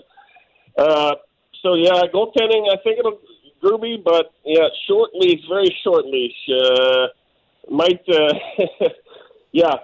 I don't know. I've never seen I've seen a lot of dog walkers here. Yeah, but out in Hamilton on these streets, some have pretty long leashes.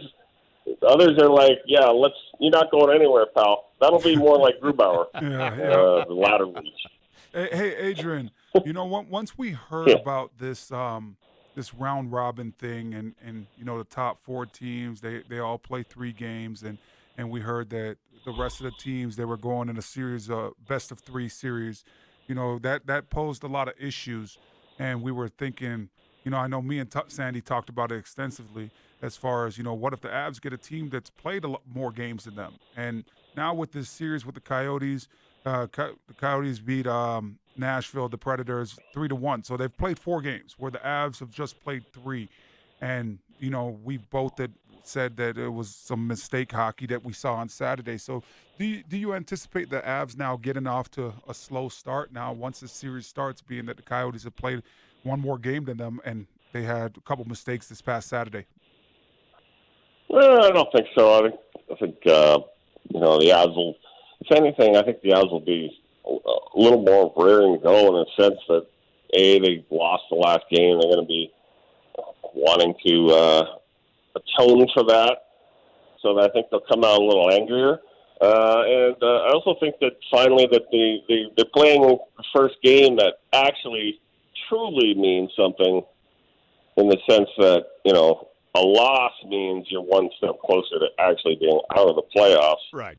Before any game they lost, it was like, well, all right, so our seeding's a little lower maybe, but it wasn't do or die. So, no, I think, both teams have had so much time off, and that, one game isn't going to matter that much there. These teams are all pretty raring to go, and doesn't seem to be too many banged up teams. The Avalanche did seemingly escape those round robin games with no injuries. Now we don't have an update yet from the coach, but I think that's a good thing. And I think they'll be chomping at the bit to go out and finally play some actually playoff hockey. Our thanks, Adrian. Stay safe. Stay well. We'll talk to you again soon. Thanks, Looking guys. forward to the playoffs on Wednesday afternoon with Game 1 involving the Avalanche and Coyotes. Thanks. Thanks a lot, Adrian. Appreciate it, guys. Thank you. There he goes, Adrian Dater, our man in Edmonton, our Avalanche insider. Adrian Dater coming to us thanks to Bud Light, official beer sponsor of the Colorado Avalanche. I was actually going to make that same point earlier when we teased Adrian about Arizona being a better matchup than Chicago would have been. So, in effect, I do agree with him. They won by losing the other day, in a sense. Teaching moments, right? There's always teaching moments in losses, but at the same time, when you get into the playoffs and you look at Arizona right now, we were talking about it a lot before the show. Right now, when you look at Arizona, you look at that whole roster and how it's constructed, I feel good about the Avs in every category except the goaltending, right? And that's where I think that Arizona might be a little bit better. But how do you combat that? You continue to get shots on net. You outskate guys. You don't let them cross them. You don't let them cross-check you, and you be as aggressive as possible. So when you look at this series, I much rather Arizona to play because of the goalie situation, or no, because of the just overall team situation. Right. And as far as the goalie situation, I hope that it's a very short lease. Because I hope to see Francouz out there. I think the team responds really well. I think when Francouz is out there, everybody's looking at it and saying, hey, you know what? We got a guy that could step in and he could go, stop these pucks and be productive for us. So it would have still been exciting if they played Chicago. I got a really good buddy that's from Chicago. So I would have enjoyed, being able to go back and forth with him and just chirp him all day. But I think the Avs are going to absolutely roll Arizona. I don't see this series going past 5. Arizona might get one. I agree. I never pick sweeps because, especially in hockey, you figure a hot goaltender, and Kemper's a very good goaltender, might steal a game. So I wouldn't pick a sweep. But I don't see the series going longer than 5. Avs, of course, will have last change, and I was watching the other day, and I was talking to a friend of mine. I'll tell you who it was, Terry Fry yesterday, who's been covering the Avalanche since they arrived here in Denver, and we both know and like Keith Jones. Keith Jones played here for a while, got to know him a little bit. He's an exceptional commentator for NBC Sports, but it's almost as if he drew the short straw, because the producers of the game telecast said somebody's got to hype this game a little bit and present it as a championship game of sorts. Listen, what big advantage does the winner have over the loser? And, of course, the only advantage in this particular instance would be last change if they play in the playoffs, if they are playing, let's say, for the conference title. Las Vegas, in more games than the Avalanche, would be getting last change. So Keith Jones drew the short straw, and I am pretty sure Keith Jones doesn't believe that having last change is going to determine the outcome of a series. Yeah. It's not. I'm playing in Colorado. Last year, the road teams in the playoffs won half the time. Yeah. So last change isn't that big a deal. It's like face-offs. People who try to sound more knowledgeable than they really are talk about two things in hockey that really don't matter that much except in certain situations. Maybe last change in a Game 7 helps you a little bit, along with the crowd, which won't be a factor, of course, in Edmonton. Last change and face-offs. Now, situationally, late in games, overtime 3-on-3, which we won't have now, because thank goodness that was confusing. Yeah. See, they're presenting this as a championship game, but it wasn't a playoff game because they weren't playing by playoff rules. They were playing by regular season rules, 3-on-3 shootouts. That's a regular season rule. In the playoffs, they go 5-on-5 in overtime. They don't go 3-on-3. I love 3-on-3, but it's a regular season deal. And too much ground so to cover. I don't love the 3-on-3. You know what the Avs' problem is? 3-on-3, the overpass. And you cannot overpass. 3-on-3 hockey is a little bit of give and go, but keep things simple. Don't try to do weaves and back passes and fancy stuff. Possession is the key, and relentless possession and pressure is the key. Puck possession is the whole deal. Now, we know puck possession in 5-on-5, it changes a lot and so on. In 3-on-3, though, you've got to possess the puck, and that was what Adrian was saying about Landeskog, the puck handling mistakes. McKinnon, because he is so talented, he sees all this open ice, and I think sometimes he overdoes it in 3-on-3. What do you think about Gabe skating with the twos, skating with that second line? I understand the thinking, because in the past they had to load up. And what you do when you put one of your three best forwards on that second line is that you make the other team spend less than all of its resources defending your top line. Yeah. They've got to worry about Kadri and Landeskog and Nichushkin, even a little bit Comfer, Burakovsky, and Donskoy, which I think is a pretty good third line.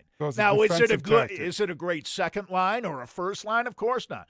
But as a third line, that's a good third line, and I think Kadri, Landeskog, and Nichushkin are well above average second line. I mean, you can pick anybody's game apart, and Adrian got somebody on every line except the fourth line. He got everybody. Yeah. And he got Girard on defense, and Girard's game is puck possession. And the Avalanche game, which wasn't puck possession a couple of years ago, even though they had a playoff team, now it's puck possession.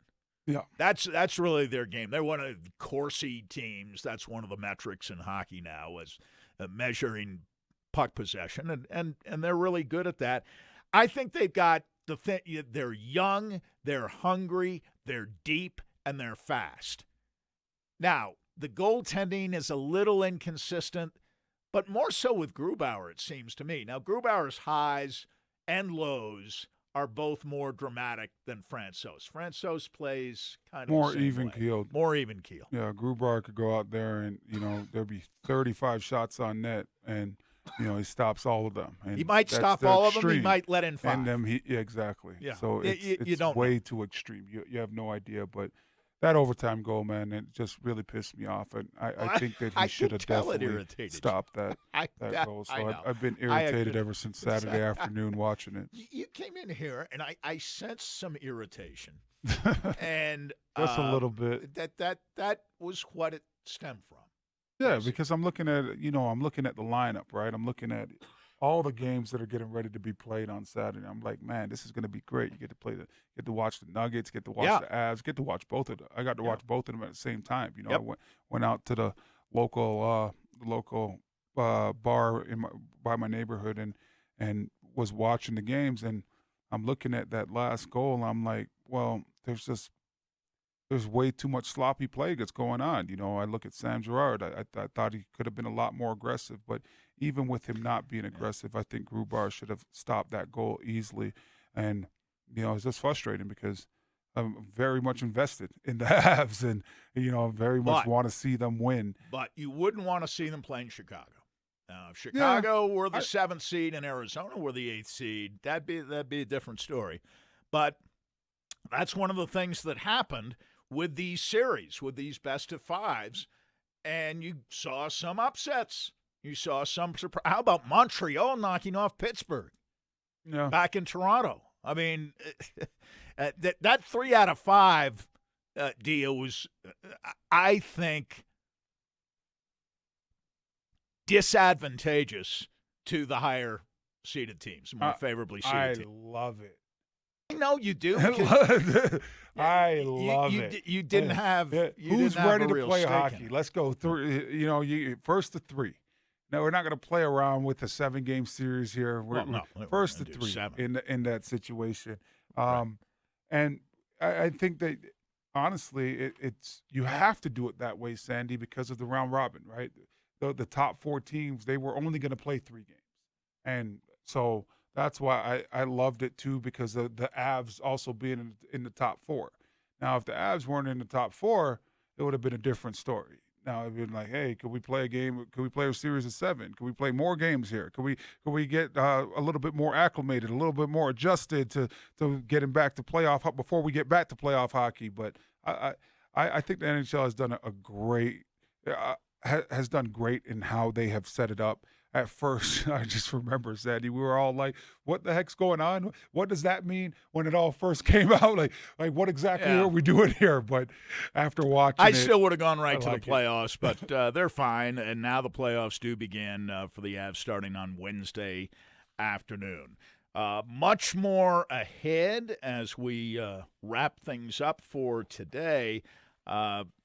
I don't know how much golf you watched this weekend. None. Everybody was talking about it. None. Boy, Stayed away from it. Colin Morikawa, 23 years old. There is a new great star, I think, having emerged with his PGA win, and he joins very select company in winning a major at the tender age of 23. And we'll talk about that a little bit. We'll talk about Training Camp 2020, locked and loaded, and we'll talk about our Mile High Memories episode for this week that you will be voting on. That is coming next.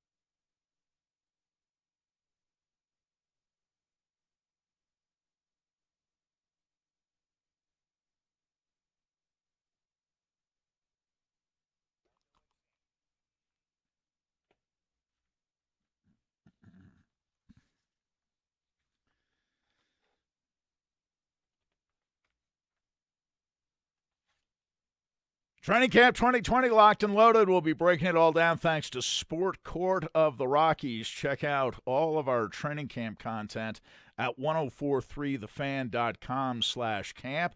Mile High Memories presented by ROX Rocks Heating and Air. Vote today for the topic of episode 15 on Twitter at 1043thefan.com. Since it's episode 15, choose among these various topic possibilities. We're looking for top 15 players in either Rockies history, Nuggets history, Broncos history, or Avalanche history. Which top 15 do you want to hear about? Because if it's any of these, maybe with the exception of the Rockies, I would be consulting you. Among others, but I would be consulting you. Give me a top 15 for the Avalanche, top 15 Nuggets, top 15 Broncos. Broncos would be a challenge because that's 60 years. Yeah, I would like to see the Avs.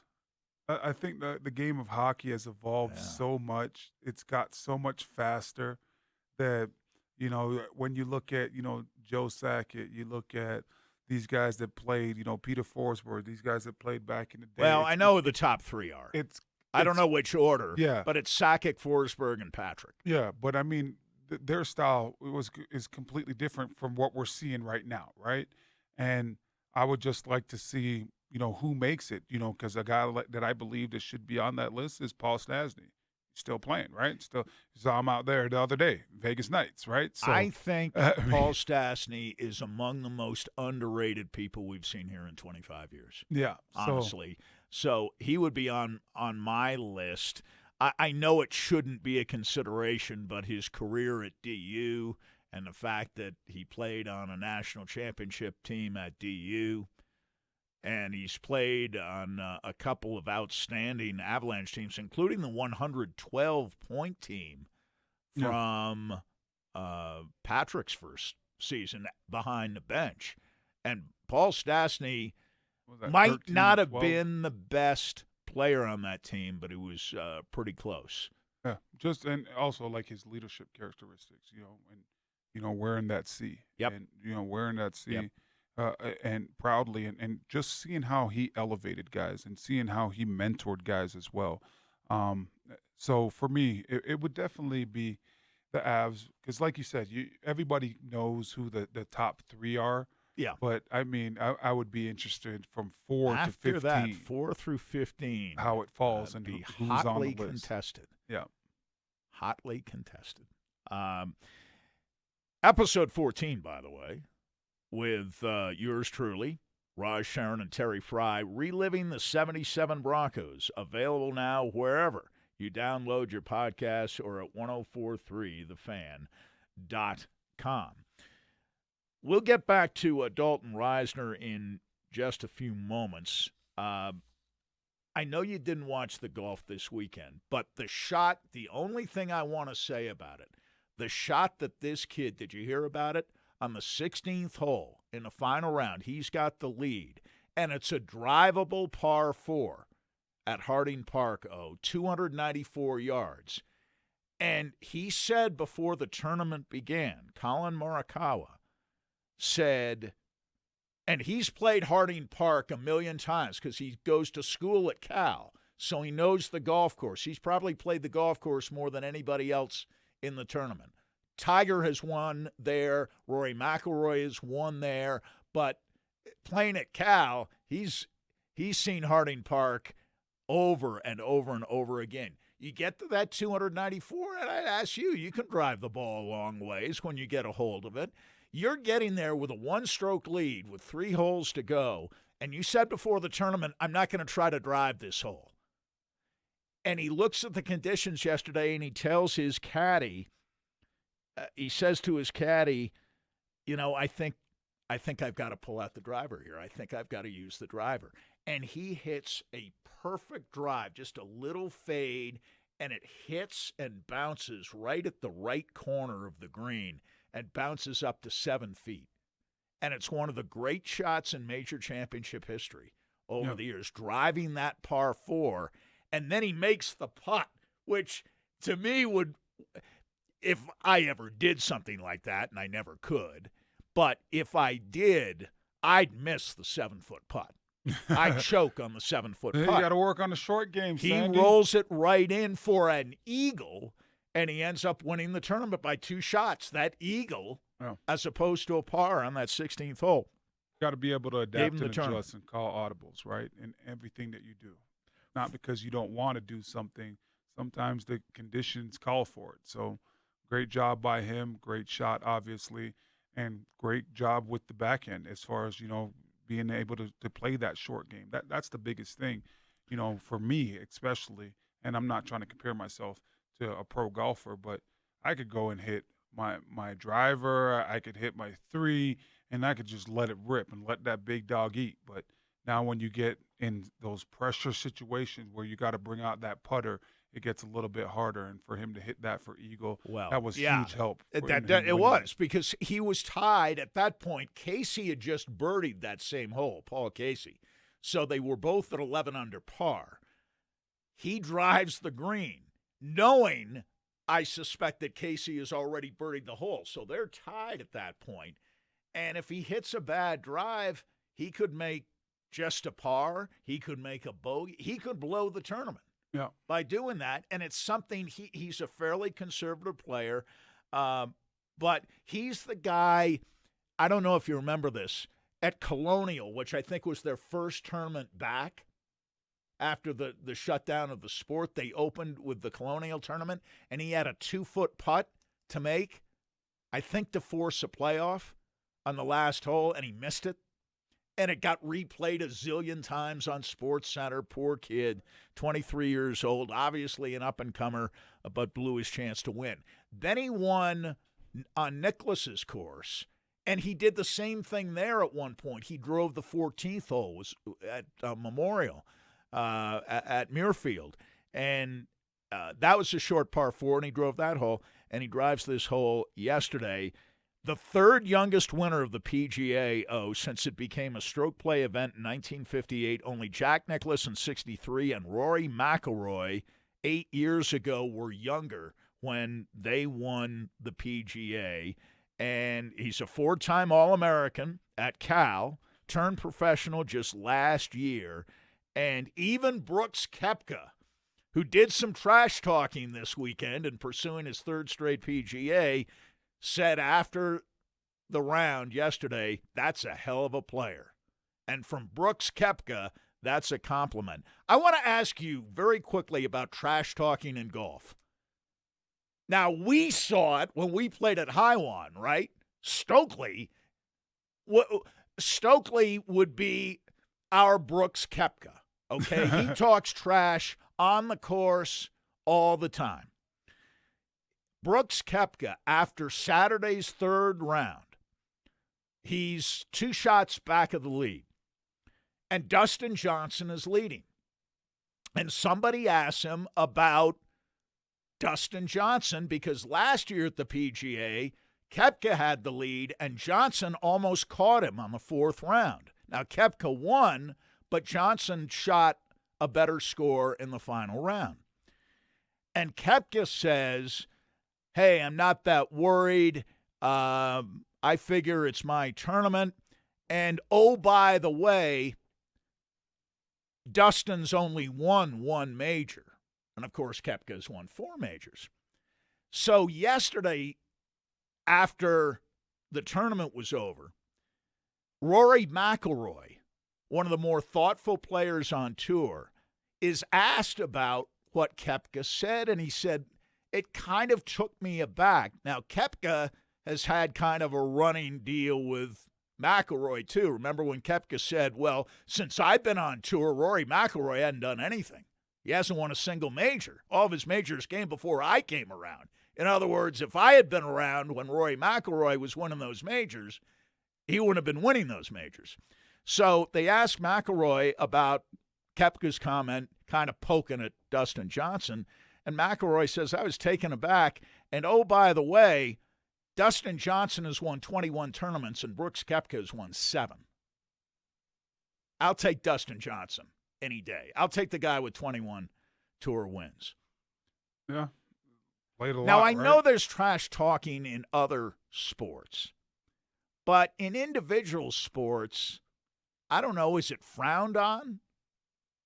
What do you think? If you were playing Absolutely golf not. professionally, would you like a Brooks Koepka? Would you say he's a little arrogant? How would you react to that? I got mixed feelings about the trash talker. Yeah. But as long as you're trash talking the person you're going up against, do your thing. Could not care less. But then So- he shot the worst score, say, for one guy on the course yesterday, Koepka. So he didn't back it up. Yeah, that's in the his past problem. he has, and but he's he gonna didn't get back it chirped up because of it, right? Didn't And back people up. are He gonna- chirped, and he didn't back it up. But people are going to chirp him now because of it, right? That's Right. why we're Well, talking that's about why it. Rory you're- McIlroy that's chirped why- him. Yeah. That's why you're bringing it up right now. Right. So you got to Gotta be back it able to up. back it up. You can't. If you're going to go out there and trash talk, you got to be able to back it up, and you got to be able to. Trash talking is people believing in their abilities at the end of the day, right? That's why people trash talk, because then you're saying this person can't guard you, or this person can't cover you, or whatever the case may be, or they shouldn't even be on the same golf course as you. But if you go out there and you lay an egg, now you've opened up a window and you've exposed yourself, and you're going to hear about it. And that's part of being a trash talker. What I don't like is now if people are going to trash talk and they don't have to go up against that person. Like, no Sean Marino. No Sean used to do it all the time, Sandy, and I hated it. No Sean would come in the game, he'd chip the heck out of the defensive end, and then he'd just start selling out. Yeah, I got you, and this and that, getting up, standing over the defense. So you've got to cash his check. Yeah, and I'm like, you don't have to cash this check for the next 35 plays of this game. So just stop talking to him. Like, hey, if a linebacker comes and blitzes you and you square that linebacker up and you annihilate him, talk smack to him. Yeah. But don't now, because I had the defensive end and I held him up and you chipped him. Don't chirp him in the first quarter. Let's wait until fourth quarter. 2 minutes left. We got a lead. We're not losing this football game.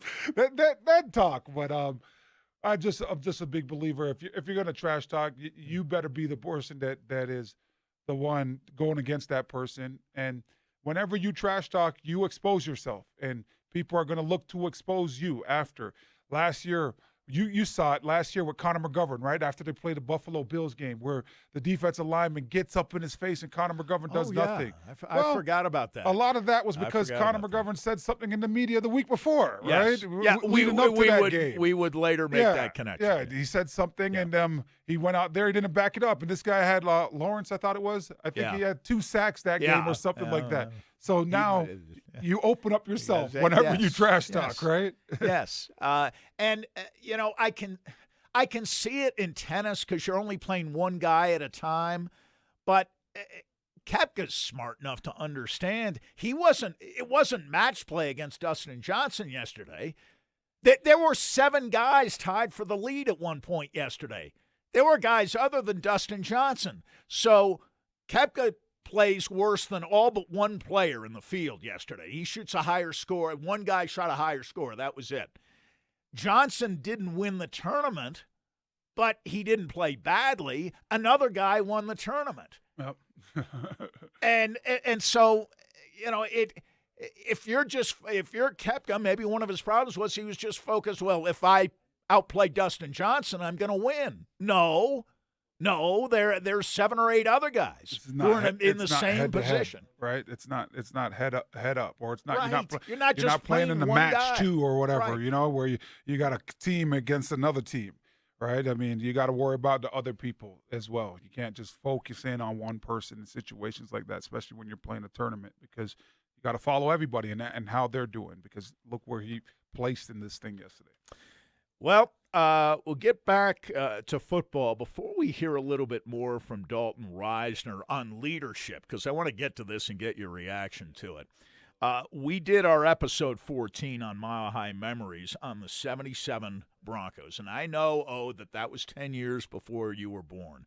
But my favorite story to come out of that, if you're wondering about maybe not the only play, but maybe the play that first got people talking about instant replay, right? Took place in that AFC Championship game that year between the Broncos and the Raiders, when the Broncos were at the Raider goal line getting ready to go in, and they hand the ball to running back Rob Lytle, young running back out of the University of Michigan. And Lytle plows into the line, and you can't really see it live because there's this big scrum. But all of a sudden, the ball comes out, and it's being picked up and returned for an apparent Raider touchdown. Yep. Officials wave it off, say no fumble, and, of course, back then there's no replay. And the backstory on all of that, well, there are a couple. One, for Raider people who think, well, that cost us the game. Bad officiating cost us the game. It should have been a fumble. Al Davis was all into conspiracy theories that they didn't want the Raiders to repeat as champions. The Raiders have been champions the year before. And the league and the refs messed them up. No. Craig Morton threw a touchdown pass to Jack Dolbin later in that game. It was obviously a catch. One official looked at another official like, I don't know. And then a third official came in and made the call that it was incomplete. And the other two guys, oh, okay, that works for us, incomplete. So that would have been a touchdown had there been replay. Yeah. And the Lytle play would have been a fumble. But the backstory is that Rob Lytle should not have been playing in that game. He was concussed the week before. Today, he would not have played in that game. According to today's regulations on concussions, he would not have played. He was concussed in the playoff game against the mighty Pittsburgh Steelers the week before. He got hit in the head again early in the game against the Raiders. So he should have been taken out. After the game, the great sports broadcaster Dick Schaap is interviewing Rob Lytle. He goes into the locker room, wants to talk to Lytle about the fumble. And he says, as he approaches Lytle, I'd like to talk to you about that play. And Lytle says, what play? And, of course, Schaap thinks Lytle is pulling his leg. But Lytle really doesn't remember. He honestly doesn't remember the play. And so Schaap has a monitor there, and they show Lytle the replay. And Lytle's response, he's in a concussion fog, one of the great lines I've ever heard. He pauses, he looks at Schaap, and he says, well, you win a few and you lose a few. Yeah. But he really didn't remember the play. Yeah. So when he was asked whether he fumbled or not, he honestly didn't remember the play. Yeah. And unfortunately, Rob Lytle passed a few years back, and there were strong indications that he had CTE. Yeah. Back in the day, you look at football and how it was played, man, there was some tough guys out there. In the NFL of today, a lot of that stuff just would not happen. You know, I remember I started playing football at 7 years old, Sandy, and I didn't know what a concussion was until I got to college. And I remember when they were explaining it, they had the doctors explaining to the team. We had this big team meeting, and I was like, oh, yeah, I've had a few of those growing up. Like, I've experienced dizziness and, you know, loss of appetite and, you know, sensitive to light, sensitive to noise. And, you know, I think when the movie, the concussion movie came out a couple years back, I think that really kind of, you know, shined a light on it, and the NFL really started to take it a lot more serious. But I've had a few while playing here, nothing that's ever held me out of a game. But concussions are very serious. And for a person that you think about those big moments, I could tell you any play in any playoff game. I could tell you about it. Those big moments, you know, big games, you know, I can recall what happened, what we're thinking. If I'm watching it, I could even sit there without even knowing exactly what's going on, just basically off the plays and the structure, the formation. I could tell you exactly what the play call was and everything, going back and watching my career. And for a person not to be able to recognize or not to, you know, you start talking about these big moments and they don't remember. It's a real indication of how violent this sport is. And I'm extremely happy that the NFL has changed and they've implemented these different rules and they've taken it out of each team's hands, where now you have the independent doctors. Now you have the referees that could buzz in and take guys out of the game, where it's just helping with a little bit more safety for the players. And just for your post life, right? Life after football, being able to be hanging out with your friends and your children growing up and stuff like that, because concussions are very serious issues, and you wonder how guys deal with it during the time, and a lot of it is because I look at how the narrative on Juwan James now, and I look at what the narrative of concussion players were back in the day. And football is just a sport that you have to be a tough guy, and that's what you're taught from being young. And I'm just happy that the NFL has put in protocols and they're doing things the right way when it comes to concussions. Agree, and we will get to Dalton Reisner tomorrow because I want to give you a chance and listeners a chance, too, to react to what he said about himself last year. He said his leadership wasn't adequate last year. Unbelievable. Let's hear what he has to say about that when we start things tomorrow morning at 9. Great job today, and we're getting closer to playoff season. Yeah. In both the NHL and the NBA. NHL starting Wednesday and the NBA a week away. A week from today, we'll be talking about the Nuggets and how they match up in their first-round series. My sense is they'll be challenged a little more than the Avalanche will be challenged by the Arizona Coyotes, but we shall see. Our thanks to, great guest today, Mike Kliss, our 9 News Broncos insider, and, of course, Adrian Dater and Patrick Saunders on the Avs and Rockies, respectively. Stokley and Zach are next on Sports Radio 104.3 The Fan.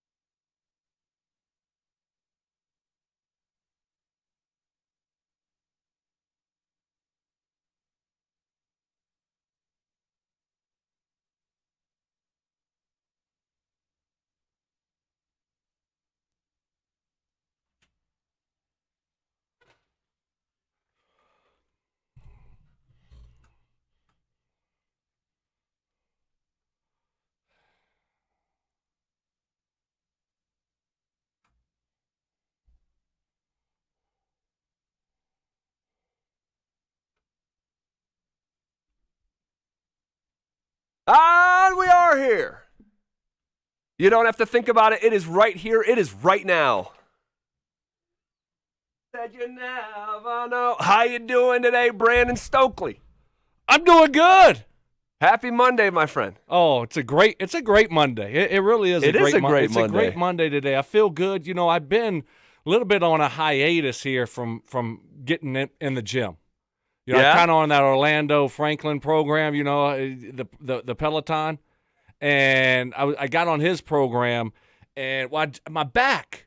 You know, I hurt my back, and then you just get out of that routine and was just getting a little bit lazy. And I said, you know what? I woke up today, my back's feeling better. It's starting to feel the best it's felt in 2-3 weeks. And so I said, I'm getting in the gym, got in the gym, got in the steam room.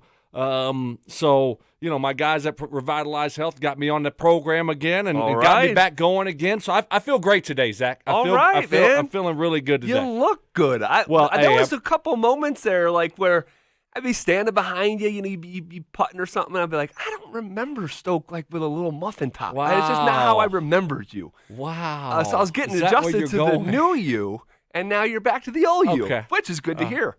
Shots fired already, huh? Already. We're 1 minute into the show, and you're coming with the right hook. I mean, that wasn't even a jab. Of course that was the big hook right there. You always look great. Well, yeah. So it was a good Monday. Good weekend. It was a fun weekend. It was a fun weekend. Man, it was hot yesterday. Holy cow. Yeah, you're not kidding. Ooh. You're not kidding. It's a beautiful day today. We hope that your week is off to a great start. It does feel like a good Monday. The Rockies put another series in their pocket, man. Like how about that? Another one. This is getting to the point where the Rockies are becoming like I don't want to use the phrase irrefutable because that would kind of paint it like in the leading up to this point. People are saying it's a gimmick. I hadn't really heard that. I heard a lot of this is a sustainable product here. But you see more of the complimentary baseball played over the weekend. This is now, I believe, the 5th consecutive series that they've won here. Let's count them up. They beat the Rangers 2-3. They took both from the A's. They took 2-3 from the Padres. They took 3-4 from the Giants, and they take 2-3 from the Mariners. I mean, come on now. This is fun. Come on now. 11-4, first place in the NL West. Do you see the A's real quick? How good they're playing ball right now? They're 12-4, by the way. You said we took both those games, which we did, but that's a good baseball team. They're 12-4, and we did that on the road in the league. Yes. Is it? Yes. Yes, it is. Yeah. Yes. That has aged even nicer than it felt in the moment. That's right. They swept the Astros. Throwing a little brouhaha, little Donnybrook. Yeah, I love that, you man. See that? I love that. Whoever was chirping from the Astros dugout way behind everybody. Coach, yeah, the player. Right. Chirping, but then all of a sudden you just stand there and let the players, you just chirping, you're saying, okay, let's go. And then next thing you know that what happens is he does nothing. Yeah. He does nothing. Yeah. And so what's the situation now? Astros can hit other players, but other teams can't hit Astros, or they get suspended, 35 games. Yeah. I mean, I don't understand it. Free Joe Kelly. Hashtag free Joe Kelly. Hashtag free Joe Kelly. I don't get that. But the Astros can hit guys, yeah. and it's fine. But when other teams hit the Astros, all of a sudden it's the biggest deal in the world, and Major League Baseball is saying no. It's a one-way street, man. It's ridiculous, and man. baseball and it's making me hate the Astros. Yes. Like I said, Yes. I can't stand them now. Yes. Whereas before I'm just like, all right, whatever. Now I just can't stand them. How's Major League Baseball sticking up for the Astros? Well, I'm glad we're in this boat together. I don't like looking at them. Right. I love you the fact. You want to boo them. I want to boo them. And I don't boo anybody. I don't boo people. You're not a booer. I don't boo people. But you want to boo the Astros. That just tells you how bad you hate them. That's right. But the A's, to your point, they haven't lost a game in like 2 weeks. After the Rockies swept them in that mini 2-game set, they lost one more to the Mariners, and then they haven't lost since. they take 3 or 4 from the Mariners, 3 straight from the Rangers, 3 straight from the Astros. So, yeah, that has aged really nicely, that mini-series sweep for the Rocks. And I got the first name that's got to come out of my mouth here today when talking about the Colorado Rockies is Charlie Blackmon. And I just had to tweet this about an hour ago. Charlie Blackmon is the NL MVP right now. He is leading the National League in, and I'm going to pull it up here. I wonder what those odds were. Oh, dude, you wish you would have done a country mile long. Doing Nolan. Yeah, so done Charlie. I took one flyer before the season started, and that was Nolan Arenado to win MVP. All right, just took a flyer, $50. All right. The other one I was torn between was that or Trevor Story leading the National League in home runs, which I should have done too. But you look at Charlie Blackmon. No player in the National League is hitting at a better clip than Charlie Blackmon. Stokey's hitting 458. He's also leading the National League in RBI. He's also leading the National League in hits. Wow. Are you kidding me? 27 hits, number one. 18 RBIs, number one. Hitting 458, number one. For a team, that's number one. Yeah. And it's tied for the most wins in any division in the National League. He's been really impressive. And he's been fun to watch. Just when you don't think it can get better, it just keeps getting better. Yeah, he's not slowing down. No. And we got to remember, and we've talked about it, after the Rangers series, his batting average was 0. Like, he started the season just on his face, and I'm like, okay, Charlie's 34 now. Hitting the wall. We've got to keep an eye on this. But like he has done to me in the past when I question where he's at. Because you remember, it was a year or two ago. I did the exact same thing. But it was just like you're watching what you're watching. It was last year. And I remember bringing up to Patrick Saunders down at Blake Street Tavern, like, hey, we got to keep an eye on this thing. This guy just got what was like $108 million contract or something to that effect. And I'm like, he's into his 30s. Are we going to regret this? Are we regretting it already? He proved me wrong then. And after the first series, I said into this mic, I say, hey, we got to keep an eye on Charlie. And since then, he's hitting 500 since then. Yeah, he's been great. He's been great. I mean, 458. I mean. What can you say about that? Daniel Murphy's been great. A lot of guys have stepped up, and a couple guys haven't, and they need to start playing better though. If you want to get down to the nitty gritty here, and you look at Nolan, and he's batting $185. I mean, dude, $185, dude, not good, dude. Well, that goes without saying on its face. I mean, what super duper? What could I say? What could I say? I mean, Nolan Arenado has had 54 at bats this year. If you told me after 50-some-odd at-bats he'd be hitting 185, that's just impossible. He just is too great of a player. And it got to a point, and I'll give you credit, the end of last week, you were saying Nolan needs a day off. Bud Black needs to sit Nolan down and just get a chance to regroup, and he did it yesterday. Finally, yes. I think you just see him struggling in situations where he shouldn't be struggling game in and game out. Runners in scoring position, bases loaded. You just got to find ways to get hits, and then what happens? You start pressing. It kind of reminds me, and I don't want to compare these two guys, but it kind of reminds me of but I'm a compare. Give a little disclaimer. I'm gonna compare the situations, not the guys. Do you remember Trevor Siemian with Vance Joseph when I was just screaming at the top of my head, "Hey, Vance, take him out. Just let him regroup here, because right now it's not getting better," and he keeps rolling them out there game after game, and he was just pressing, and it kept getting worse and worse and worse because he was best for Trevor. Well, yeah, we know that now, and it turns out it wasn't best for Trevor. It wasn't best. What was best for Trevor was what you wanted. Yes, you kept on saying he's seeing ghosts. Yes, just let him take a deep breath. Sometimes it's good to take a game or two and just take a deep breath. Take a step back, and same thing for Nolan here. Just regroup. We know he's a great player, and he wants it so bad. Right, he works so hard. Yes, but everybody wants it. Everybody's working hard. I mean, you got to go out there and see results. But here goes the point here, Zach. The spotlight is shining even brighter on Nolan because of the offseason. Okay. You follow me there? It's the Anquan Bolden, the whole Anquan Bolden. Like, you make a mistake, don't clap your hands, don't jump up and down, because you're drawing more attention to yourself. Well, you come out in the offseason and you start talking a little bit, you say you feel disrespected, well, then you better show up and you better deliver when it's time to deliver. And guess what? He's falling on his face. And all his teammates are picking up this, a lot of them are picking up the slack here, but I mean, if you're Jeff Bridich and company, you're like, hey, we got a good baseball team here. I mean, how about you deliver here? You're kind of making me feel disrespected. Well, it's a bad time for him to be playing like that. It's a bad on the heels of, because the conversation this offseason, there was only a couple big storylines. Like it was led by Nolan's storyline that really wire to wire throughout the offseason. It felt like every single Rockies insider we talked to, didn't matter if it was Patrick Saunders or Tim Kirkjian or Pedro Gomez, us being like, what's the deal with Nolan and Jeff Bridich? And James Marilat wrote a column on this over the weekend. I'm not sure if you saw that, but we're gonna be joined by James on it because I read it this morning. Okay, so it was a good article, really good article. It He's makes spot on. Makes a lot of sense. That Nolan's saying that looking at the group, saying it feels like a rebuild, right? And you're kind of throwing your teammates under the bus when you say, "Hey, I feel disrespected here," because you're insinuating that you wanted the team to go out there and replace some of your teammates with upgrades. That's right. Right? That's right. Okay. That's right. And oh man,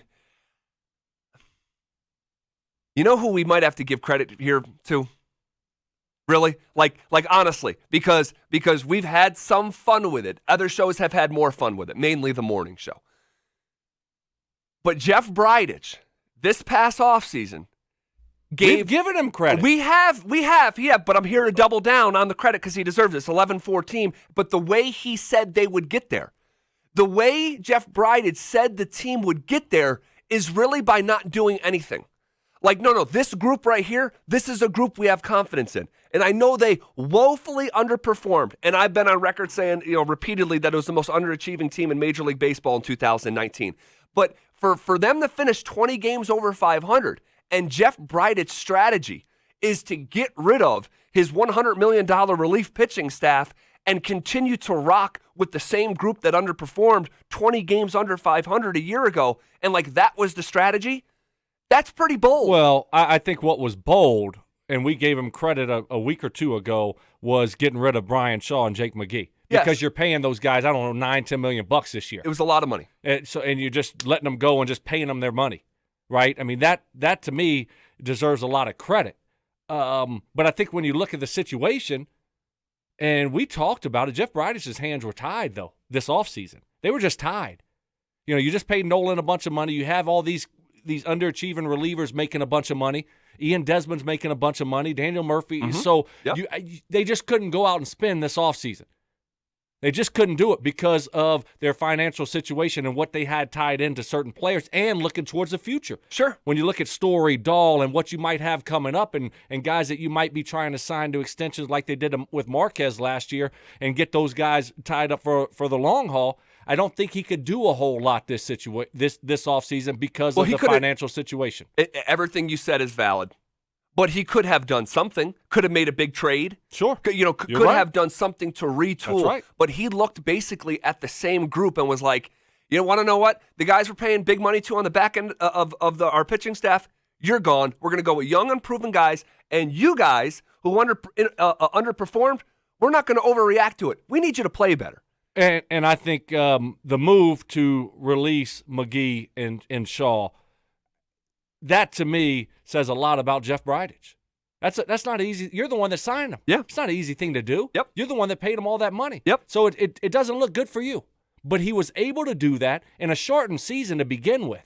You think you'd want to go with the veteran players and just keep your fingers crossed, hey, I made a big investment with these guys, and hopefully they'll give me something out of it. But I'm not going to cut these guys and pay them millions of dollars to be gone. It's a bad look. It's an awful look. Yeah. It's like John Elway cutting, a guy like he cut Juwan James. Yeah. Right now and just say we're done with this guy. Yeah. That's the type of move that Jeff Bridich made with two of his high-priced middle relievers. And it's not an easy thing to do, but he did it. And then on top of it, they didn't have, a proven veterans in the pen. They went with guys we've never heard of, Kenley, Almonte, Bard, et cetera, and just said, this is what we're going to do. And it's paid off in a big, big way. So you're exactly right. He deserves a lot of credit for what's happened here. You think the narrative around Jeff Bridich will change? I think it will, but it will change slower than it typically would because of how he has come off time and again to this fan base. I don't know Jeff Bridich personally. Okay, so if you, I've had a couple interactions with him, and they've been great, right? And he couldn't have been nicer, couldn't have been better with his time out at spring training. Couldn't have been a nicer guy. Yep. And just and that's a policy and I think that's a good policy to have. Like, I want to treat people the way that they treat me, not the way that I heard they treated someone. So you have a personal experience. My experience with Jeff Bridich is just covering the team and watching him when he's available to the media. Sure. And he has a way of that is condescending and comes across arrogant. Okay, that just it has been my personal experience with him, and like it's the same as others. Marilat mentioned that in his piece as well. So I think that it's going to move slower for Jeff Bridich in terms of a narrative standpoint, but narratives be damned. Opinions from a fan base be damned for now. The team's playing good ball. Yeah. And if we're going to criticize the GM for moves that he does or doesn't make when they suck, we need to play it square and down the middle when the team is 11-4 and, the gambles that he has made are paying off here. Yes. Now, we have 75% of the season to go still, so I'm not crowning anyone. No. But Jeff Bridich deserves some credit here on Monday. Absolutely. And I think when you look at also some of his comments that he's made, right, and kind of has not been, fans want to see GMs just go spend a lot of money. And you just can't do that. So you have to maneuver and do some things that fans are going to not like. Because why don't we sign this guy? Why'd we let DJ LeMahieu go? Why'd we let Ottavino go? Things like that, fan base is upset about. Yeah. And then throw money at it, change. Right. Change, Yes. more money, change. Why didn't we do that? Why did we do that? And then on top of it, you look at some of the comments he's made. That now, it's hard to defend some of the comments that he's made. Equating his job to brain surgery. He didn't help himself there. Right. A good doctor. Yes. And then the other thing here, I think, is a cherry on top, and is the Nolan situation. Fans are always going to side with their favorite player, especially when he's one of the best ever. And so when he comes out and says stuff like that, they know where he's pointing the finger at, and so they get on board also. So the fans are on board also. So everything is pointing at, Jeff Bridich. Yeah. Oh, my gosh, he's such a bad person. Because you hear Nolan and some of these other things that have happened. But now I'm saying with the start of this season, with the moves that he made in the middle with the middle relievers there and gotten rid of McKee and Shaw, some of the, Daniel Murphy's starting to pay off in a big way, that signing. Yep. And now Nolan's struggling the way he's struggling. Does it change people's perception of Jeff Bridich? Not and yet. I think it does. I don't think so yet. I think we're on that track. For me, I've never had that perception of Jeff Bridich. But I think you're probably right here because Nolan's still Nolan. Right, and people will still harbor that ill will towards him, Jeff Bridich for whatever reason, and they'll be quick to cast judgment, but won't be quick to give praise. Scream out. Drake said this one time. Oh, okay. Oh, they the great philosopher. I'm telling you, that's a smart cookie right there. I ain't kidding you. When he says they scream out my failures, but whisper my accomplishments. Right. That's how it is for Yes. Jeff Bridich. Yes. And same with Garrett Bowles. Right. Right. It's okay. You played a clean football game. You don't hear about it. That's right. He gets a holding call that leads. It's the end of the world. The headline. Right. Here we go again type of situation. But absolutely, you got to give Jeff Bridich a ton of credit here. Ton of credit for what he's done with this baseball team and how he's maneuvered this shortened season. And they're playing great ball. They're finding ways to win series and without their best player doing anything. Now, he's playing great defense, but you don't pay a guy $280 to whatever he's making to play great defense. No. We need his bat. The other guy that needs to pick it up is you look at Ryan McMahon. Ryan McMahon, absolutely. And I'm really high on him. And he's got I love lefty swings, and he's just got the sweetest, smoothest swing. But it doesn't look all that smooth and sweet when you're not making contact with a baseball. The dude, it feels like. Now I watch a ton. I might have missed a full 9 innings since the season started. I am so locked in. My wife is like, it's really grinding on her. Like, can we watch a movie tonight, or are the Rockies playing? I'm like, unfortunately, the Rockies are playing every night here moving forward. Sorry, babe. So Go watch I a am movie with a kid. Leave that alone. I am very much treating the Colorado Rockies the way that I do the Denver Broncos when they play. Everything else gets paused. I'm taking notes. I'm totally locked in. It feels like every time I watch Ryan McMahon at the plate, he's striking out. It's like He had 3 of those things yesterday. Dude, hat trick, right? He's got like 3 of them every game. I mean, how many times has Ryan McMahon struck out in 15 games here? He's another guy that you might need to give him a couple days. And I mean, he struck out 22 times so far. Look, 22 times. He's not a power hitter, one of those where it's boom or bust. You say, okay, you can live with the strikeouts. When you're not delivering big hits or home runs, you can't strike out. You got to put the ball in stinking play, man. Yep. You just got to. Yep. And it's not like they're seeing Jacob deGrom and all these great pitchers. I mean, we got to put in context who we're seeing here also. Yep, I mean, I agree. The Mariners, their pitching staff stinks. They stink. They stink as a team. Right. I'm watching their lineup yesterday. Oh, my gosh. The Rockies actually should have swept them. Yes. Marquez goes into the 7th inning. And what was it, 7th or 8th? But he was he was terrific yesterday. You need to beat the Seattle Mariners when German Marquez is on the mound. Yes. With their line, it's just and Drew, you have a couple errors, and then the 7th you give up those 3 with the unearned runs. It looked like Little League ball for a second out there, just chucking the ball all around. Even Daniel Murphy's like, guys, let's get it under control. but Ryan McMahon, back to McMahon real quick. He struck out 22 times so far this season. He's had 50 at bats. He's striking out almost half the time. Yeah, you just can't. He's got to go to the bench. I don't know who you put in for him. I really don't care. But you can't keep rolling him out game in and game out. Like you said with Nola. I mean, this guy's had 50-something at bats, or close to it. He's had 50 at bats, and he's got 22 strikeouts. You got to be kidding me. That's not good. It's almost half the time, dude. It's almost half the time, dude. That's not good. I just said all that to you. You just said I all know. that to me back. I wanted to repeat it because it's so out there. You wanted to reinforce it. Yes. Trying to reinforce it, dude. I love it's it. It's just unbelievable I love it. to have that many strikes. I mean, he's got to go to the bench. You can't keep rolling them out there.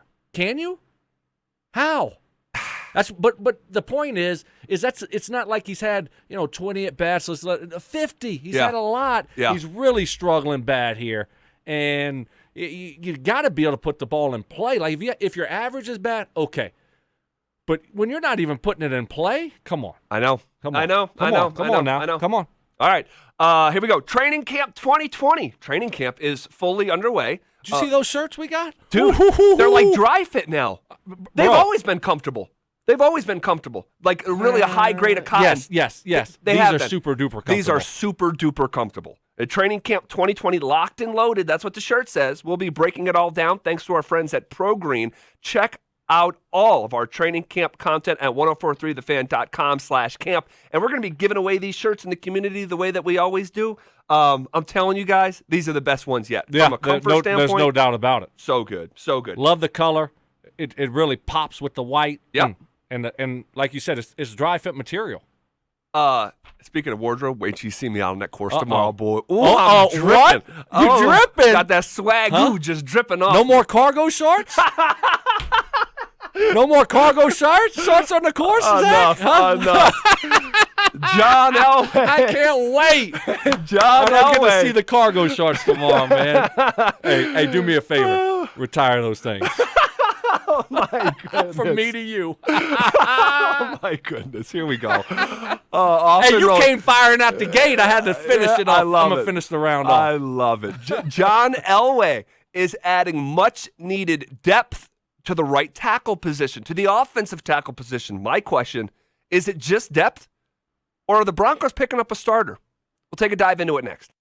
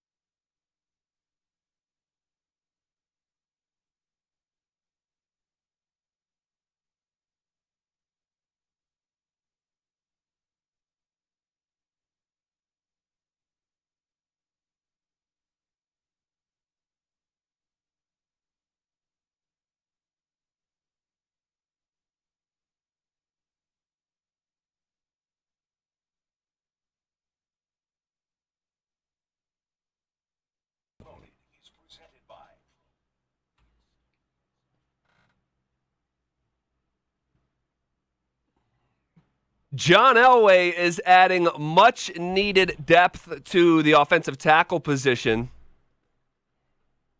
But is it depth or is it a starter? Now, I don't believe that this is confirmed yet, but on Saturday morning, a tweet from Mike Kliss at just about 9 o'clock in the morning, he said, quote, Broncos bringing in former Tampa Bay starting right tackle DeMar Dotson for a visit. Sources tell 9 News. Dotson must first go through COVID-19 testing, then a physical. If it all works out, Dotson would add offensive tackle depth to Bowles/Wilkinson after Juwan James opt-out. Elway knows how to audible, end quote. DeMar Dotson, who is in his 11th year. This guy's played football for a long time. And like, I'm not like well versed on DeMar Dotson. I had to school myself up over the weekend. Yeah. But I've seen football games when Dotson's out there. I know that name on the back of his jersey. He's played a lot of NFL football. He is an 11th year pro who has spent the really entirety of his NFL career with the Tampa Bay Buccaneers. He entered the league out of Southern Miss in 2009. He did not get drafted. He has paved his own way. Good for that guy. Yeah.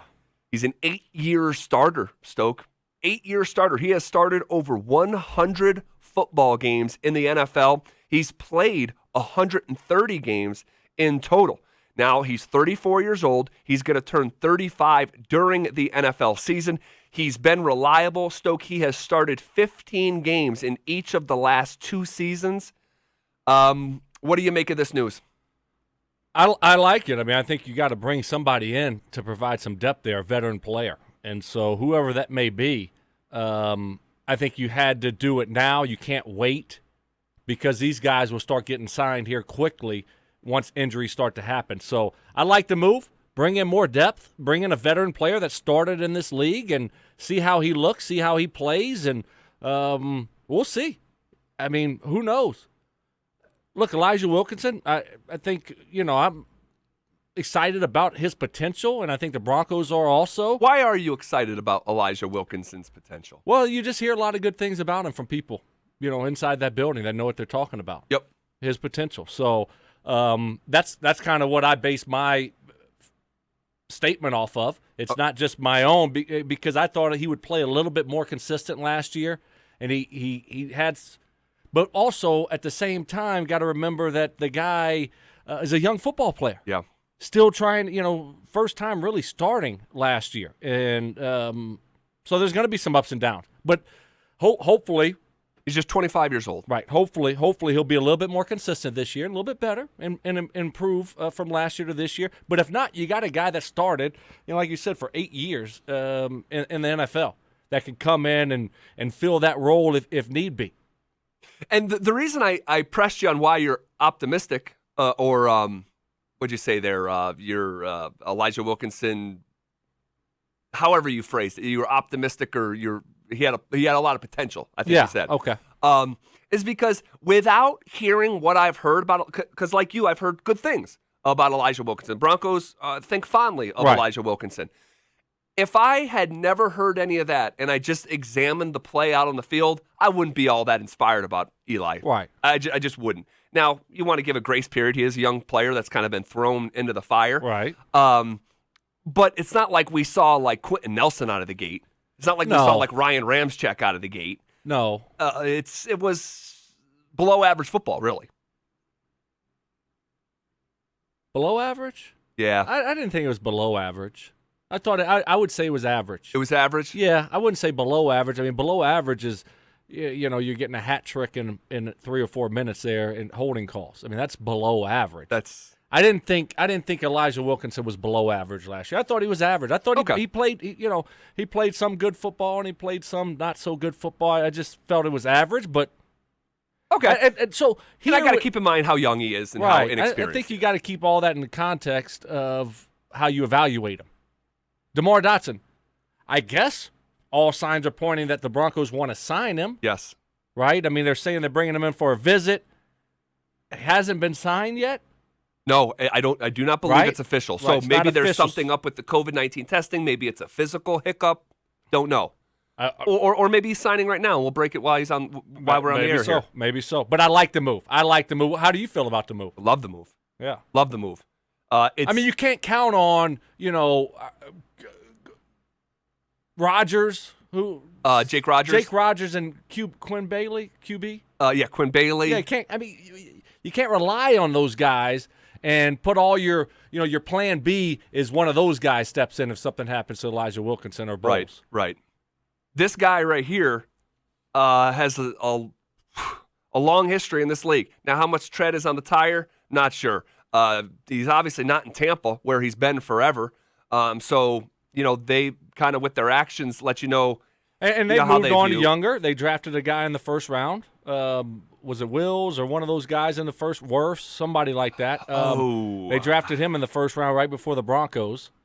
So they're just kind of moving forward and getting younger. Yeah. I mean, DeMar Dotson doesn't have any good football left, and we don't need him to have a lot of good football left. And maybe he's just the swing guy. Maybe he's just the backup guy that, in case of emergency, here he comes. And maybe he just blows us away, and he ends up being the starter. And that's really where the road I want to go down. And good call, my friend. Tristan Wirfs drafted 13th overall by the Bucs. Okay, yeah. So, and Elway has been known, I think back in 2012 when I came back to the Broncos and all of a sudden you see Keith Brookings get signed. Older guy, linebacker, kind of reserve guy, and that's kind of was going to be his role, and he came in and played great for us. And so we had a few of those guys, veteran guys that were just signed during camp or during the season that ended up playing a big role for us. You got to find those guys, and hopefully DeMar Dotson can be one of those guys. Yeah. Jimmy Leonard, safety, Jimmy Leonard, returning punts and just doing a good job playing safety for us. Keith Brookings, I think Jacob Hester, guys like that will just come in, and veteran guys that didn't have a job or just got cut from a team, but they come in, they know their role, and they do a good job for you. And hopefully DeMar Dotson is one of those signings for the Broncos, if he does get signed. I'm assuming he's going to sign. So am I, unless there's a hiccup that we don't know about. Yeah. And until we hear about that, right. I'm assuming that he is going to get signed. Good. This is just more context on who this guy is as we learn about DeMar Dotson. He ranked, now, again, grain of salt, Pro Football Focus. Okay, I feel like I need to give that disclaimer anytime I go down the Pro Football Focus road, but it's just for, again, more context. Dotson ranked 31st among qualifying tackles from Pro Football Focus. All right, that's qualifying left tackle, right tackle. He ranked 31st. Pretty good, league-wide, because you got to imagine there's 64 starting tackles in the league. So 31st among qualifying tackles, again, according to Pro Football Focus. We've heard names like Cordy Glenn, Donald Penn being in the mix for the Broncos. According to PFF, he ranked higher than both of those guys. Okay. For comparison's sake, Elijah Wilkinson ranked 59th among qualifying tackles. All right.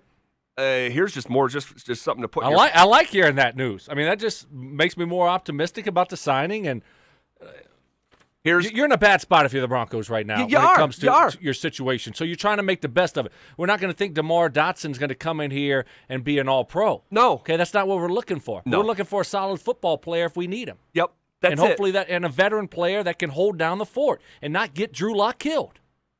Is that too much to ask? It's not too much to ask. Just be competent. That's what we're looking for here. Just be competent. Just be competent. Don't get 4 or 5 holding calls a game. Don't get our quarterback killed.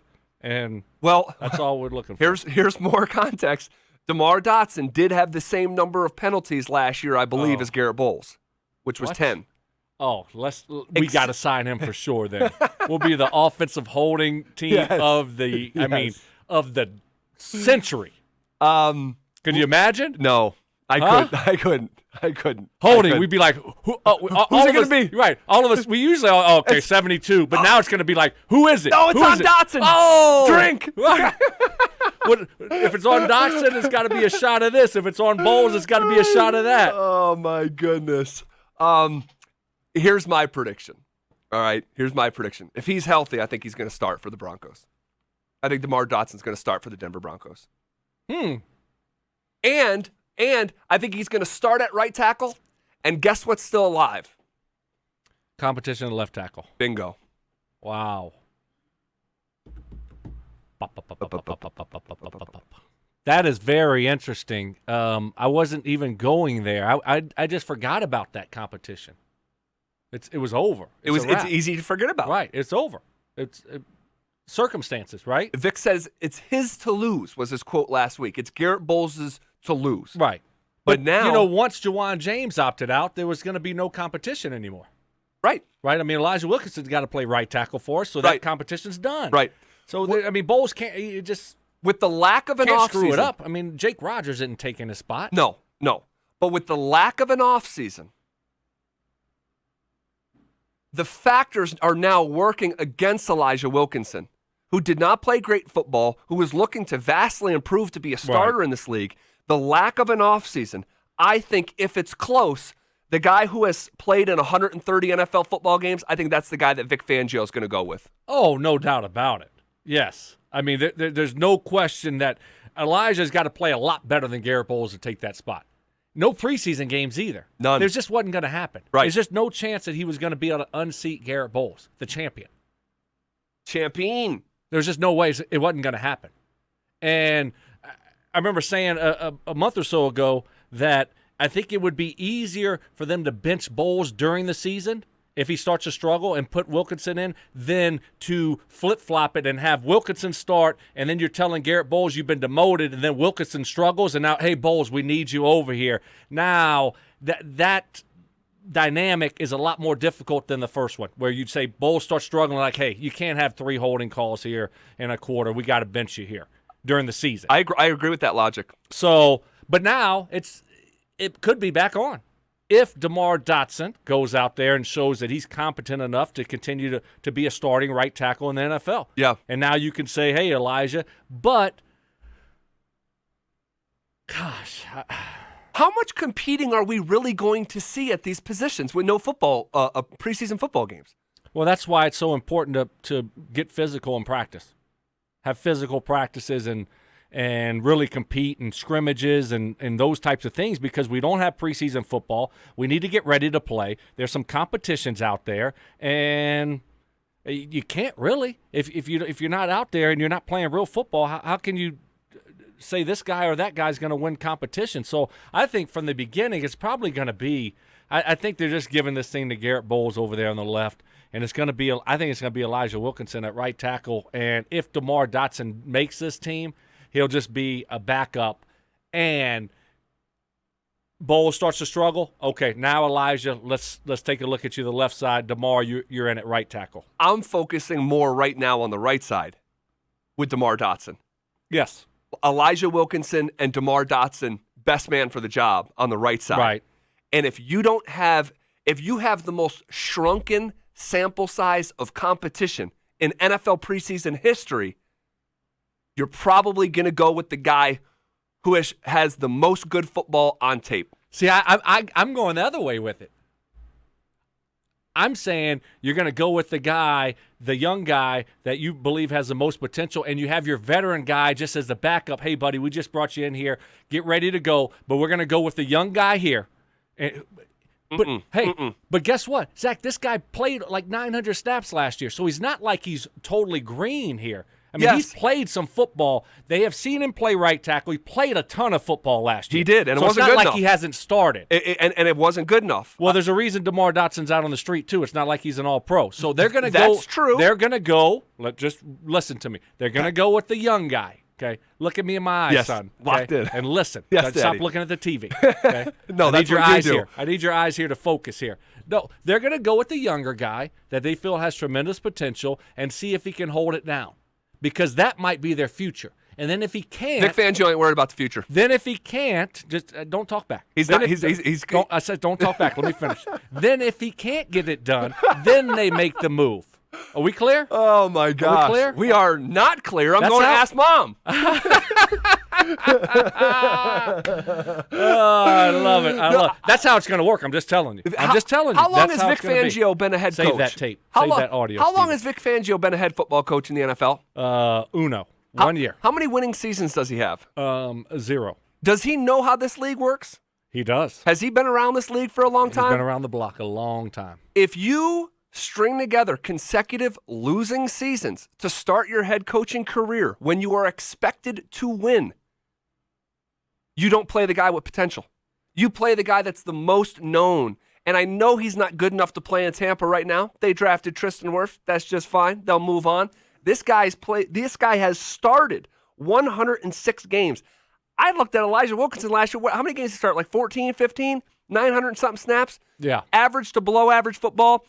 Pro Football Focus has him as the 59th rated tackle. I'm not hating on Elijah Wilkinson. You're hating. No, I like him. I like him Doesn't sound like it. in a swing role right now. Now with a full off season and a sample size to compete against other guys in different uniforms, now I think we're talking. But I think from the start, this is how I think it's going to go. DeMar Dotson's your right tackle. Garrett Bowles, your left tackle. Elijah Wilkinson, you're in the same role as you started last year. A valuable role. You're making a lot of points there, Zach. I'm just not. I can't go there though. I don't think that's how it's going to shake out. So who's the starting right tackle week Elijah one? Wilkinson. Who's the starting left tackle week Garrett two? Bowles. Week one, Garrett Bowles. Yep, that's what I believe. Maybe so. Against the Titans. Maybe so. What's the wager? What's I mean, you got Dotson and Bowles. I got Wilkinson and Bowles. I mean, that stuff is stacking up so much. Everything that you owe me, I don't know if I can even bet you anymore. You got to call it off at some time. What do I owe you? I don't even want to go into it right now. You still, I owe you one thing. No. I owe you one thing. No. You still owe me from the Super Bowl. Dinner in Castle Rock. Plus Dell's. I owe you the Dell's Cigar Lounge night. And then what did we wager dinner in the in Super Castle Bowl? Rock. Dinner. You wanted to get out of the house. You said your wife was driving you nuts. Let's make it a dinner. Remember that? Yeah, I remember. I'll be coming down. No, that's it. That's it. Okay, that's it. We'll figure it out. We'll figure something out. But I like your reasoning there. It's. We'll see, but hopefully they sign him. Hopefully they sign him. I think it's going to be a good signing for them to bring in more competition, some veteran competition there. If Vic Fangio, in his heart of hearts, had ideas of replacing Garrett Bowles at the left tackle spot, that door is still open. Oh, certainly. Because sometimes you have a competition, but in the back of your mind, you kind of know what you want to do, and you kind of know what you're hoping to see out of a certain guy, Elijah, left tackle. And that door has now been propped back open for a competition there. I just don't know where the true competition is. Is it between DeMar Dotson and Elijah Wilkinson for right tackle, or is it between Elijah Wilkinson and Garrett Bowles for left tackle? I think that's what it is, your first one. I think now, given the circumstances of what has transpired and Juwan James opting out, and looking at the lack of preseason games where you can really see a competition unfold, the lack of 49ers coming to town, Bears coming to town, having scrimmages against those teams and practices against those teams, not having that this year. It's hard. It's going to be very, very difficult to have a true competition. So what do you do? You can watch 101s. You can watch, all these things. You're making sense. Keep going. You go with the veteran. On the left side, and you go with the promising up-and-coming talent on the right side, and that's Elijah Wilkinson. Why did you just apply the veteran logic to the left side and not the right side? They know Elijah Wilkinson. They don't know DeMar Dotson. He has a long way to go to earn their trust, and I don't think he can earn they know more about DeMar trust. Dotson than they do Elijah Wilkinson.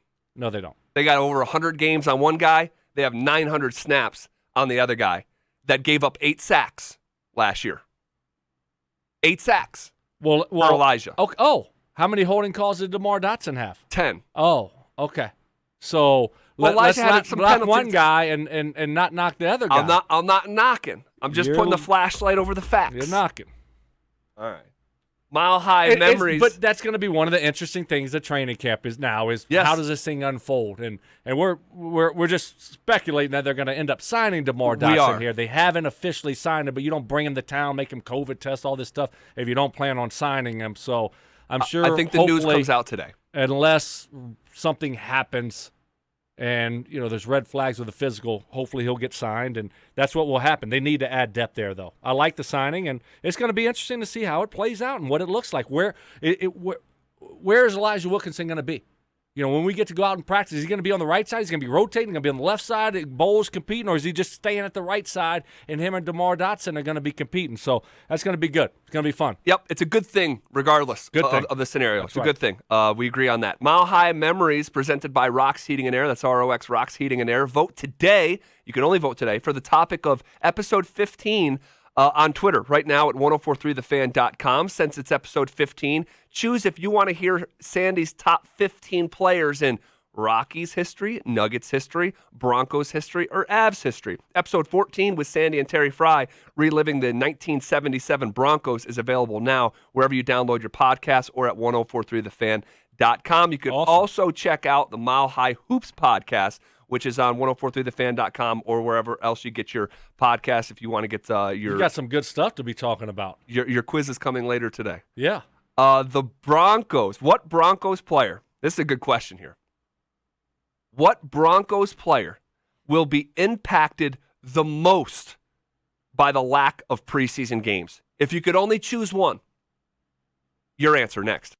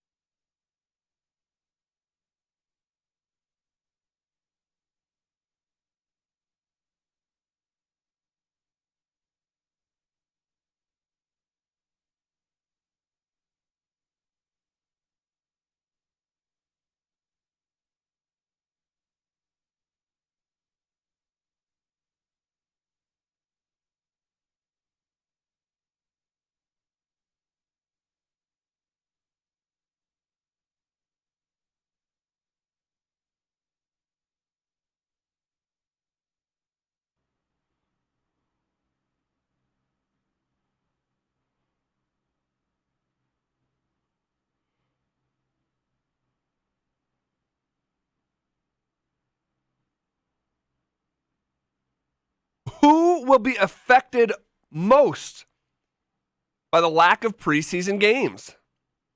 And the lack of games is going from 4 to 0. Stoke, when I say that to you, what Broncos player will be impacted the most? Who comes to mind first? Well, I think it's Drew Lock. I think that's the easy answer. For me, it's the young quarterback that has 5 starts, and you want to get him as many reps as possible, especially in a new offense. So I think that's the easy answer for me is it's just Drew Lock. I mean, it's got to be Drew Lock. I mean, there's other candidates that I went through, and I can say Noah Fant. I can say Jerry Jeudy, of course, because we're looking at him he's going to be the starting wide receiver opposite of Cortland Sutton. You want to get him game reps, live reps, get him comfortable. You're not going to have that. So I think he will be affected. Garrett Bowles needs work, game work. Bowles. Yes. In year 4. Yes. New offense. Huh. Hey, we're trying to get better, Zach. I think he could use the more reps he would get. We're talking about preseason games, right? Yep. The more reps that he could get, I think better off he'll be. Live reps, certainly with a new new offense. Okay. Candidate here. Candidate. Yeah, I'm not saying he's at the top of the list, but he's a candidate. There's a lot of candidates. They don't all win. Yeah. Okay. Bulls are right in here. Yes. Tier 4. I mean, come on. But I understand your logic. Okay. I understand your logic. I got some other ones also. But Drew Lock is ultimately your answer? Drew Lock is ultimately my answer. And other candidates are all of the cornerbacks opposite of A.J. Boye. Yeah. I think it really hurts them, all of them, whoever you want to. Bosby, Duke Dawson, Yadam, Callahan. I mean, Callahan, it would be nice to – I mean, you can't wrap him in bubble wrap until week 1. It would be really, really nice to put him out there for 2-3 series, each preseason game, see how he's moving, see if we can get some sort of level of trust. I mean, I guess that's even stretching it. You can't win that in the preseason, but we haven't seen him play a down of football in a Broncos uniform. So, and by the way, I do think you can throw A.J. Boye into the conversation because that's a brand new defense for this guy. So responsibilities, calls, all that stuff is going to have to be learned here without doing it in a real simulation of what he'll experience on Monday Night Football, which is, just by the way, our first NFL football game is 30 days from today. 30 days. Love it. Houston Texans, Kansas City Chiefs. I saw that. That's awesome. So awesome. It's everything is so, obviously different this year, but I was just thinking today, I don't even know where we're at in the summertime. It's like, oh, my kids are supposed to start school like today, but it's pushed back 2 more weeks and just Oh, is it? No, just stuff like that. Oh, okay. Yeah, but yes, the school pushed back the start time, so it's just it's so crazy. Normally we're at a training camp every single day and I don't know. It's just so different that it's like, 30 days. We're going to be having football, hopefully. Yeah. Fingers crossed. Yep. But ultimately, I think the answer here is Drew Lock, right? I mean, that's the guy that's going to miss not having preseason games the most. I disagree. What? I disagree. That guy has already gone through a full NFL training camp, a full NFL offseason leading up to 2019. He's played preseason games. He's played NFL games. Now, does he deserve to be a candidate? Absolutely. He's a young quarterback. He's the answer. But when you tell me that the starting center for the Broncos, the first time he's going to face another NFL player is on Monday Night Football against a D-line like the Tennessee Titans, you're going to tell me that a player like Michael Ojemudia is going to be asked to play snaps that matter, that could affect a win or a loss to start your season, and he's never experienced anything like it until Monday Night Football, national television, potentially a starting corner, if not maybe a third corner. I think Lloyd Cushenberry and Michael Ojemudia have to be right at the top of the list. I disagree. They can be on the list. I mean, you're talking about a center, okay? That's right. You're talking about a center. more important than Drew Lock's development. Drew Lock played 5 games. I'm not Zach, saying that's it's more important than his development. He's played 5 games. That's it. Okay? The starting center's played no games. Right. All he has to do is hike the stinking ball, and he can get help from his guards. Like, he's not out on an island like Garrett Bowles and, those interior guys. I mean, they all, it's like, okay, you help me out here, please. I'll help you out here on the next play. Look, it's really, really not that difficult. I'm just telling you. Nobody minimizes the center position like Brandon Stokley. It's important. It was very important. We saw it last year. I'm just kidding, obviously. You're not, though. But, Zach, the thing that you fail to realize and mention here is you realize this is a new offense. Oh, so you realize this is a new offense for Drew Lock. For Drew Lock. That's very important. So you can look at yeah, I see your face cringing. I can see it. That's why I like being in studio, because I can see you cringe. You know I got you now. Oh, Lord. Go ahead, tap out. Tap out. I just got you. I laid the trump card. This is a new offense for Drew Lock. Okay, he's never been in it. He needs these reps more than anybody. More than anybody. He needs them. Now, hey, if Rich Cangarello was back, then you could maybe make your point, and I could say, okay, Zach, all right. But with Pat Shurmur being here and them having no offseason, the preseason games for your quarterback are so important. It's a great point. It's a great point. That's what I do. That's what I do. Hey, Do I pivot? You have to. You have to. Go ahead and pivot. Admit you were wrong, that I was right, and we'll get the week started off on a right note. I will say that dynamic. I'll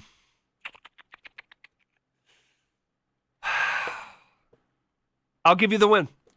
I will give you the win. Okay. Because it is a brand new offense, and the importance of the quarterback. Whatever it is for anybody else, you can put an exponent next to the quarterback. Yeah, right. Yeah. Doubly important. So many other positions that you listed as candidates are relying on that guy. Right. Most important position in sports. One of the toughest to play in all of sports. And you look at the failure rate at that position. I don't care if you have the number one pick. He needs to work. He needs to work. He needs to work. But this is another name that I thought of, and I don't know how the question was phrased. What Broncos player will be impacted the most by lack of preseason games? So this wasn't a player for me, but I think Pat Shurmur is on the list too.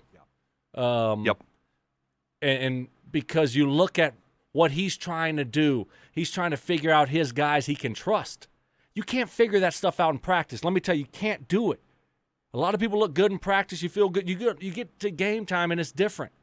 You start doing people make some just boneheaded mistakes. You're just like, what are you doing? Put me in that category. I look at it like, what was I doing? What was I thinking? So as a coach, you got to know who can translate their game from practices to the football field when it matters the most, and who can't. Right. And you can't do that by just watching scrimmages and watching them practice. Turn the lights on with 70,000 or no fans, but turn the lights on as game time. You start that heart starts beating a little bit different than it does during practice time. So Pat Shurmur needs to know who he can count on and who can trust, and he can't really get that feeling from just practices and no preseason games. Someone says Drew Lock already knows this offense. He's been teaching it to Jerry Jeudy. There's a big difference in all walks of life, knowing how something works and then going to execute it. Look, you know how my job works. I come here, you talk, you break on time, you say what you're going to talk about. Yeah, I know how to do that. Well, come do it then. Yeah. I'm not doubting Drew Lock knows the X's and O's on a whiteboard and can translate it to Jerry Jeudy. Can you go execute it? That's right. It's a big difference. It's everything. It's everything. But there's another Bronco that is going to be, I believe, severely impacted by a lack of a preseason, and we haven't said his name yet. I'll tell you who it is next.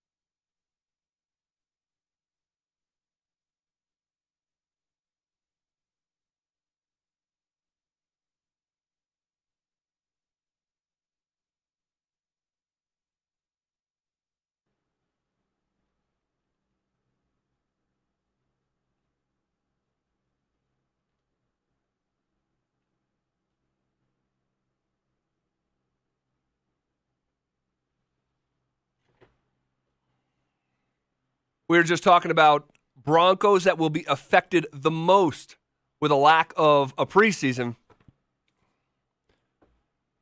And throw out some good names. Throw out some really good names. And you sort of twisted my arm on Drew Lock, saying, wait, well, hold on a second. This is a brand new offense. It's a brand new offense. To which someone, and I pivoted off my point because I looked at Lloyd Cushenberry and Michael Ojemudia, two players. This is not a Albert Okwuegbunam scenario. Both those guys have to play. Well, I don't know about that, Zach. Cushenberry, yes.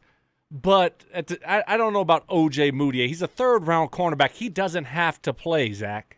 Stoke, yes, he's a third-round cornerback, but he was the first of the third-round cornerbacks. I think he's a top 75 pick, maybe 76 pick, something like that. Okay. This thing at a position of need. At a position of need. Sure, doesn't mean that he's going to play though. Well, look, when you turn a blind eye, he's not a top 10 pick. When you turn a blind eye to other needs of the football team, and look, and corner needed to be addressed as well. Like Right. You could have did that in the second round, and I would have been fist pumping. Yeah, we know. Go get Diggs. Trayvon Diggs. That's right. From That's Alabama. Right. I'll tell you what. If Trayvon Diggs, well, you got 5 guys that that you want in the second round. So we know. Well, look, the Mike Evans approach. Okay, no. I name names.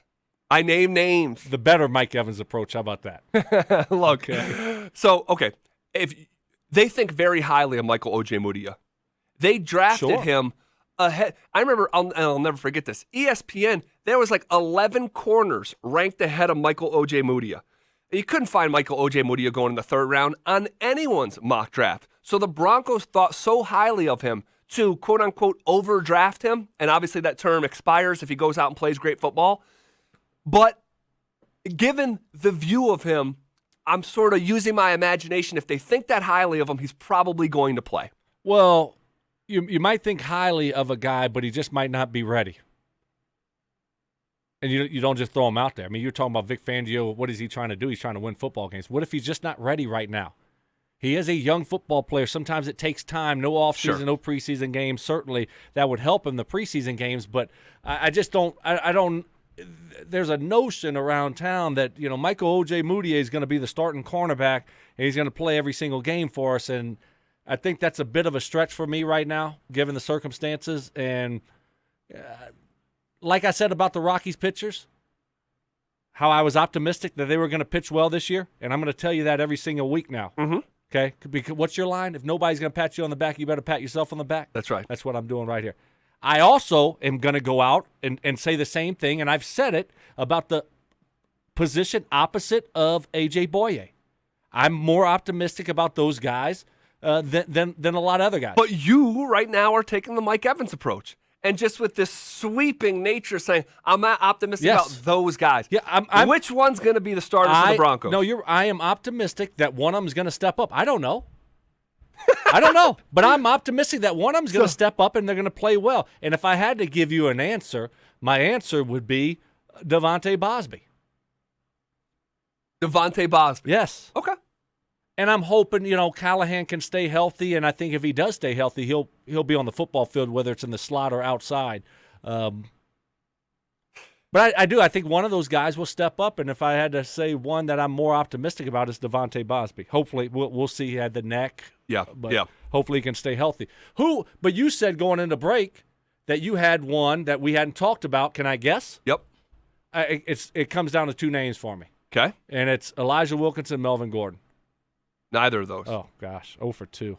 I'm like Nolan Arenado right now. Another 0 for.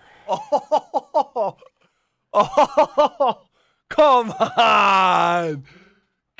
on. Guys, don't let him get away with that. 303-713-1043. That was a low blow. Come on.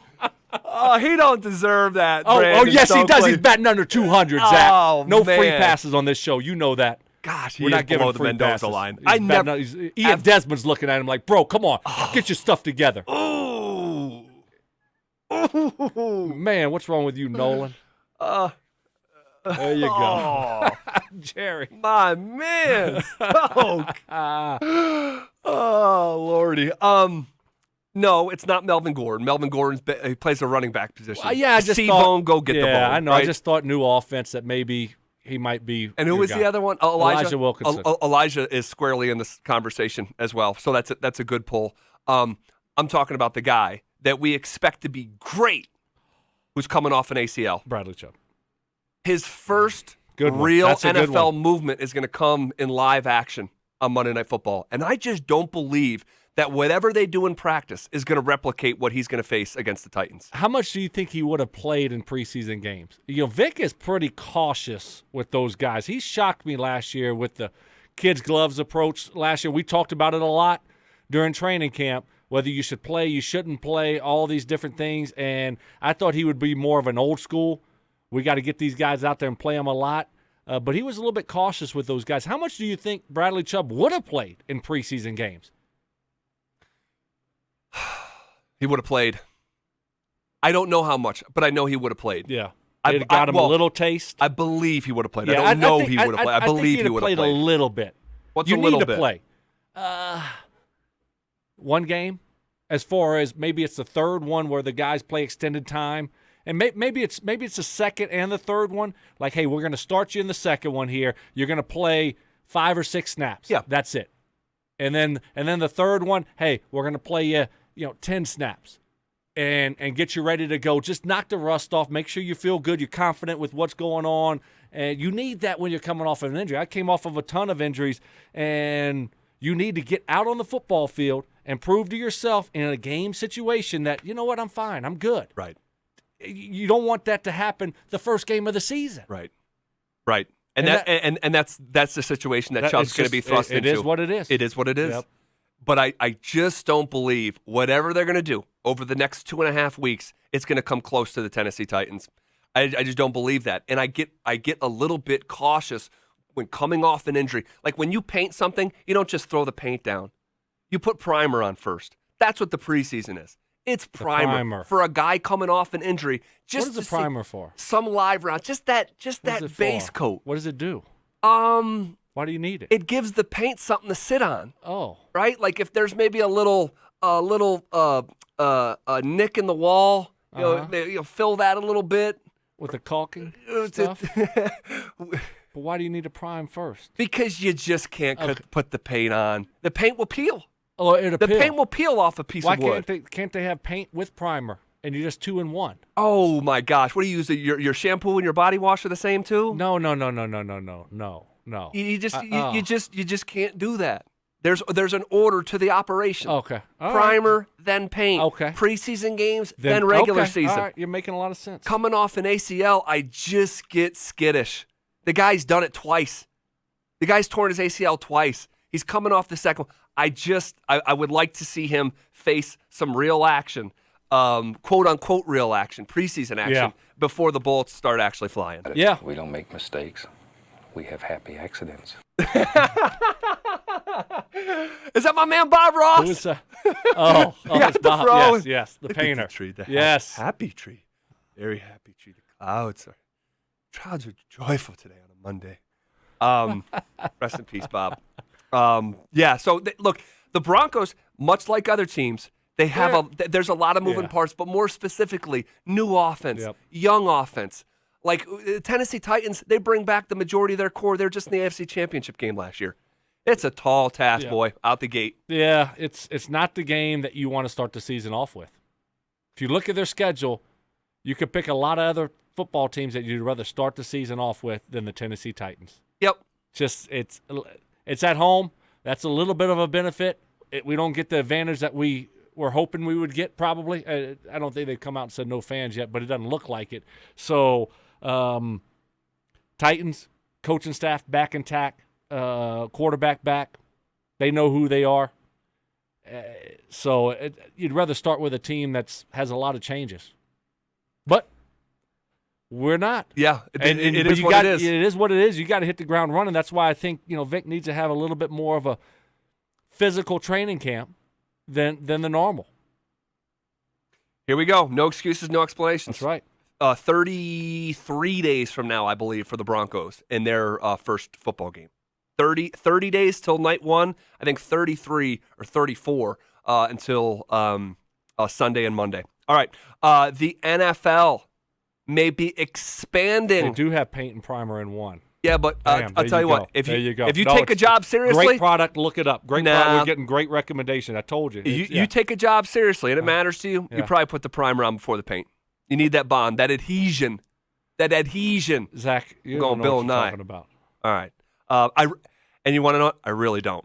Right. I really no, don't. I know. But I know enough. The NFL may be. I don't know enough to really give you a lot of pushback here. So, which that's is why. a position that I'd love for you to be in. I'm just like, okay, whatever you say, Zach.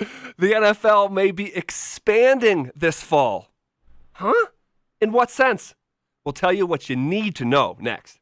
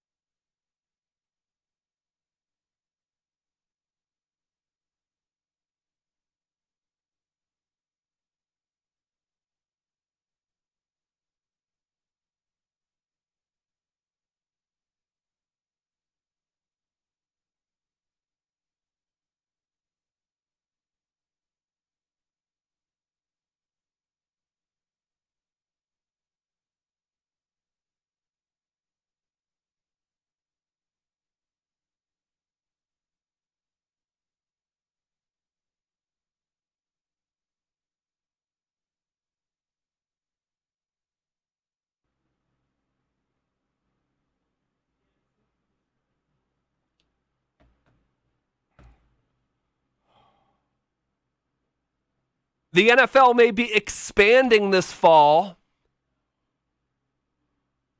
In what sense? Well, do you see this report, Stoke, over the weekend?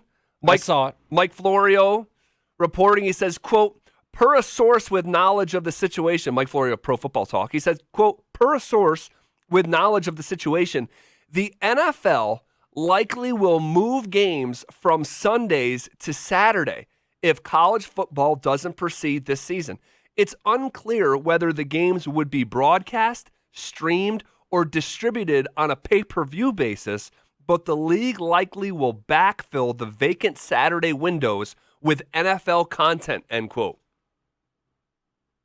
I like it. More football spread out over a couple days, for me is great. I think that would be great. You?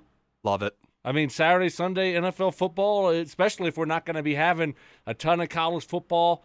What kind of, you're seeing all these reports going on here yesterday, today, and about these conferences tapping out. And so, yes, give me NFL. It just what it does for me is it allows me to watch more NFL football and not be so tuned into just one game. Now it's spread out a little bit more. I love it. I love it because normally, Broncos are playing and you got 4 or 5 other good games on, you miss them. I absolutely love the idea. Now, I hate the circumstance in which it's being framed, right? We all want college football. Course. And that's a conversation we're going to have here in just a couple minutes because we have new news. But I would absolutely welcome this if Saturdays were vacant. I think my wife would absolutely hate it. But this would now put NFL football, if this happens, on Mondays, Thursdays, Saturdays, and Sundays.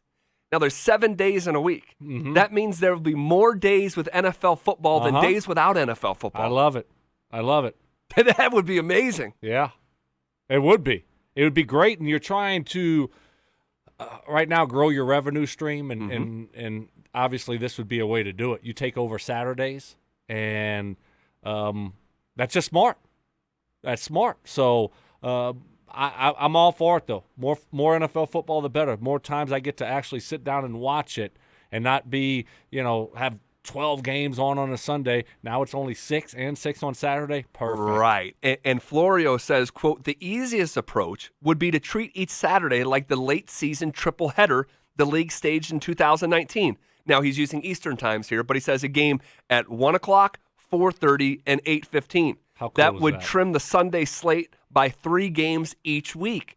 So that would mean on Saturday at 11 o'clock here in Denver, Colorado, we'd have an NFL game, followed by a game at 2:30, followed by a game at 6:15 on a Saturday. And then now that opens you up on Sunday to not be so scrambled with the red zone or having to ignore other games. You just hit on this, having to ignore other games and be hyper-focused on one. This would stretch everything out, let the product breathe, not over-occupy one day of the week with a jammed slate. Right. Man, that would allow me to ingest the product at an awesome pace without having to feed my whole face on a Sunday. Yeah, well said. I think that's got. If you love NFL football, how could you not like this idea? How could you not? It's a no-brainer. Hit us up. I mean, tell us, is there a reason you wouldn't like this idea? 303-713-1043. If you love football, you love NFL football, more days, better off. You get to Saturdays. I love it. Three on Saturday. Great. It's a little bit like Thanksgiving football, and you get that little extra few games during the day. It's awesome. I love it. I love that idea. Hopefully it pans out that way. We'll see. But certainly if there's not college football going on or a lot of college football going on, give me something on Saturday. That'd be awesome. The Colorado Rockies continue to roll 5 consecutive series win, first place in the NL West, tied for the most wins in the National League, and maybe the MVP of the NL. We tackle all that with Pedro Gomez of ESPN next.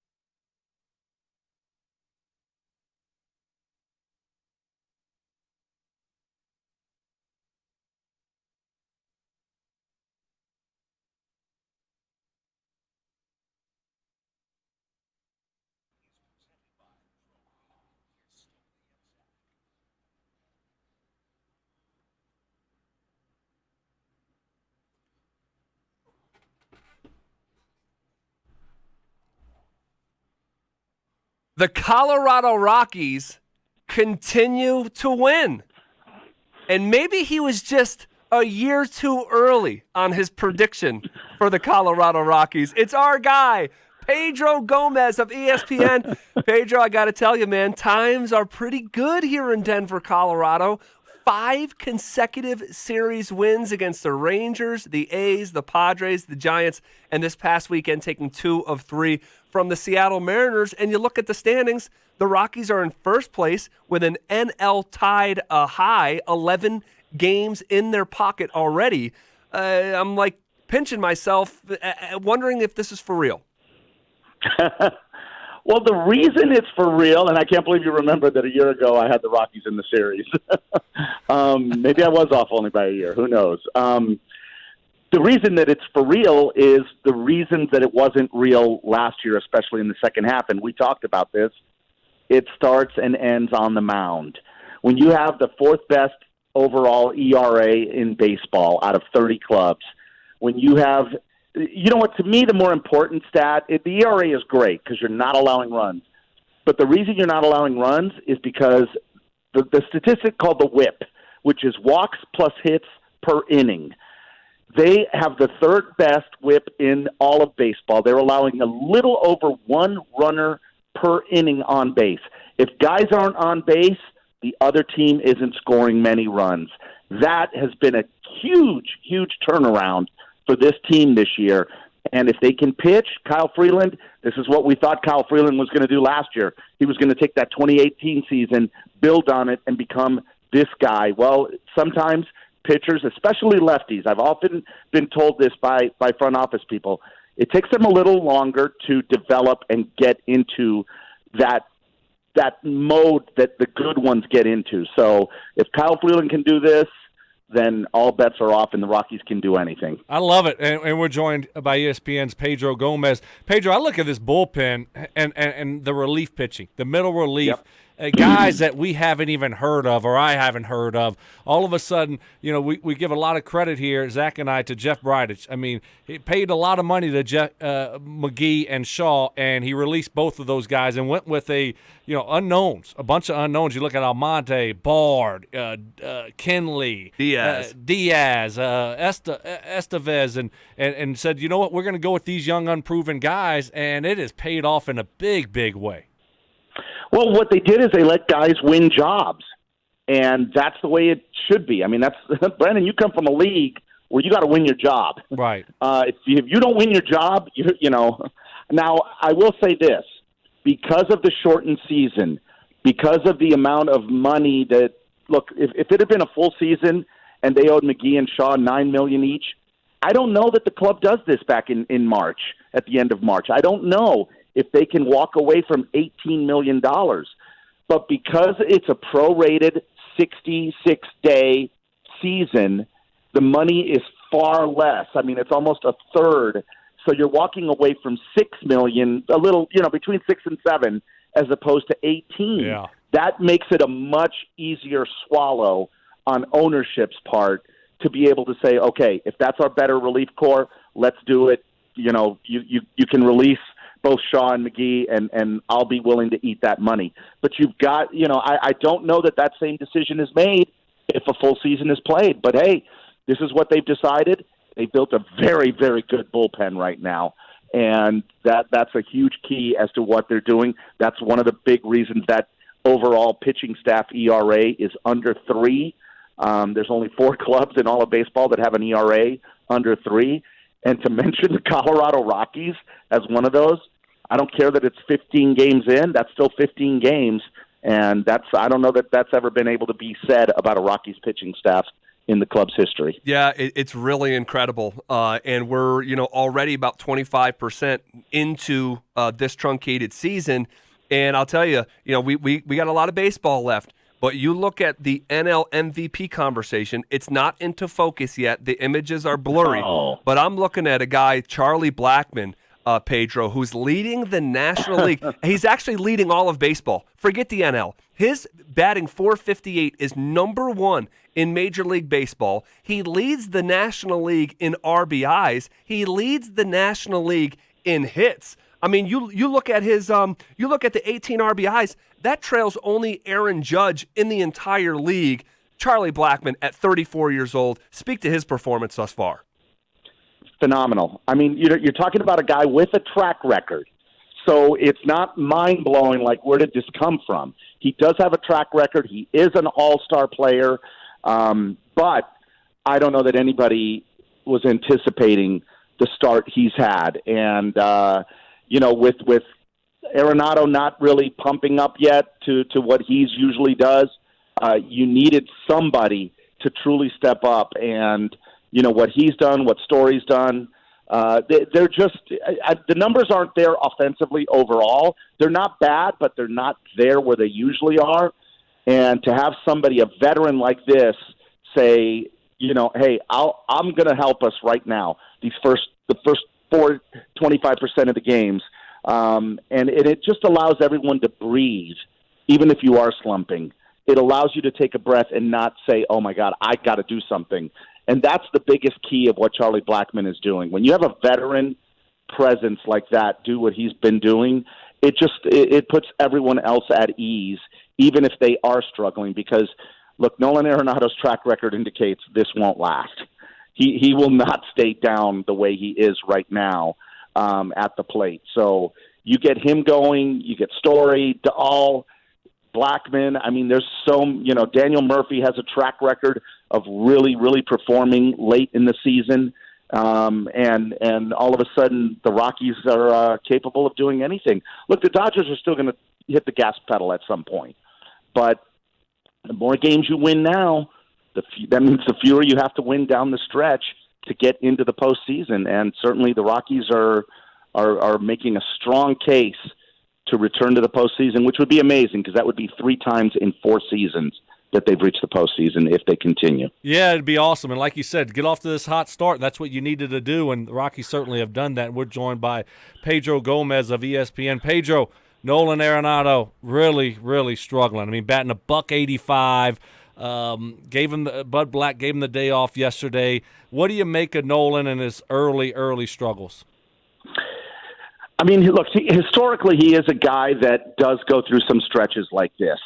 So the fact that he's doing it right now at the beginning of the season, that could bode very well. Because if he shakes this off and for 30 or 40 games he's the Nolan Arenado we've seen for 6 years, then there's going to be little that can be done to stop this freight train that's going on right now, other than if the pitching completely falls apart. So my money will always be on Nolan Arenado. I don't care what anyone says. Yes, he is not performing up to his levels, but that's why they call it a season. And even though it's 60 games, it's still a season, so to speak. I think that we'll be talking about this in a few weeks, saying, remember when Arenado was struggling and Bud Black sat him for a day? I think we'll be looking in hindsight saying, yeah, well, maybe that day off was all he needed. Pedro Gomez of ESPN dropping by here live on Stokley and Zach. What do you think the biggest storyline for the Rockies is thus far in their terrific start? Certainly the pitching, the starting pitching, the bullpen, A to Z, the pitching staff, which, look, I asked Bud Black this question yesterday after the game with the Mariners on the Zoom call, and he said, look, in a lot of ways we're the same team, but in a lot of ways we're a brand new team, and a lot of that has to do with the pitching. And really, when you look at the names, the rotation still, for the most part, is the same. It's that, what Brandon, what you were talking about a little while ago, it's those guys that come in the 6th, 7th, 8th, 9th inning. That's where a lot of the new names are, and those guys are absolutely performing at a level that, it's a major league level. As Jim Tracy, the former Rockies manager, told me a long time ago, I was talking to him, and you guys know Jim well, that, he's a fantastic person and a wonderful baseball mind. And he said, Pedro, this is a do league. It's not a try-hard league. And that's what Major League Baseball is. It's a do league. And right now, that middle relief corps is doing. Yep. And if you do that with the rotation, the way it's been pitching, if you can get 5 or 6 innings out of Gray and Sensatella and Marquez and these guys, then and you're turning it over to this lockdown bullpen, those are the teams that perform well in October because bullpens are so important in a postseason series. They're the key to everything. We saw it a few years ago with the Indians when they went to the World Series and lost to the Cubs. Yep. It was Andrew Miller coming out of that bullpen, and nobody could stop him. And so if you get the middle relief corps just hitting on all cylinders like this, anything is possible. Pedro, last one for me, and we're joined by Pedro Gomez of ESPN. What, you got any storylines from around Major League Baseball that has gotten your attention this year so far? I mean, obviously the St. Louis Cardinals are the biggest story right now. I mean, here you've got clubs that have played 17 games, and the Cardinals have played 5. Wow. And it will, if they play on Thursday, it will be 16 days between games for them. I mean, over 2 weeks of a layoff. Wow. It's mind-boggling to think that by then you could have clubs that have played 20 games, and the St. Louis Cardinals will be sitting at 5 because we know they're not playing today, tomorrow, or Wednesday. So clubs can reach 20 games played by then, and this club will still be sitting at 5. And who knows if they're going to play because they keep having series postponed because they keep getting more players and staff testing positive. So at some point, I don't know if that is feasible for them to be in contention for a postseason spot, even if we go by winning percentage. I mean, if one club plays half the schedule, I don't know how fair that is to everyone else. It's certainly something that I'm sure the New York offices are wondering what they're going to do. Pedro, last one for me, and I'd be remiss if I didn't ask about it. The Astros, we're in a fight yesterday again. Yeah. You've been covering this sport forever. In fact, let me just ask you, how many years have you been covering pro baseball? Late 80s. Jeez, okay, so the sample size is more than appropriate. Are the Astros the most hated team in your time covering sports? Oh, boy. I haven't sat and thought about it, but you know what? Off the top of my mind, absolutely. Just off the top of my mind. I'd have to really go back and think, but right now I cannot think of another club that has gained the disdain of so many people, and people that have been willing to go on the record with their disdain. Because it's one thing for, I'll get a player pull me aside going, man, I can't stand that guy on that team. But that's private. He's like, I don't want it on the record. I'm just letting you know that guy's a real, Right. You know what. Yep. And in this case, players have gone on the record stating how much their disdain is for the Astros. So I would say that, that's probably an accurate statement. I cannot think of a club that has and typically these guys protect each other to the nth degree. They're part of a larger fraternity, right? And yes. I just can't remember players within the sport carrying such vitriol towards a specific team and a handful of players. And I don't think it's going to end. I think that as each club starts to, either see them again or see them for the first time, there's a lot of that going on.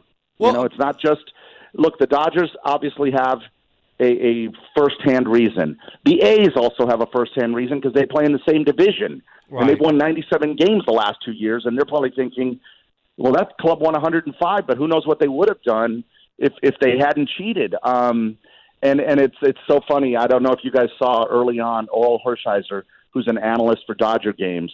Jose Altuve struck out and he looked bad striking out. And as they were going to break, on air, Oral Hershiser, who's one of the nicest people in the game, said, well, it's a lot harder when you're guessing as opposed to knowing. Yeah, that was good stuff. That's all he said as they went to break. Yep. And that's coming from one of the sweethearts of the game. Yep, and we talked about that the next day. Let me ask you one more question here, Pedro. Just real quick here. What I'm seeing with the Astros is it's almost like you can't touch them. You hit their guys, and all of a sudden you're going to get suspended 8 games. But then all of a sudden they can come after you, like we saw yesterday, and hit the same guy 2 times, and then everything is fine. I don't get the double standard here that the Houston Astros are actually benefiting from cheating. I think we're going to find out within the next 24 hours what is up, because the commissioner's office will hand out suspensions, and if they only hand out a suspension to the hitting coach, of the Astros, then you're right. Then I think then the players are going to say, okay, if New York is not going to take care of this, then we're just going to have frontier justice handle it. And that's the way baseball was played for, more than a century. Was frontier justice took care of everything. And if the New York offices can't, rein it in, I think that we're going to see more and more of this. Well, we'll leave it there for now. I'm so glad the tone around this whole conversation, the majority of it, until the Astros, it was very positive, and we're so eager to watch this Rockies team, continue to play well. And they'll play tonight and see if they can keep it going. And Pedro, hopefully it's the same tone when we talk next week, man. Absolutely. God, it's great to be back with you guys. Yep, thanks, great to Pedro. have you. There he goes. Pedro Gomez of ESPN, presented by Bet Rivers Sportsbook, McGill's Hotel and Casino. KKFN, HD1, Longmont, Denver. Gosh. We were just I noticed it. I noticed it. But I noticed it earlier, but we were going so good with Pedro. Yeah. I didn't want to interrupt it, but I felt like we needed to get it in, so I'll take the W. Well done. Appreciate Pedro. See if these guys. That's great, man. It was good stuff. I love hearing his insight with the Rockies, obviously, but also just around the league. Stuff that maybe we haven't caught up on, and obviously that was a great question. The Astros, we talked about it earlier, but man, has there been a team that has pissed you off more? No. And I've stuck up for them, but now I am so fed up with them and their treatment that they're getting from Major League Baseball that I can't stand them. You speak for the both of us. You speak for the both, and I just again going back to the hate within a sport. Like, when is the last time that a team within its own sport was hated by their own contemporaries, willing to go on the record? Like, we've heard whispers about guys like Pedro was just referring to. Yasiel Puig. Yasiel Puig's one of them. Heard guys just say, like, I don't want to be around that guy. But maybe not as willing to go on the record till after the fact. This is in the moment, and guys are just crushing them. And you reap what you sow, man. Yeah, and he said it well when you're talking about the A's in their division, and you're looking at this team like, goodness, we weren't playing on a level playing field against those guys, and you play them more than anybody else, right? And yeah, you're going to be a little bit upset. Now all of a sudden they're hitting you, they're beaming you, they're hitting you with the ball. Like, come on, yeah. That's going overboard. So he's exactly right. Let's see if there's anything handed out. Now the bench coach, the hitting coach, or whoever that dude was that incited the fight. Melee, he needs to be suspended. But what about the pitcher? Is he going to get treated like Joe Kelly did? No way. He actually hit a batter, not once but twice. Right, Joe Kelly didn't hit anyone. Was it the same pitcher? I don't know if it was the same pitcher or not. I don't know. I wasn't watching the game. I just saw some of the highlights. I saw the highlights. I didn't watch the game. All right. So we'll see. By tomorrow when we come on the air, we're going to have some answers to that question. And hopefully we're coming on the air talking about the Rockies getting off to a good start in a series against the Diamondbacks, a series that the experts in the desert forecast them to win in terms of the series. Yep. So they will not have German Marquez at any point during the series, as he just pitched yesterday, and this is going to be a bang, bang, bang Monday, Tuesday, Wednesday affair. John Gray will be on the mound tonight. He's going off against Robbie Ray, who we have been seeing for years here with the D-backs, and then followed by, who is it, Senzatella and Freeland. So it will be Gray, Freeland, Senzatella. And the game on Wednesday is going to be on ESPN, if I'm not mistaken, during our show. So that'll be kind of fun too. Hey, how about the Denver Nuggets? How about the Nuggets? These guys continue to play well. They beat the Jazz over the weekend. I mean, what a game that was. Dude, double overtime, 134-132. Jamal Murray, his first bubble experience, getting his bubble popped, if you will, playing really well. He had a career high. How about this? This is coming off a hammy. Baby hammy. Career high 12 rebounds. That's pretty darn good. That's a good way to... He almost messed around and got a triple-double. 23, 12, and 8 for Jamal. Major shots at the end of regulation. Tie, go-ahead type of shots. He was a big-time player. He was. Jokic was huge again. Are you willing to return back to conversations we used to have a year ago when you questioned Nikola Jokic down the stretch of games that the Nuggets didn't really have a guy to close out games? Whoa. I didn't question him, okay? But I asked, who's that guy going to be? Who do the Nuggets have to step up and be the closer? And I did. And you looked at this team, and you need one of those guys, and Jokic has really delivered. I mean, he's delivered. You see Jamal Murray making some big-time shots. So, and I think once Michael Porter Jr. gets solidified in the lineup, probably next year, he'll probably take over that role also. No way. That is Jokic's role. He is among the best performers in the NBA in clutch situations.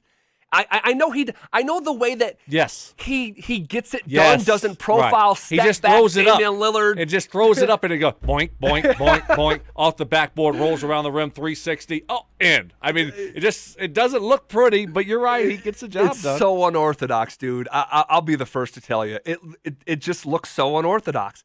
Trying to wrap your hands around who Jokic is as a player, if you were going to describe him to someone who had never seen Nikola play, would be a little bit of a task because you can't find the comparables. There's just no one like him. He's a one of one. He's a total unicorn, a 7-footer that hands out triple doubles like Oscar Robertson. I mean, he is so special. How about this? Here's a note on Nikola Stoke. 25 points or more in 3 of the last 4 games. He's averaging more than 10 assists in the last 4 games. And in that 4-game stretch, he is 20 of 21 from the free throw. That's 95%. This is your center. This is your 7-foot center who has the ball in his hands. It has been a long-standing strategy throughout NBA history to try to put the center at the free throw line. Right. Nicola's 95% in the last week. It's stunning. Yeah, it's really remarkable. I'm a little bit concerned with hoping that Jamal Murray, he can stay healthy. Played him too many minutes. It's supposed to be on a minute restriction. Next thing you know, this is what happens. It gets competitive, and coach just forgets about the minute restriction. Yeah. You got to have a plan in place and you got to have a bigger picture in mind whenever you're going through this and saying no matter what, like the Pelicans did with Zion, just coming to the top of my mind. Mm-hmm. It doesn't matter how good you're playing, where we're at. This is the plan here.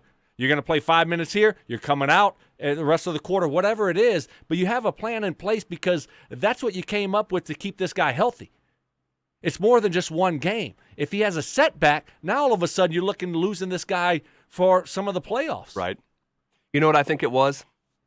I know what it was. What was it? Well, it was just getting competitive, and you just say, hey, you know what? And the player wants to play, and the coach ignores the plan, which is not a good thing. You put it in place for a reason. I think you talk about the bigger picture with Jamal, bigger picture with the playoffs. I think that might have been part of the thought process for Mike Malone, because the 2 seed is now back in play for the Nuggets. And I think that he would love to get that 2 seed. I think. I don't know how they're thinking with matchups. Right. But there's an opportunity for the Nuggets to steal the 2 seed from the Clippers. Just 1 game back from the Clippers now. And they're playing them here. They're playing them. They got tough last, 3? Lakers, Clippers, Raptors? Bingo. Okay, yeah. I mean, they got a tough final 3. Well, the only question I have is, the Lakers have already locked up the 1 seed. Now they're playing not bad ball right now. Lost 3 in a row since they locked up that seed, and they play tonight on ESPN at 7:00. Cannot wait for that basketball game because they are scuffling. The Nuggets are playing well. They're gonna play the Clippers, who are beatable, right? So if the Nuggets go 3-1 or 3-0 in their last 3, they lock up the 2 seed. If they go 3-0 here, or 3-0, they go 3-0. They're going to be the 2 seed. Yeah, and as a coach, look, I get that. You're looking at the coach Mike Malone, and does he possibly want to get the 2 seed? Of course. But at the same time, you put a plan in place for injured guys. You don't ignore it because the game gets competitive. Yeah, it's a plan because next thing you know, this guy has a setback. I don't care if you have the 2 seed, the 3 seed, whatever seed it is. It's not going to matter. You need him. And so that was a little bit concerning to me that he just played way too much after not playing and not really practicing or doing much at all here. You played him way too much. 39 minutes. Yeah. The plan was 22. I mean, that is like blowing through the stop sign. Yeah, that's not responsible. Well, and that's your job as a head coach. Sure. That's on you and your assistant coaches to make sure that the plan that is put in place is followed through. Okay? That's why you have a plan. And when you don't follow through, there's now nothing. There's nothing for me to say because I'm not arguing with you. Had something gone wrong, right? Oh, had something gone wrong, the narrative around that decision would be front and center on Mike Malone's plate. Yep. Front and center. But here's another detail for you, right? You beat the Lakers tonight, who are scuffling, lost 3 in a row. You have the Clippers, who was 1 game ahead of you. The Raptors are 4 games ahead of the Celtics for the 2 seed. There might not be reason for them to play at all. Take a little break. Take a little break right before the playoffs start. That's like resting your starters week 17. Let's rest up. Right? Let's rest up. There is an avenue. If they can get by the Lakers and the Clippers where they can easily win that game against the Raptors who are resting. Well, you could start to use your imagination. Right. If they win tonight, how big is that Clippers game? It's massive. It's massive. I mean, it's all eyes are on that game. Yep. So that's they got to win tonight, though. Got to win tonight. I don't think it's a good thing that the Lakers have been struggling because now all of a sudden they're saying, "Hey, we got to get our stuff together here." Was thinking the same thing this morning. So you're not going to just all of a sudden sneak by the Lakers. Yeah, there's like a heightened focus. Let's go. They have we got to get right. going here. We got to get our stuff in order here before the playoffs. And just so happens that the Nuggets are playing. You wish you would have played them a couple nights ago. Yeah. So you're going to get their attention and their focus. Yeah. Well, I just in general, by the way, I just want to make sure I say this before things get truly, truly serious. I think I'm selling my Lakers stock for the playoffs. Oh. I am. I think I'm just, you know what I'm doing? I'm just believing what my eyes tell me. Yeah. They lack synergy. They lack a connectivity. You don't think they can get it back with LeBron and Anthony Davis? And they could. It, just like, bam, we're back. I'm talking about championship aspirations. Well, obviously, I just championship or bust for them. I look at, I'm looking at, Quinn Cook and Jared Dudley, like playing legitimate minutes. They're lacking Quinn something. Cook was back at Duke. Then that's one thing, but with the Lakers, it's another. They're lacking a connectivity that I previously did see. Is it the additions of guys like Deion Waiters and J.R. Think about that. Deion Waiters and J.R. Smith are on the same basketball team. Oh, that can't be good. This isn't, an AAU circuit. Right. It's NBA championship aspiration Lakers basketball. But I think I'm selling my stock. And I'm going to go on the record and say one more thing. Okay. I cannot on see the record stuff today. I cannot see any NBA club. Steve and I were having this conversation last week off the air. I cannot see any NBA basketball team beating the Clippers 4 times in a 2-week period. Just can't do it. I look at 2 of the best perimeter defenders in the sport, and Paul George and Kawhi Leonard. I look at the depth that they have, the defensive-oriented mindset that they have. They have the scoring. They have the 6th man of the year, 2 of them. And Montrezl Harrell, I guess, is back in the bubble. He's back in the bubble. So, look, I think the Clippers are going to celebrate a championship, and I think Kawhi Leonard is going to become the first player in the history of basketball to win 3 championships with 3 different teams and be the finals MVP for all of them before the age of 30, BTW.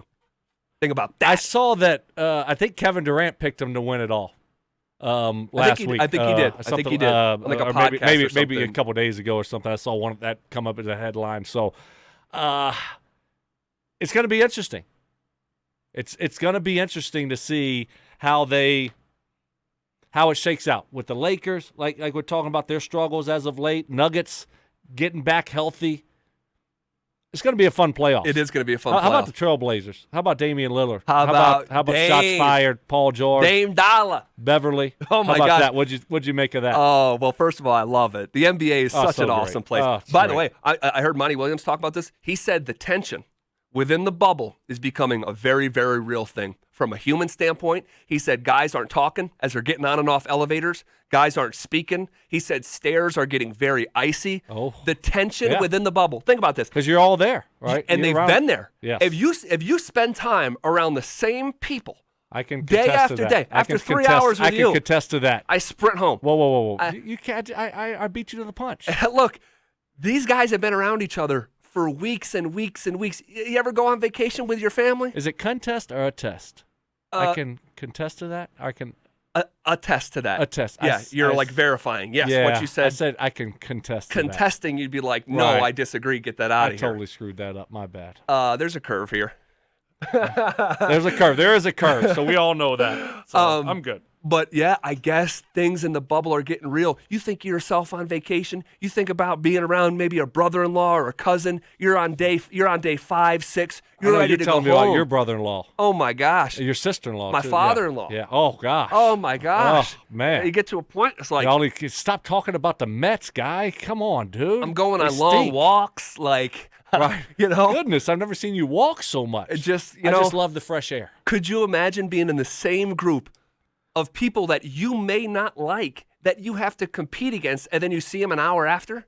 I mean, it's just, it could become poisonous, and that's what's happening between Dame Lillard, Paul George, and Patrick Beverley. If you guys missed it, man, they were going at each other on Twitter. Like, it's real. It's not like basketball heat. This is real heat. Talking about, now you got sisters involved and baby mamas. Oh, you got baby mama drama. Love baby mama drama. You got to throw some of that in there. Why not? Paul George, apparently impregnated, his girlfriend who, used to dance, professionally. Nothing wrong with that. And then that is being emphasized by Damian Lillard's sister. Oh, and now baby mama is coming back at the sister. Oh, sister and baby mama calling drama. her a cow. I mean, it's just like who called who a cow? Paul George's baby mama, ex-dancer baby mama. Right. Went on that mellow plan.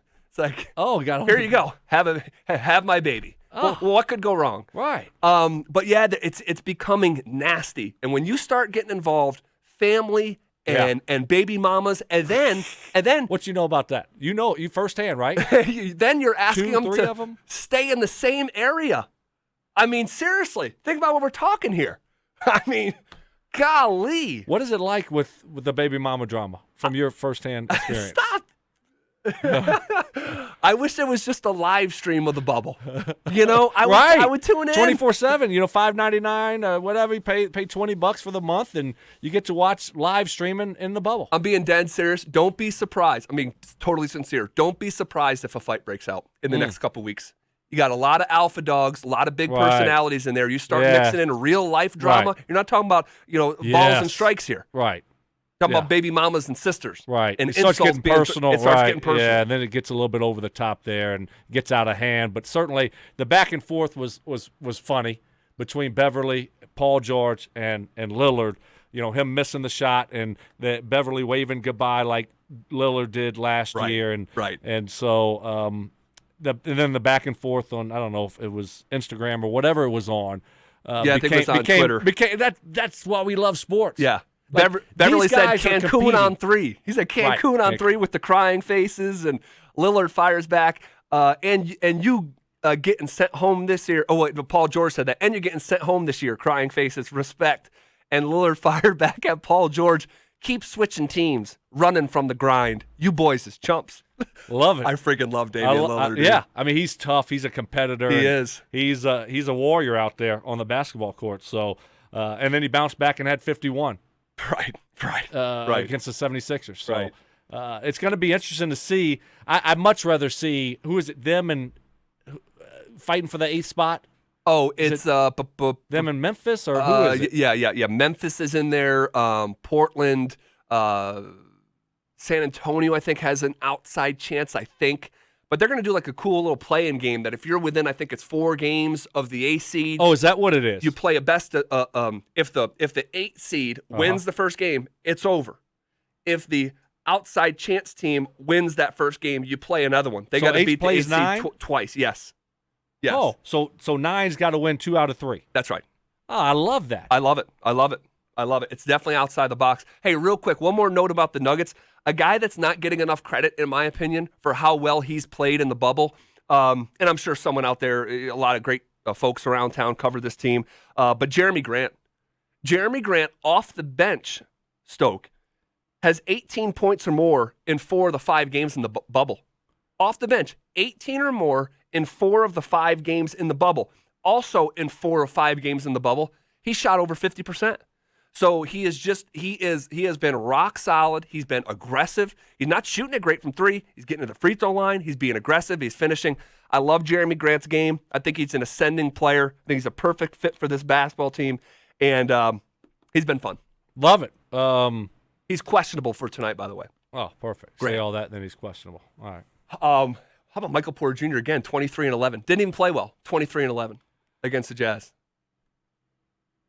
Look, he just keeps doing it. And now he's doing it consistently, night in and night out. Like you said, I mean, he didn't play his best ball.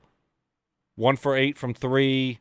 But you know what I love is 8 for 8 from the free throw line. You know, if your shot's off a little bit, find ways to get to the free throw line, knock down your free throws, and there you go. You're going to end up with 23. Yep. Just like he did. Yep. So, played a ton. I mean, 45 minutes for him. Ton of minutes. A whole lot of minutes. It's a whole lot of minutes. That's a whole lot of minutes. But I just love the pickup. I love Jeremy Grant.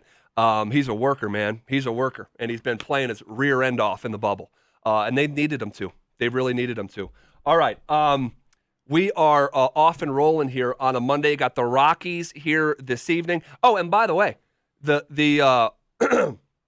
Colorado Avalanche. Colorado Avalanche. Now, I know of the 4 sports, let's just be honest, we don't talk a ton of Avalanche. You and I are big Rockies fans. We're big Nuggets fans, and we cheer for the Avs, no doubt. But they have, I was looking at their Stanley Cup chances, seeing how they've changed here.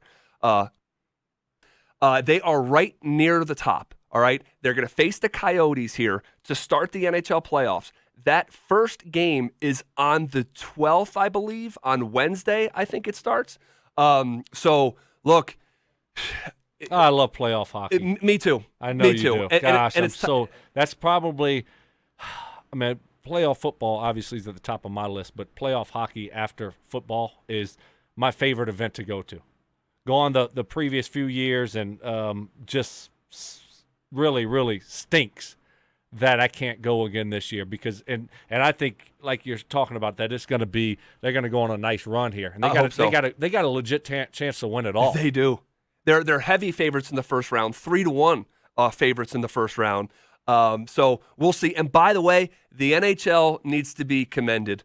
They need to be commended because they administered 7,245 tests from August 2nd to August 8th, daily testing conducted for members of each of the team's 52-person traveling party.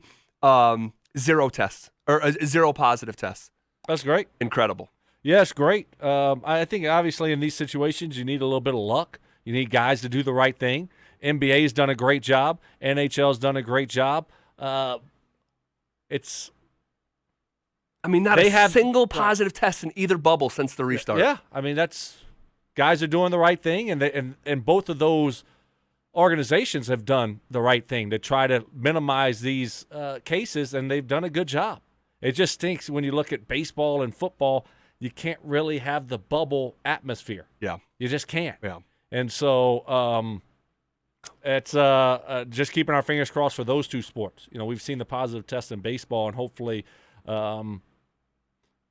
it doesn't continue to grow and get bigger and bigger and more cases. Because Pedro Gomez talked about the Cardinals. They played 5 games this year or something. I mean, it's just crazy. Yeah, it stinks. It stinks. But those other leagues, NHL, NBA, round of applause. Done because a great job. There was a lot of doubts. Yeah, a lot of doubts. It's hard to pull off something like that. So sure. you got to. I mean, it's that magnitude. You got to go above and beyond. And it felt like a minute there. There was some people almost rooting against it. As crazy as that idea sounds, it felt like that. I'm not buying that. I saw somebody tweet something like, I'm like, who's rooting against it? I mean, come on. It felt like there was some folks, maybe not the world's biggest sports fans, but using sports as a political vessel to accomplish whatever they want to accomplish. All right. Is the competition for left tackle back on? Is the door back open? We'll take a dive into that conversation next.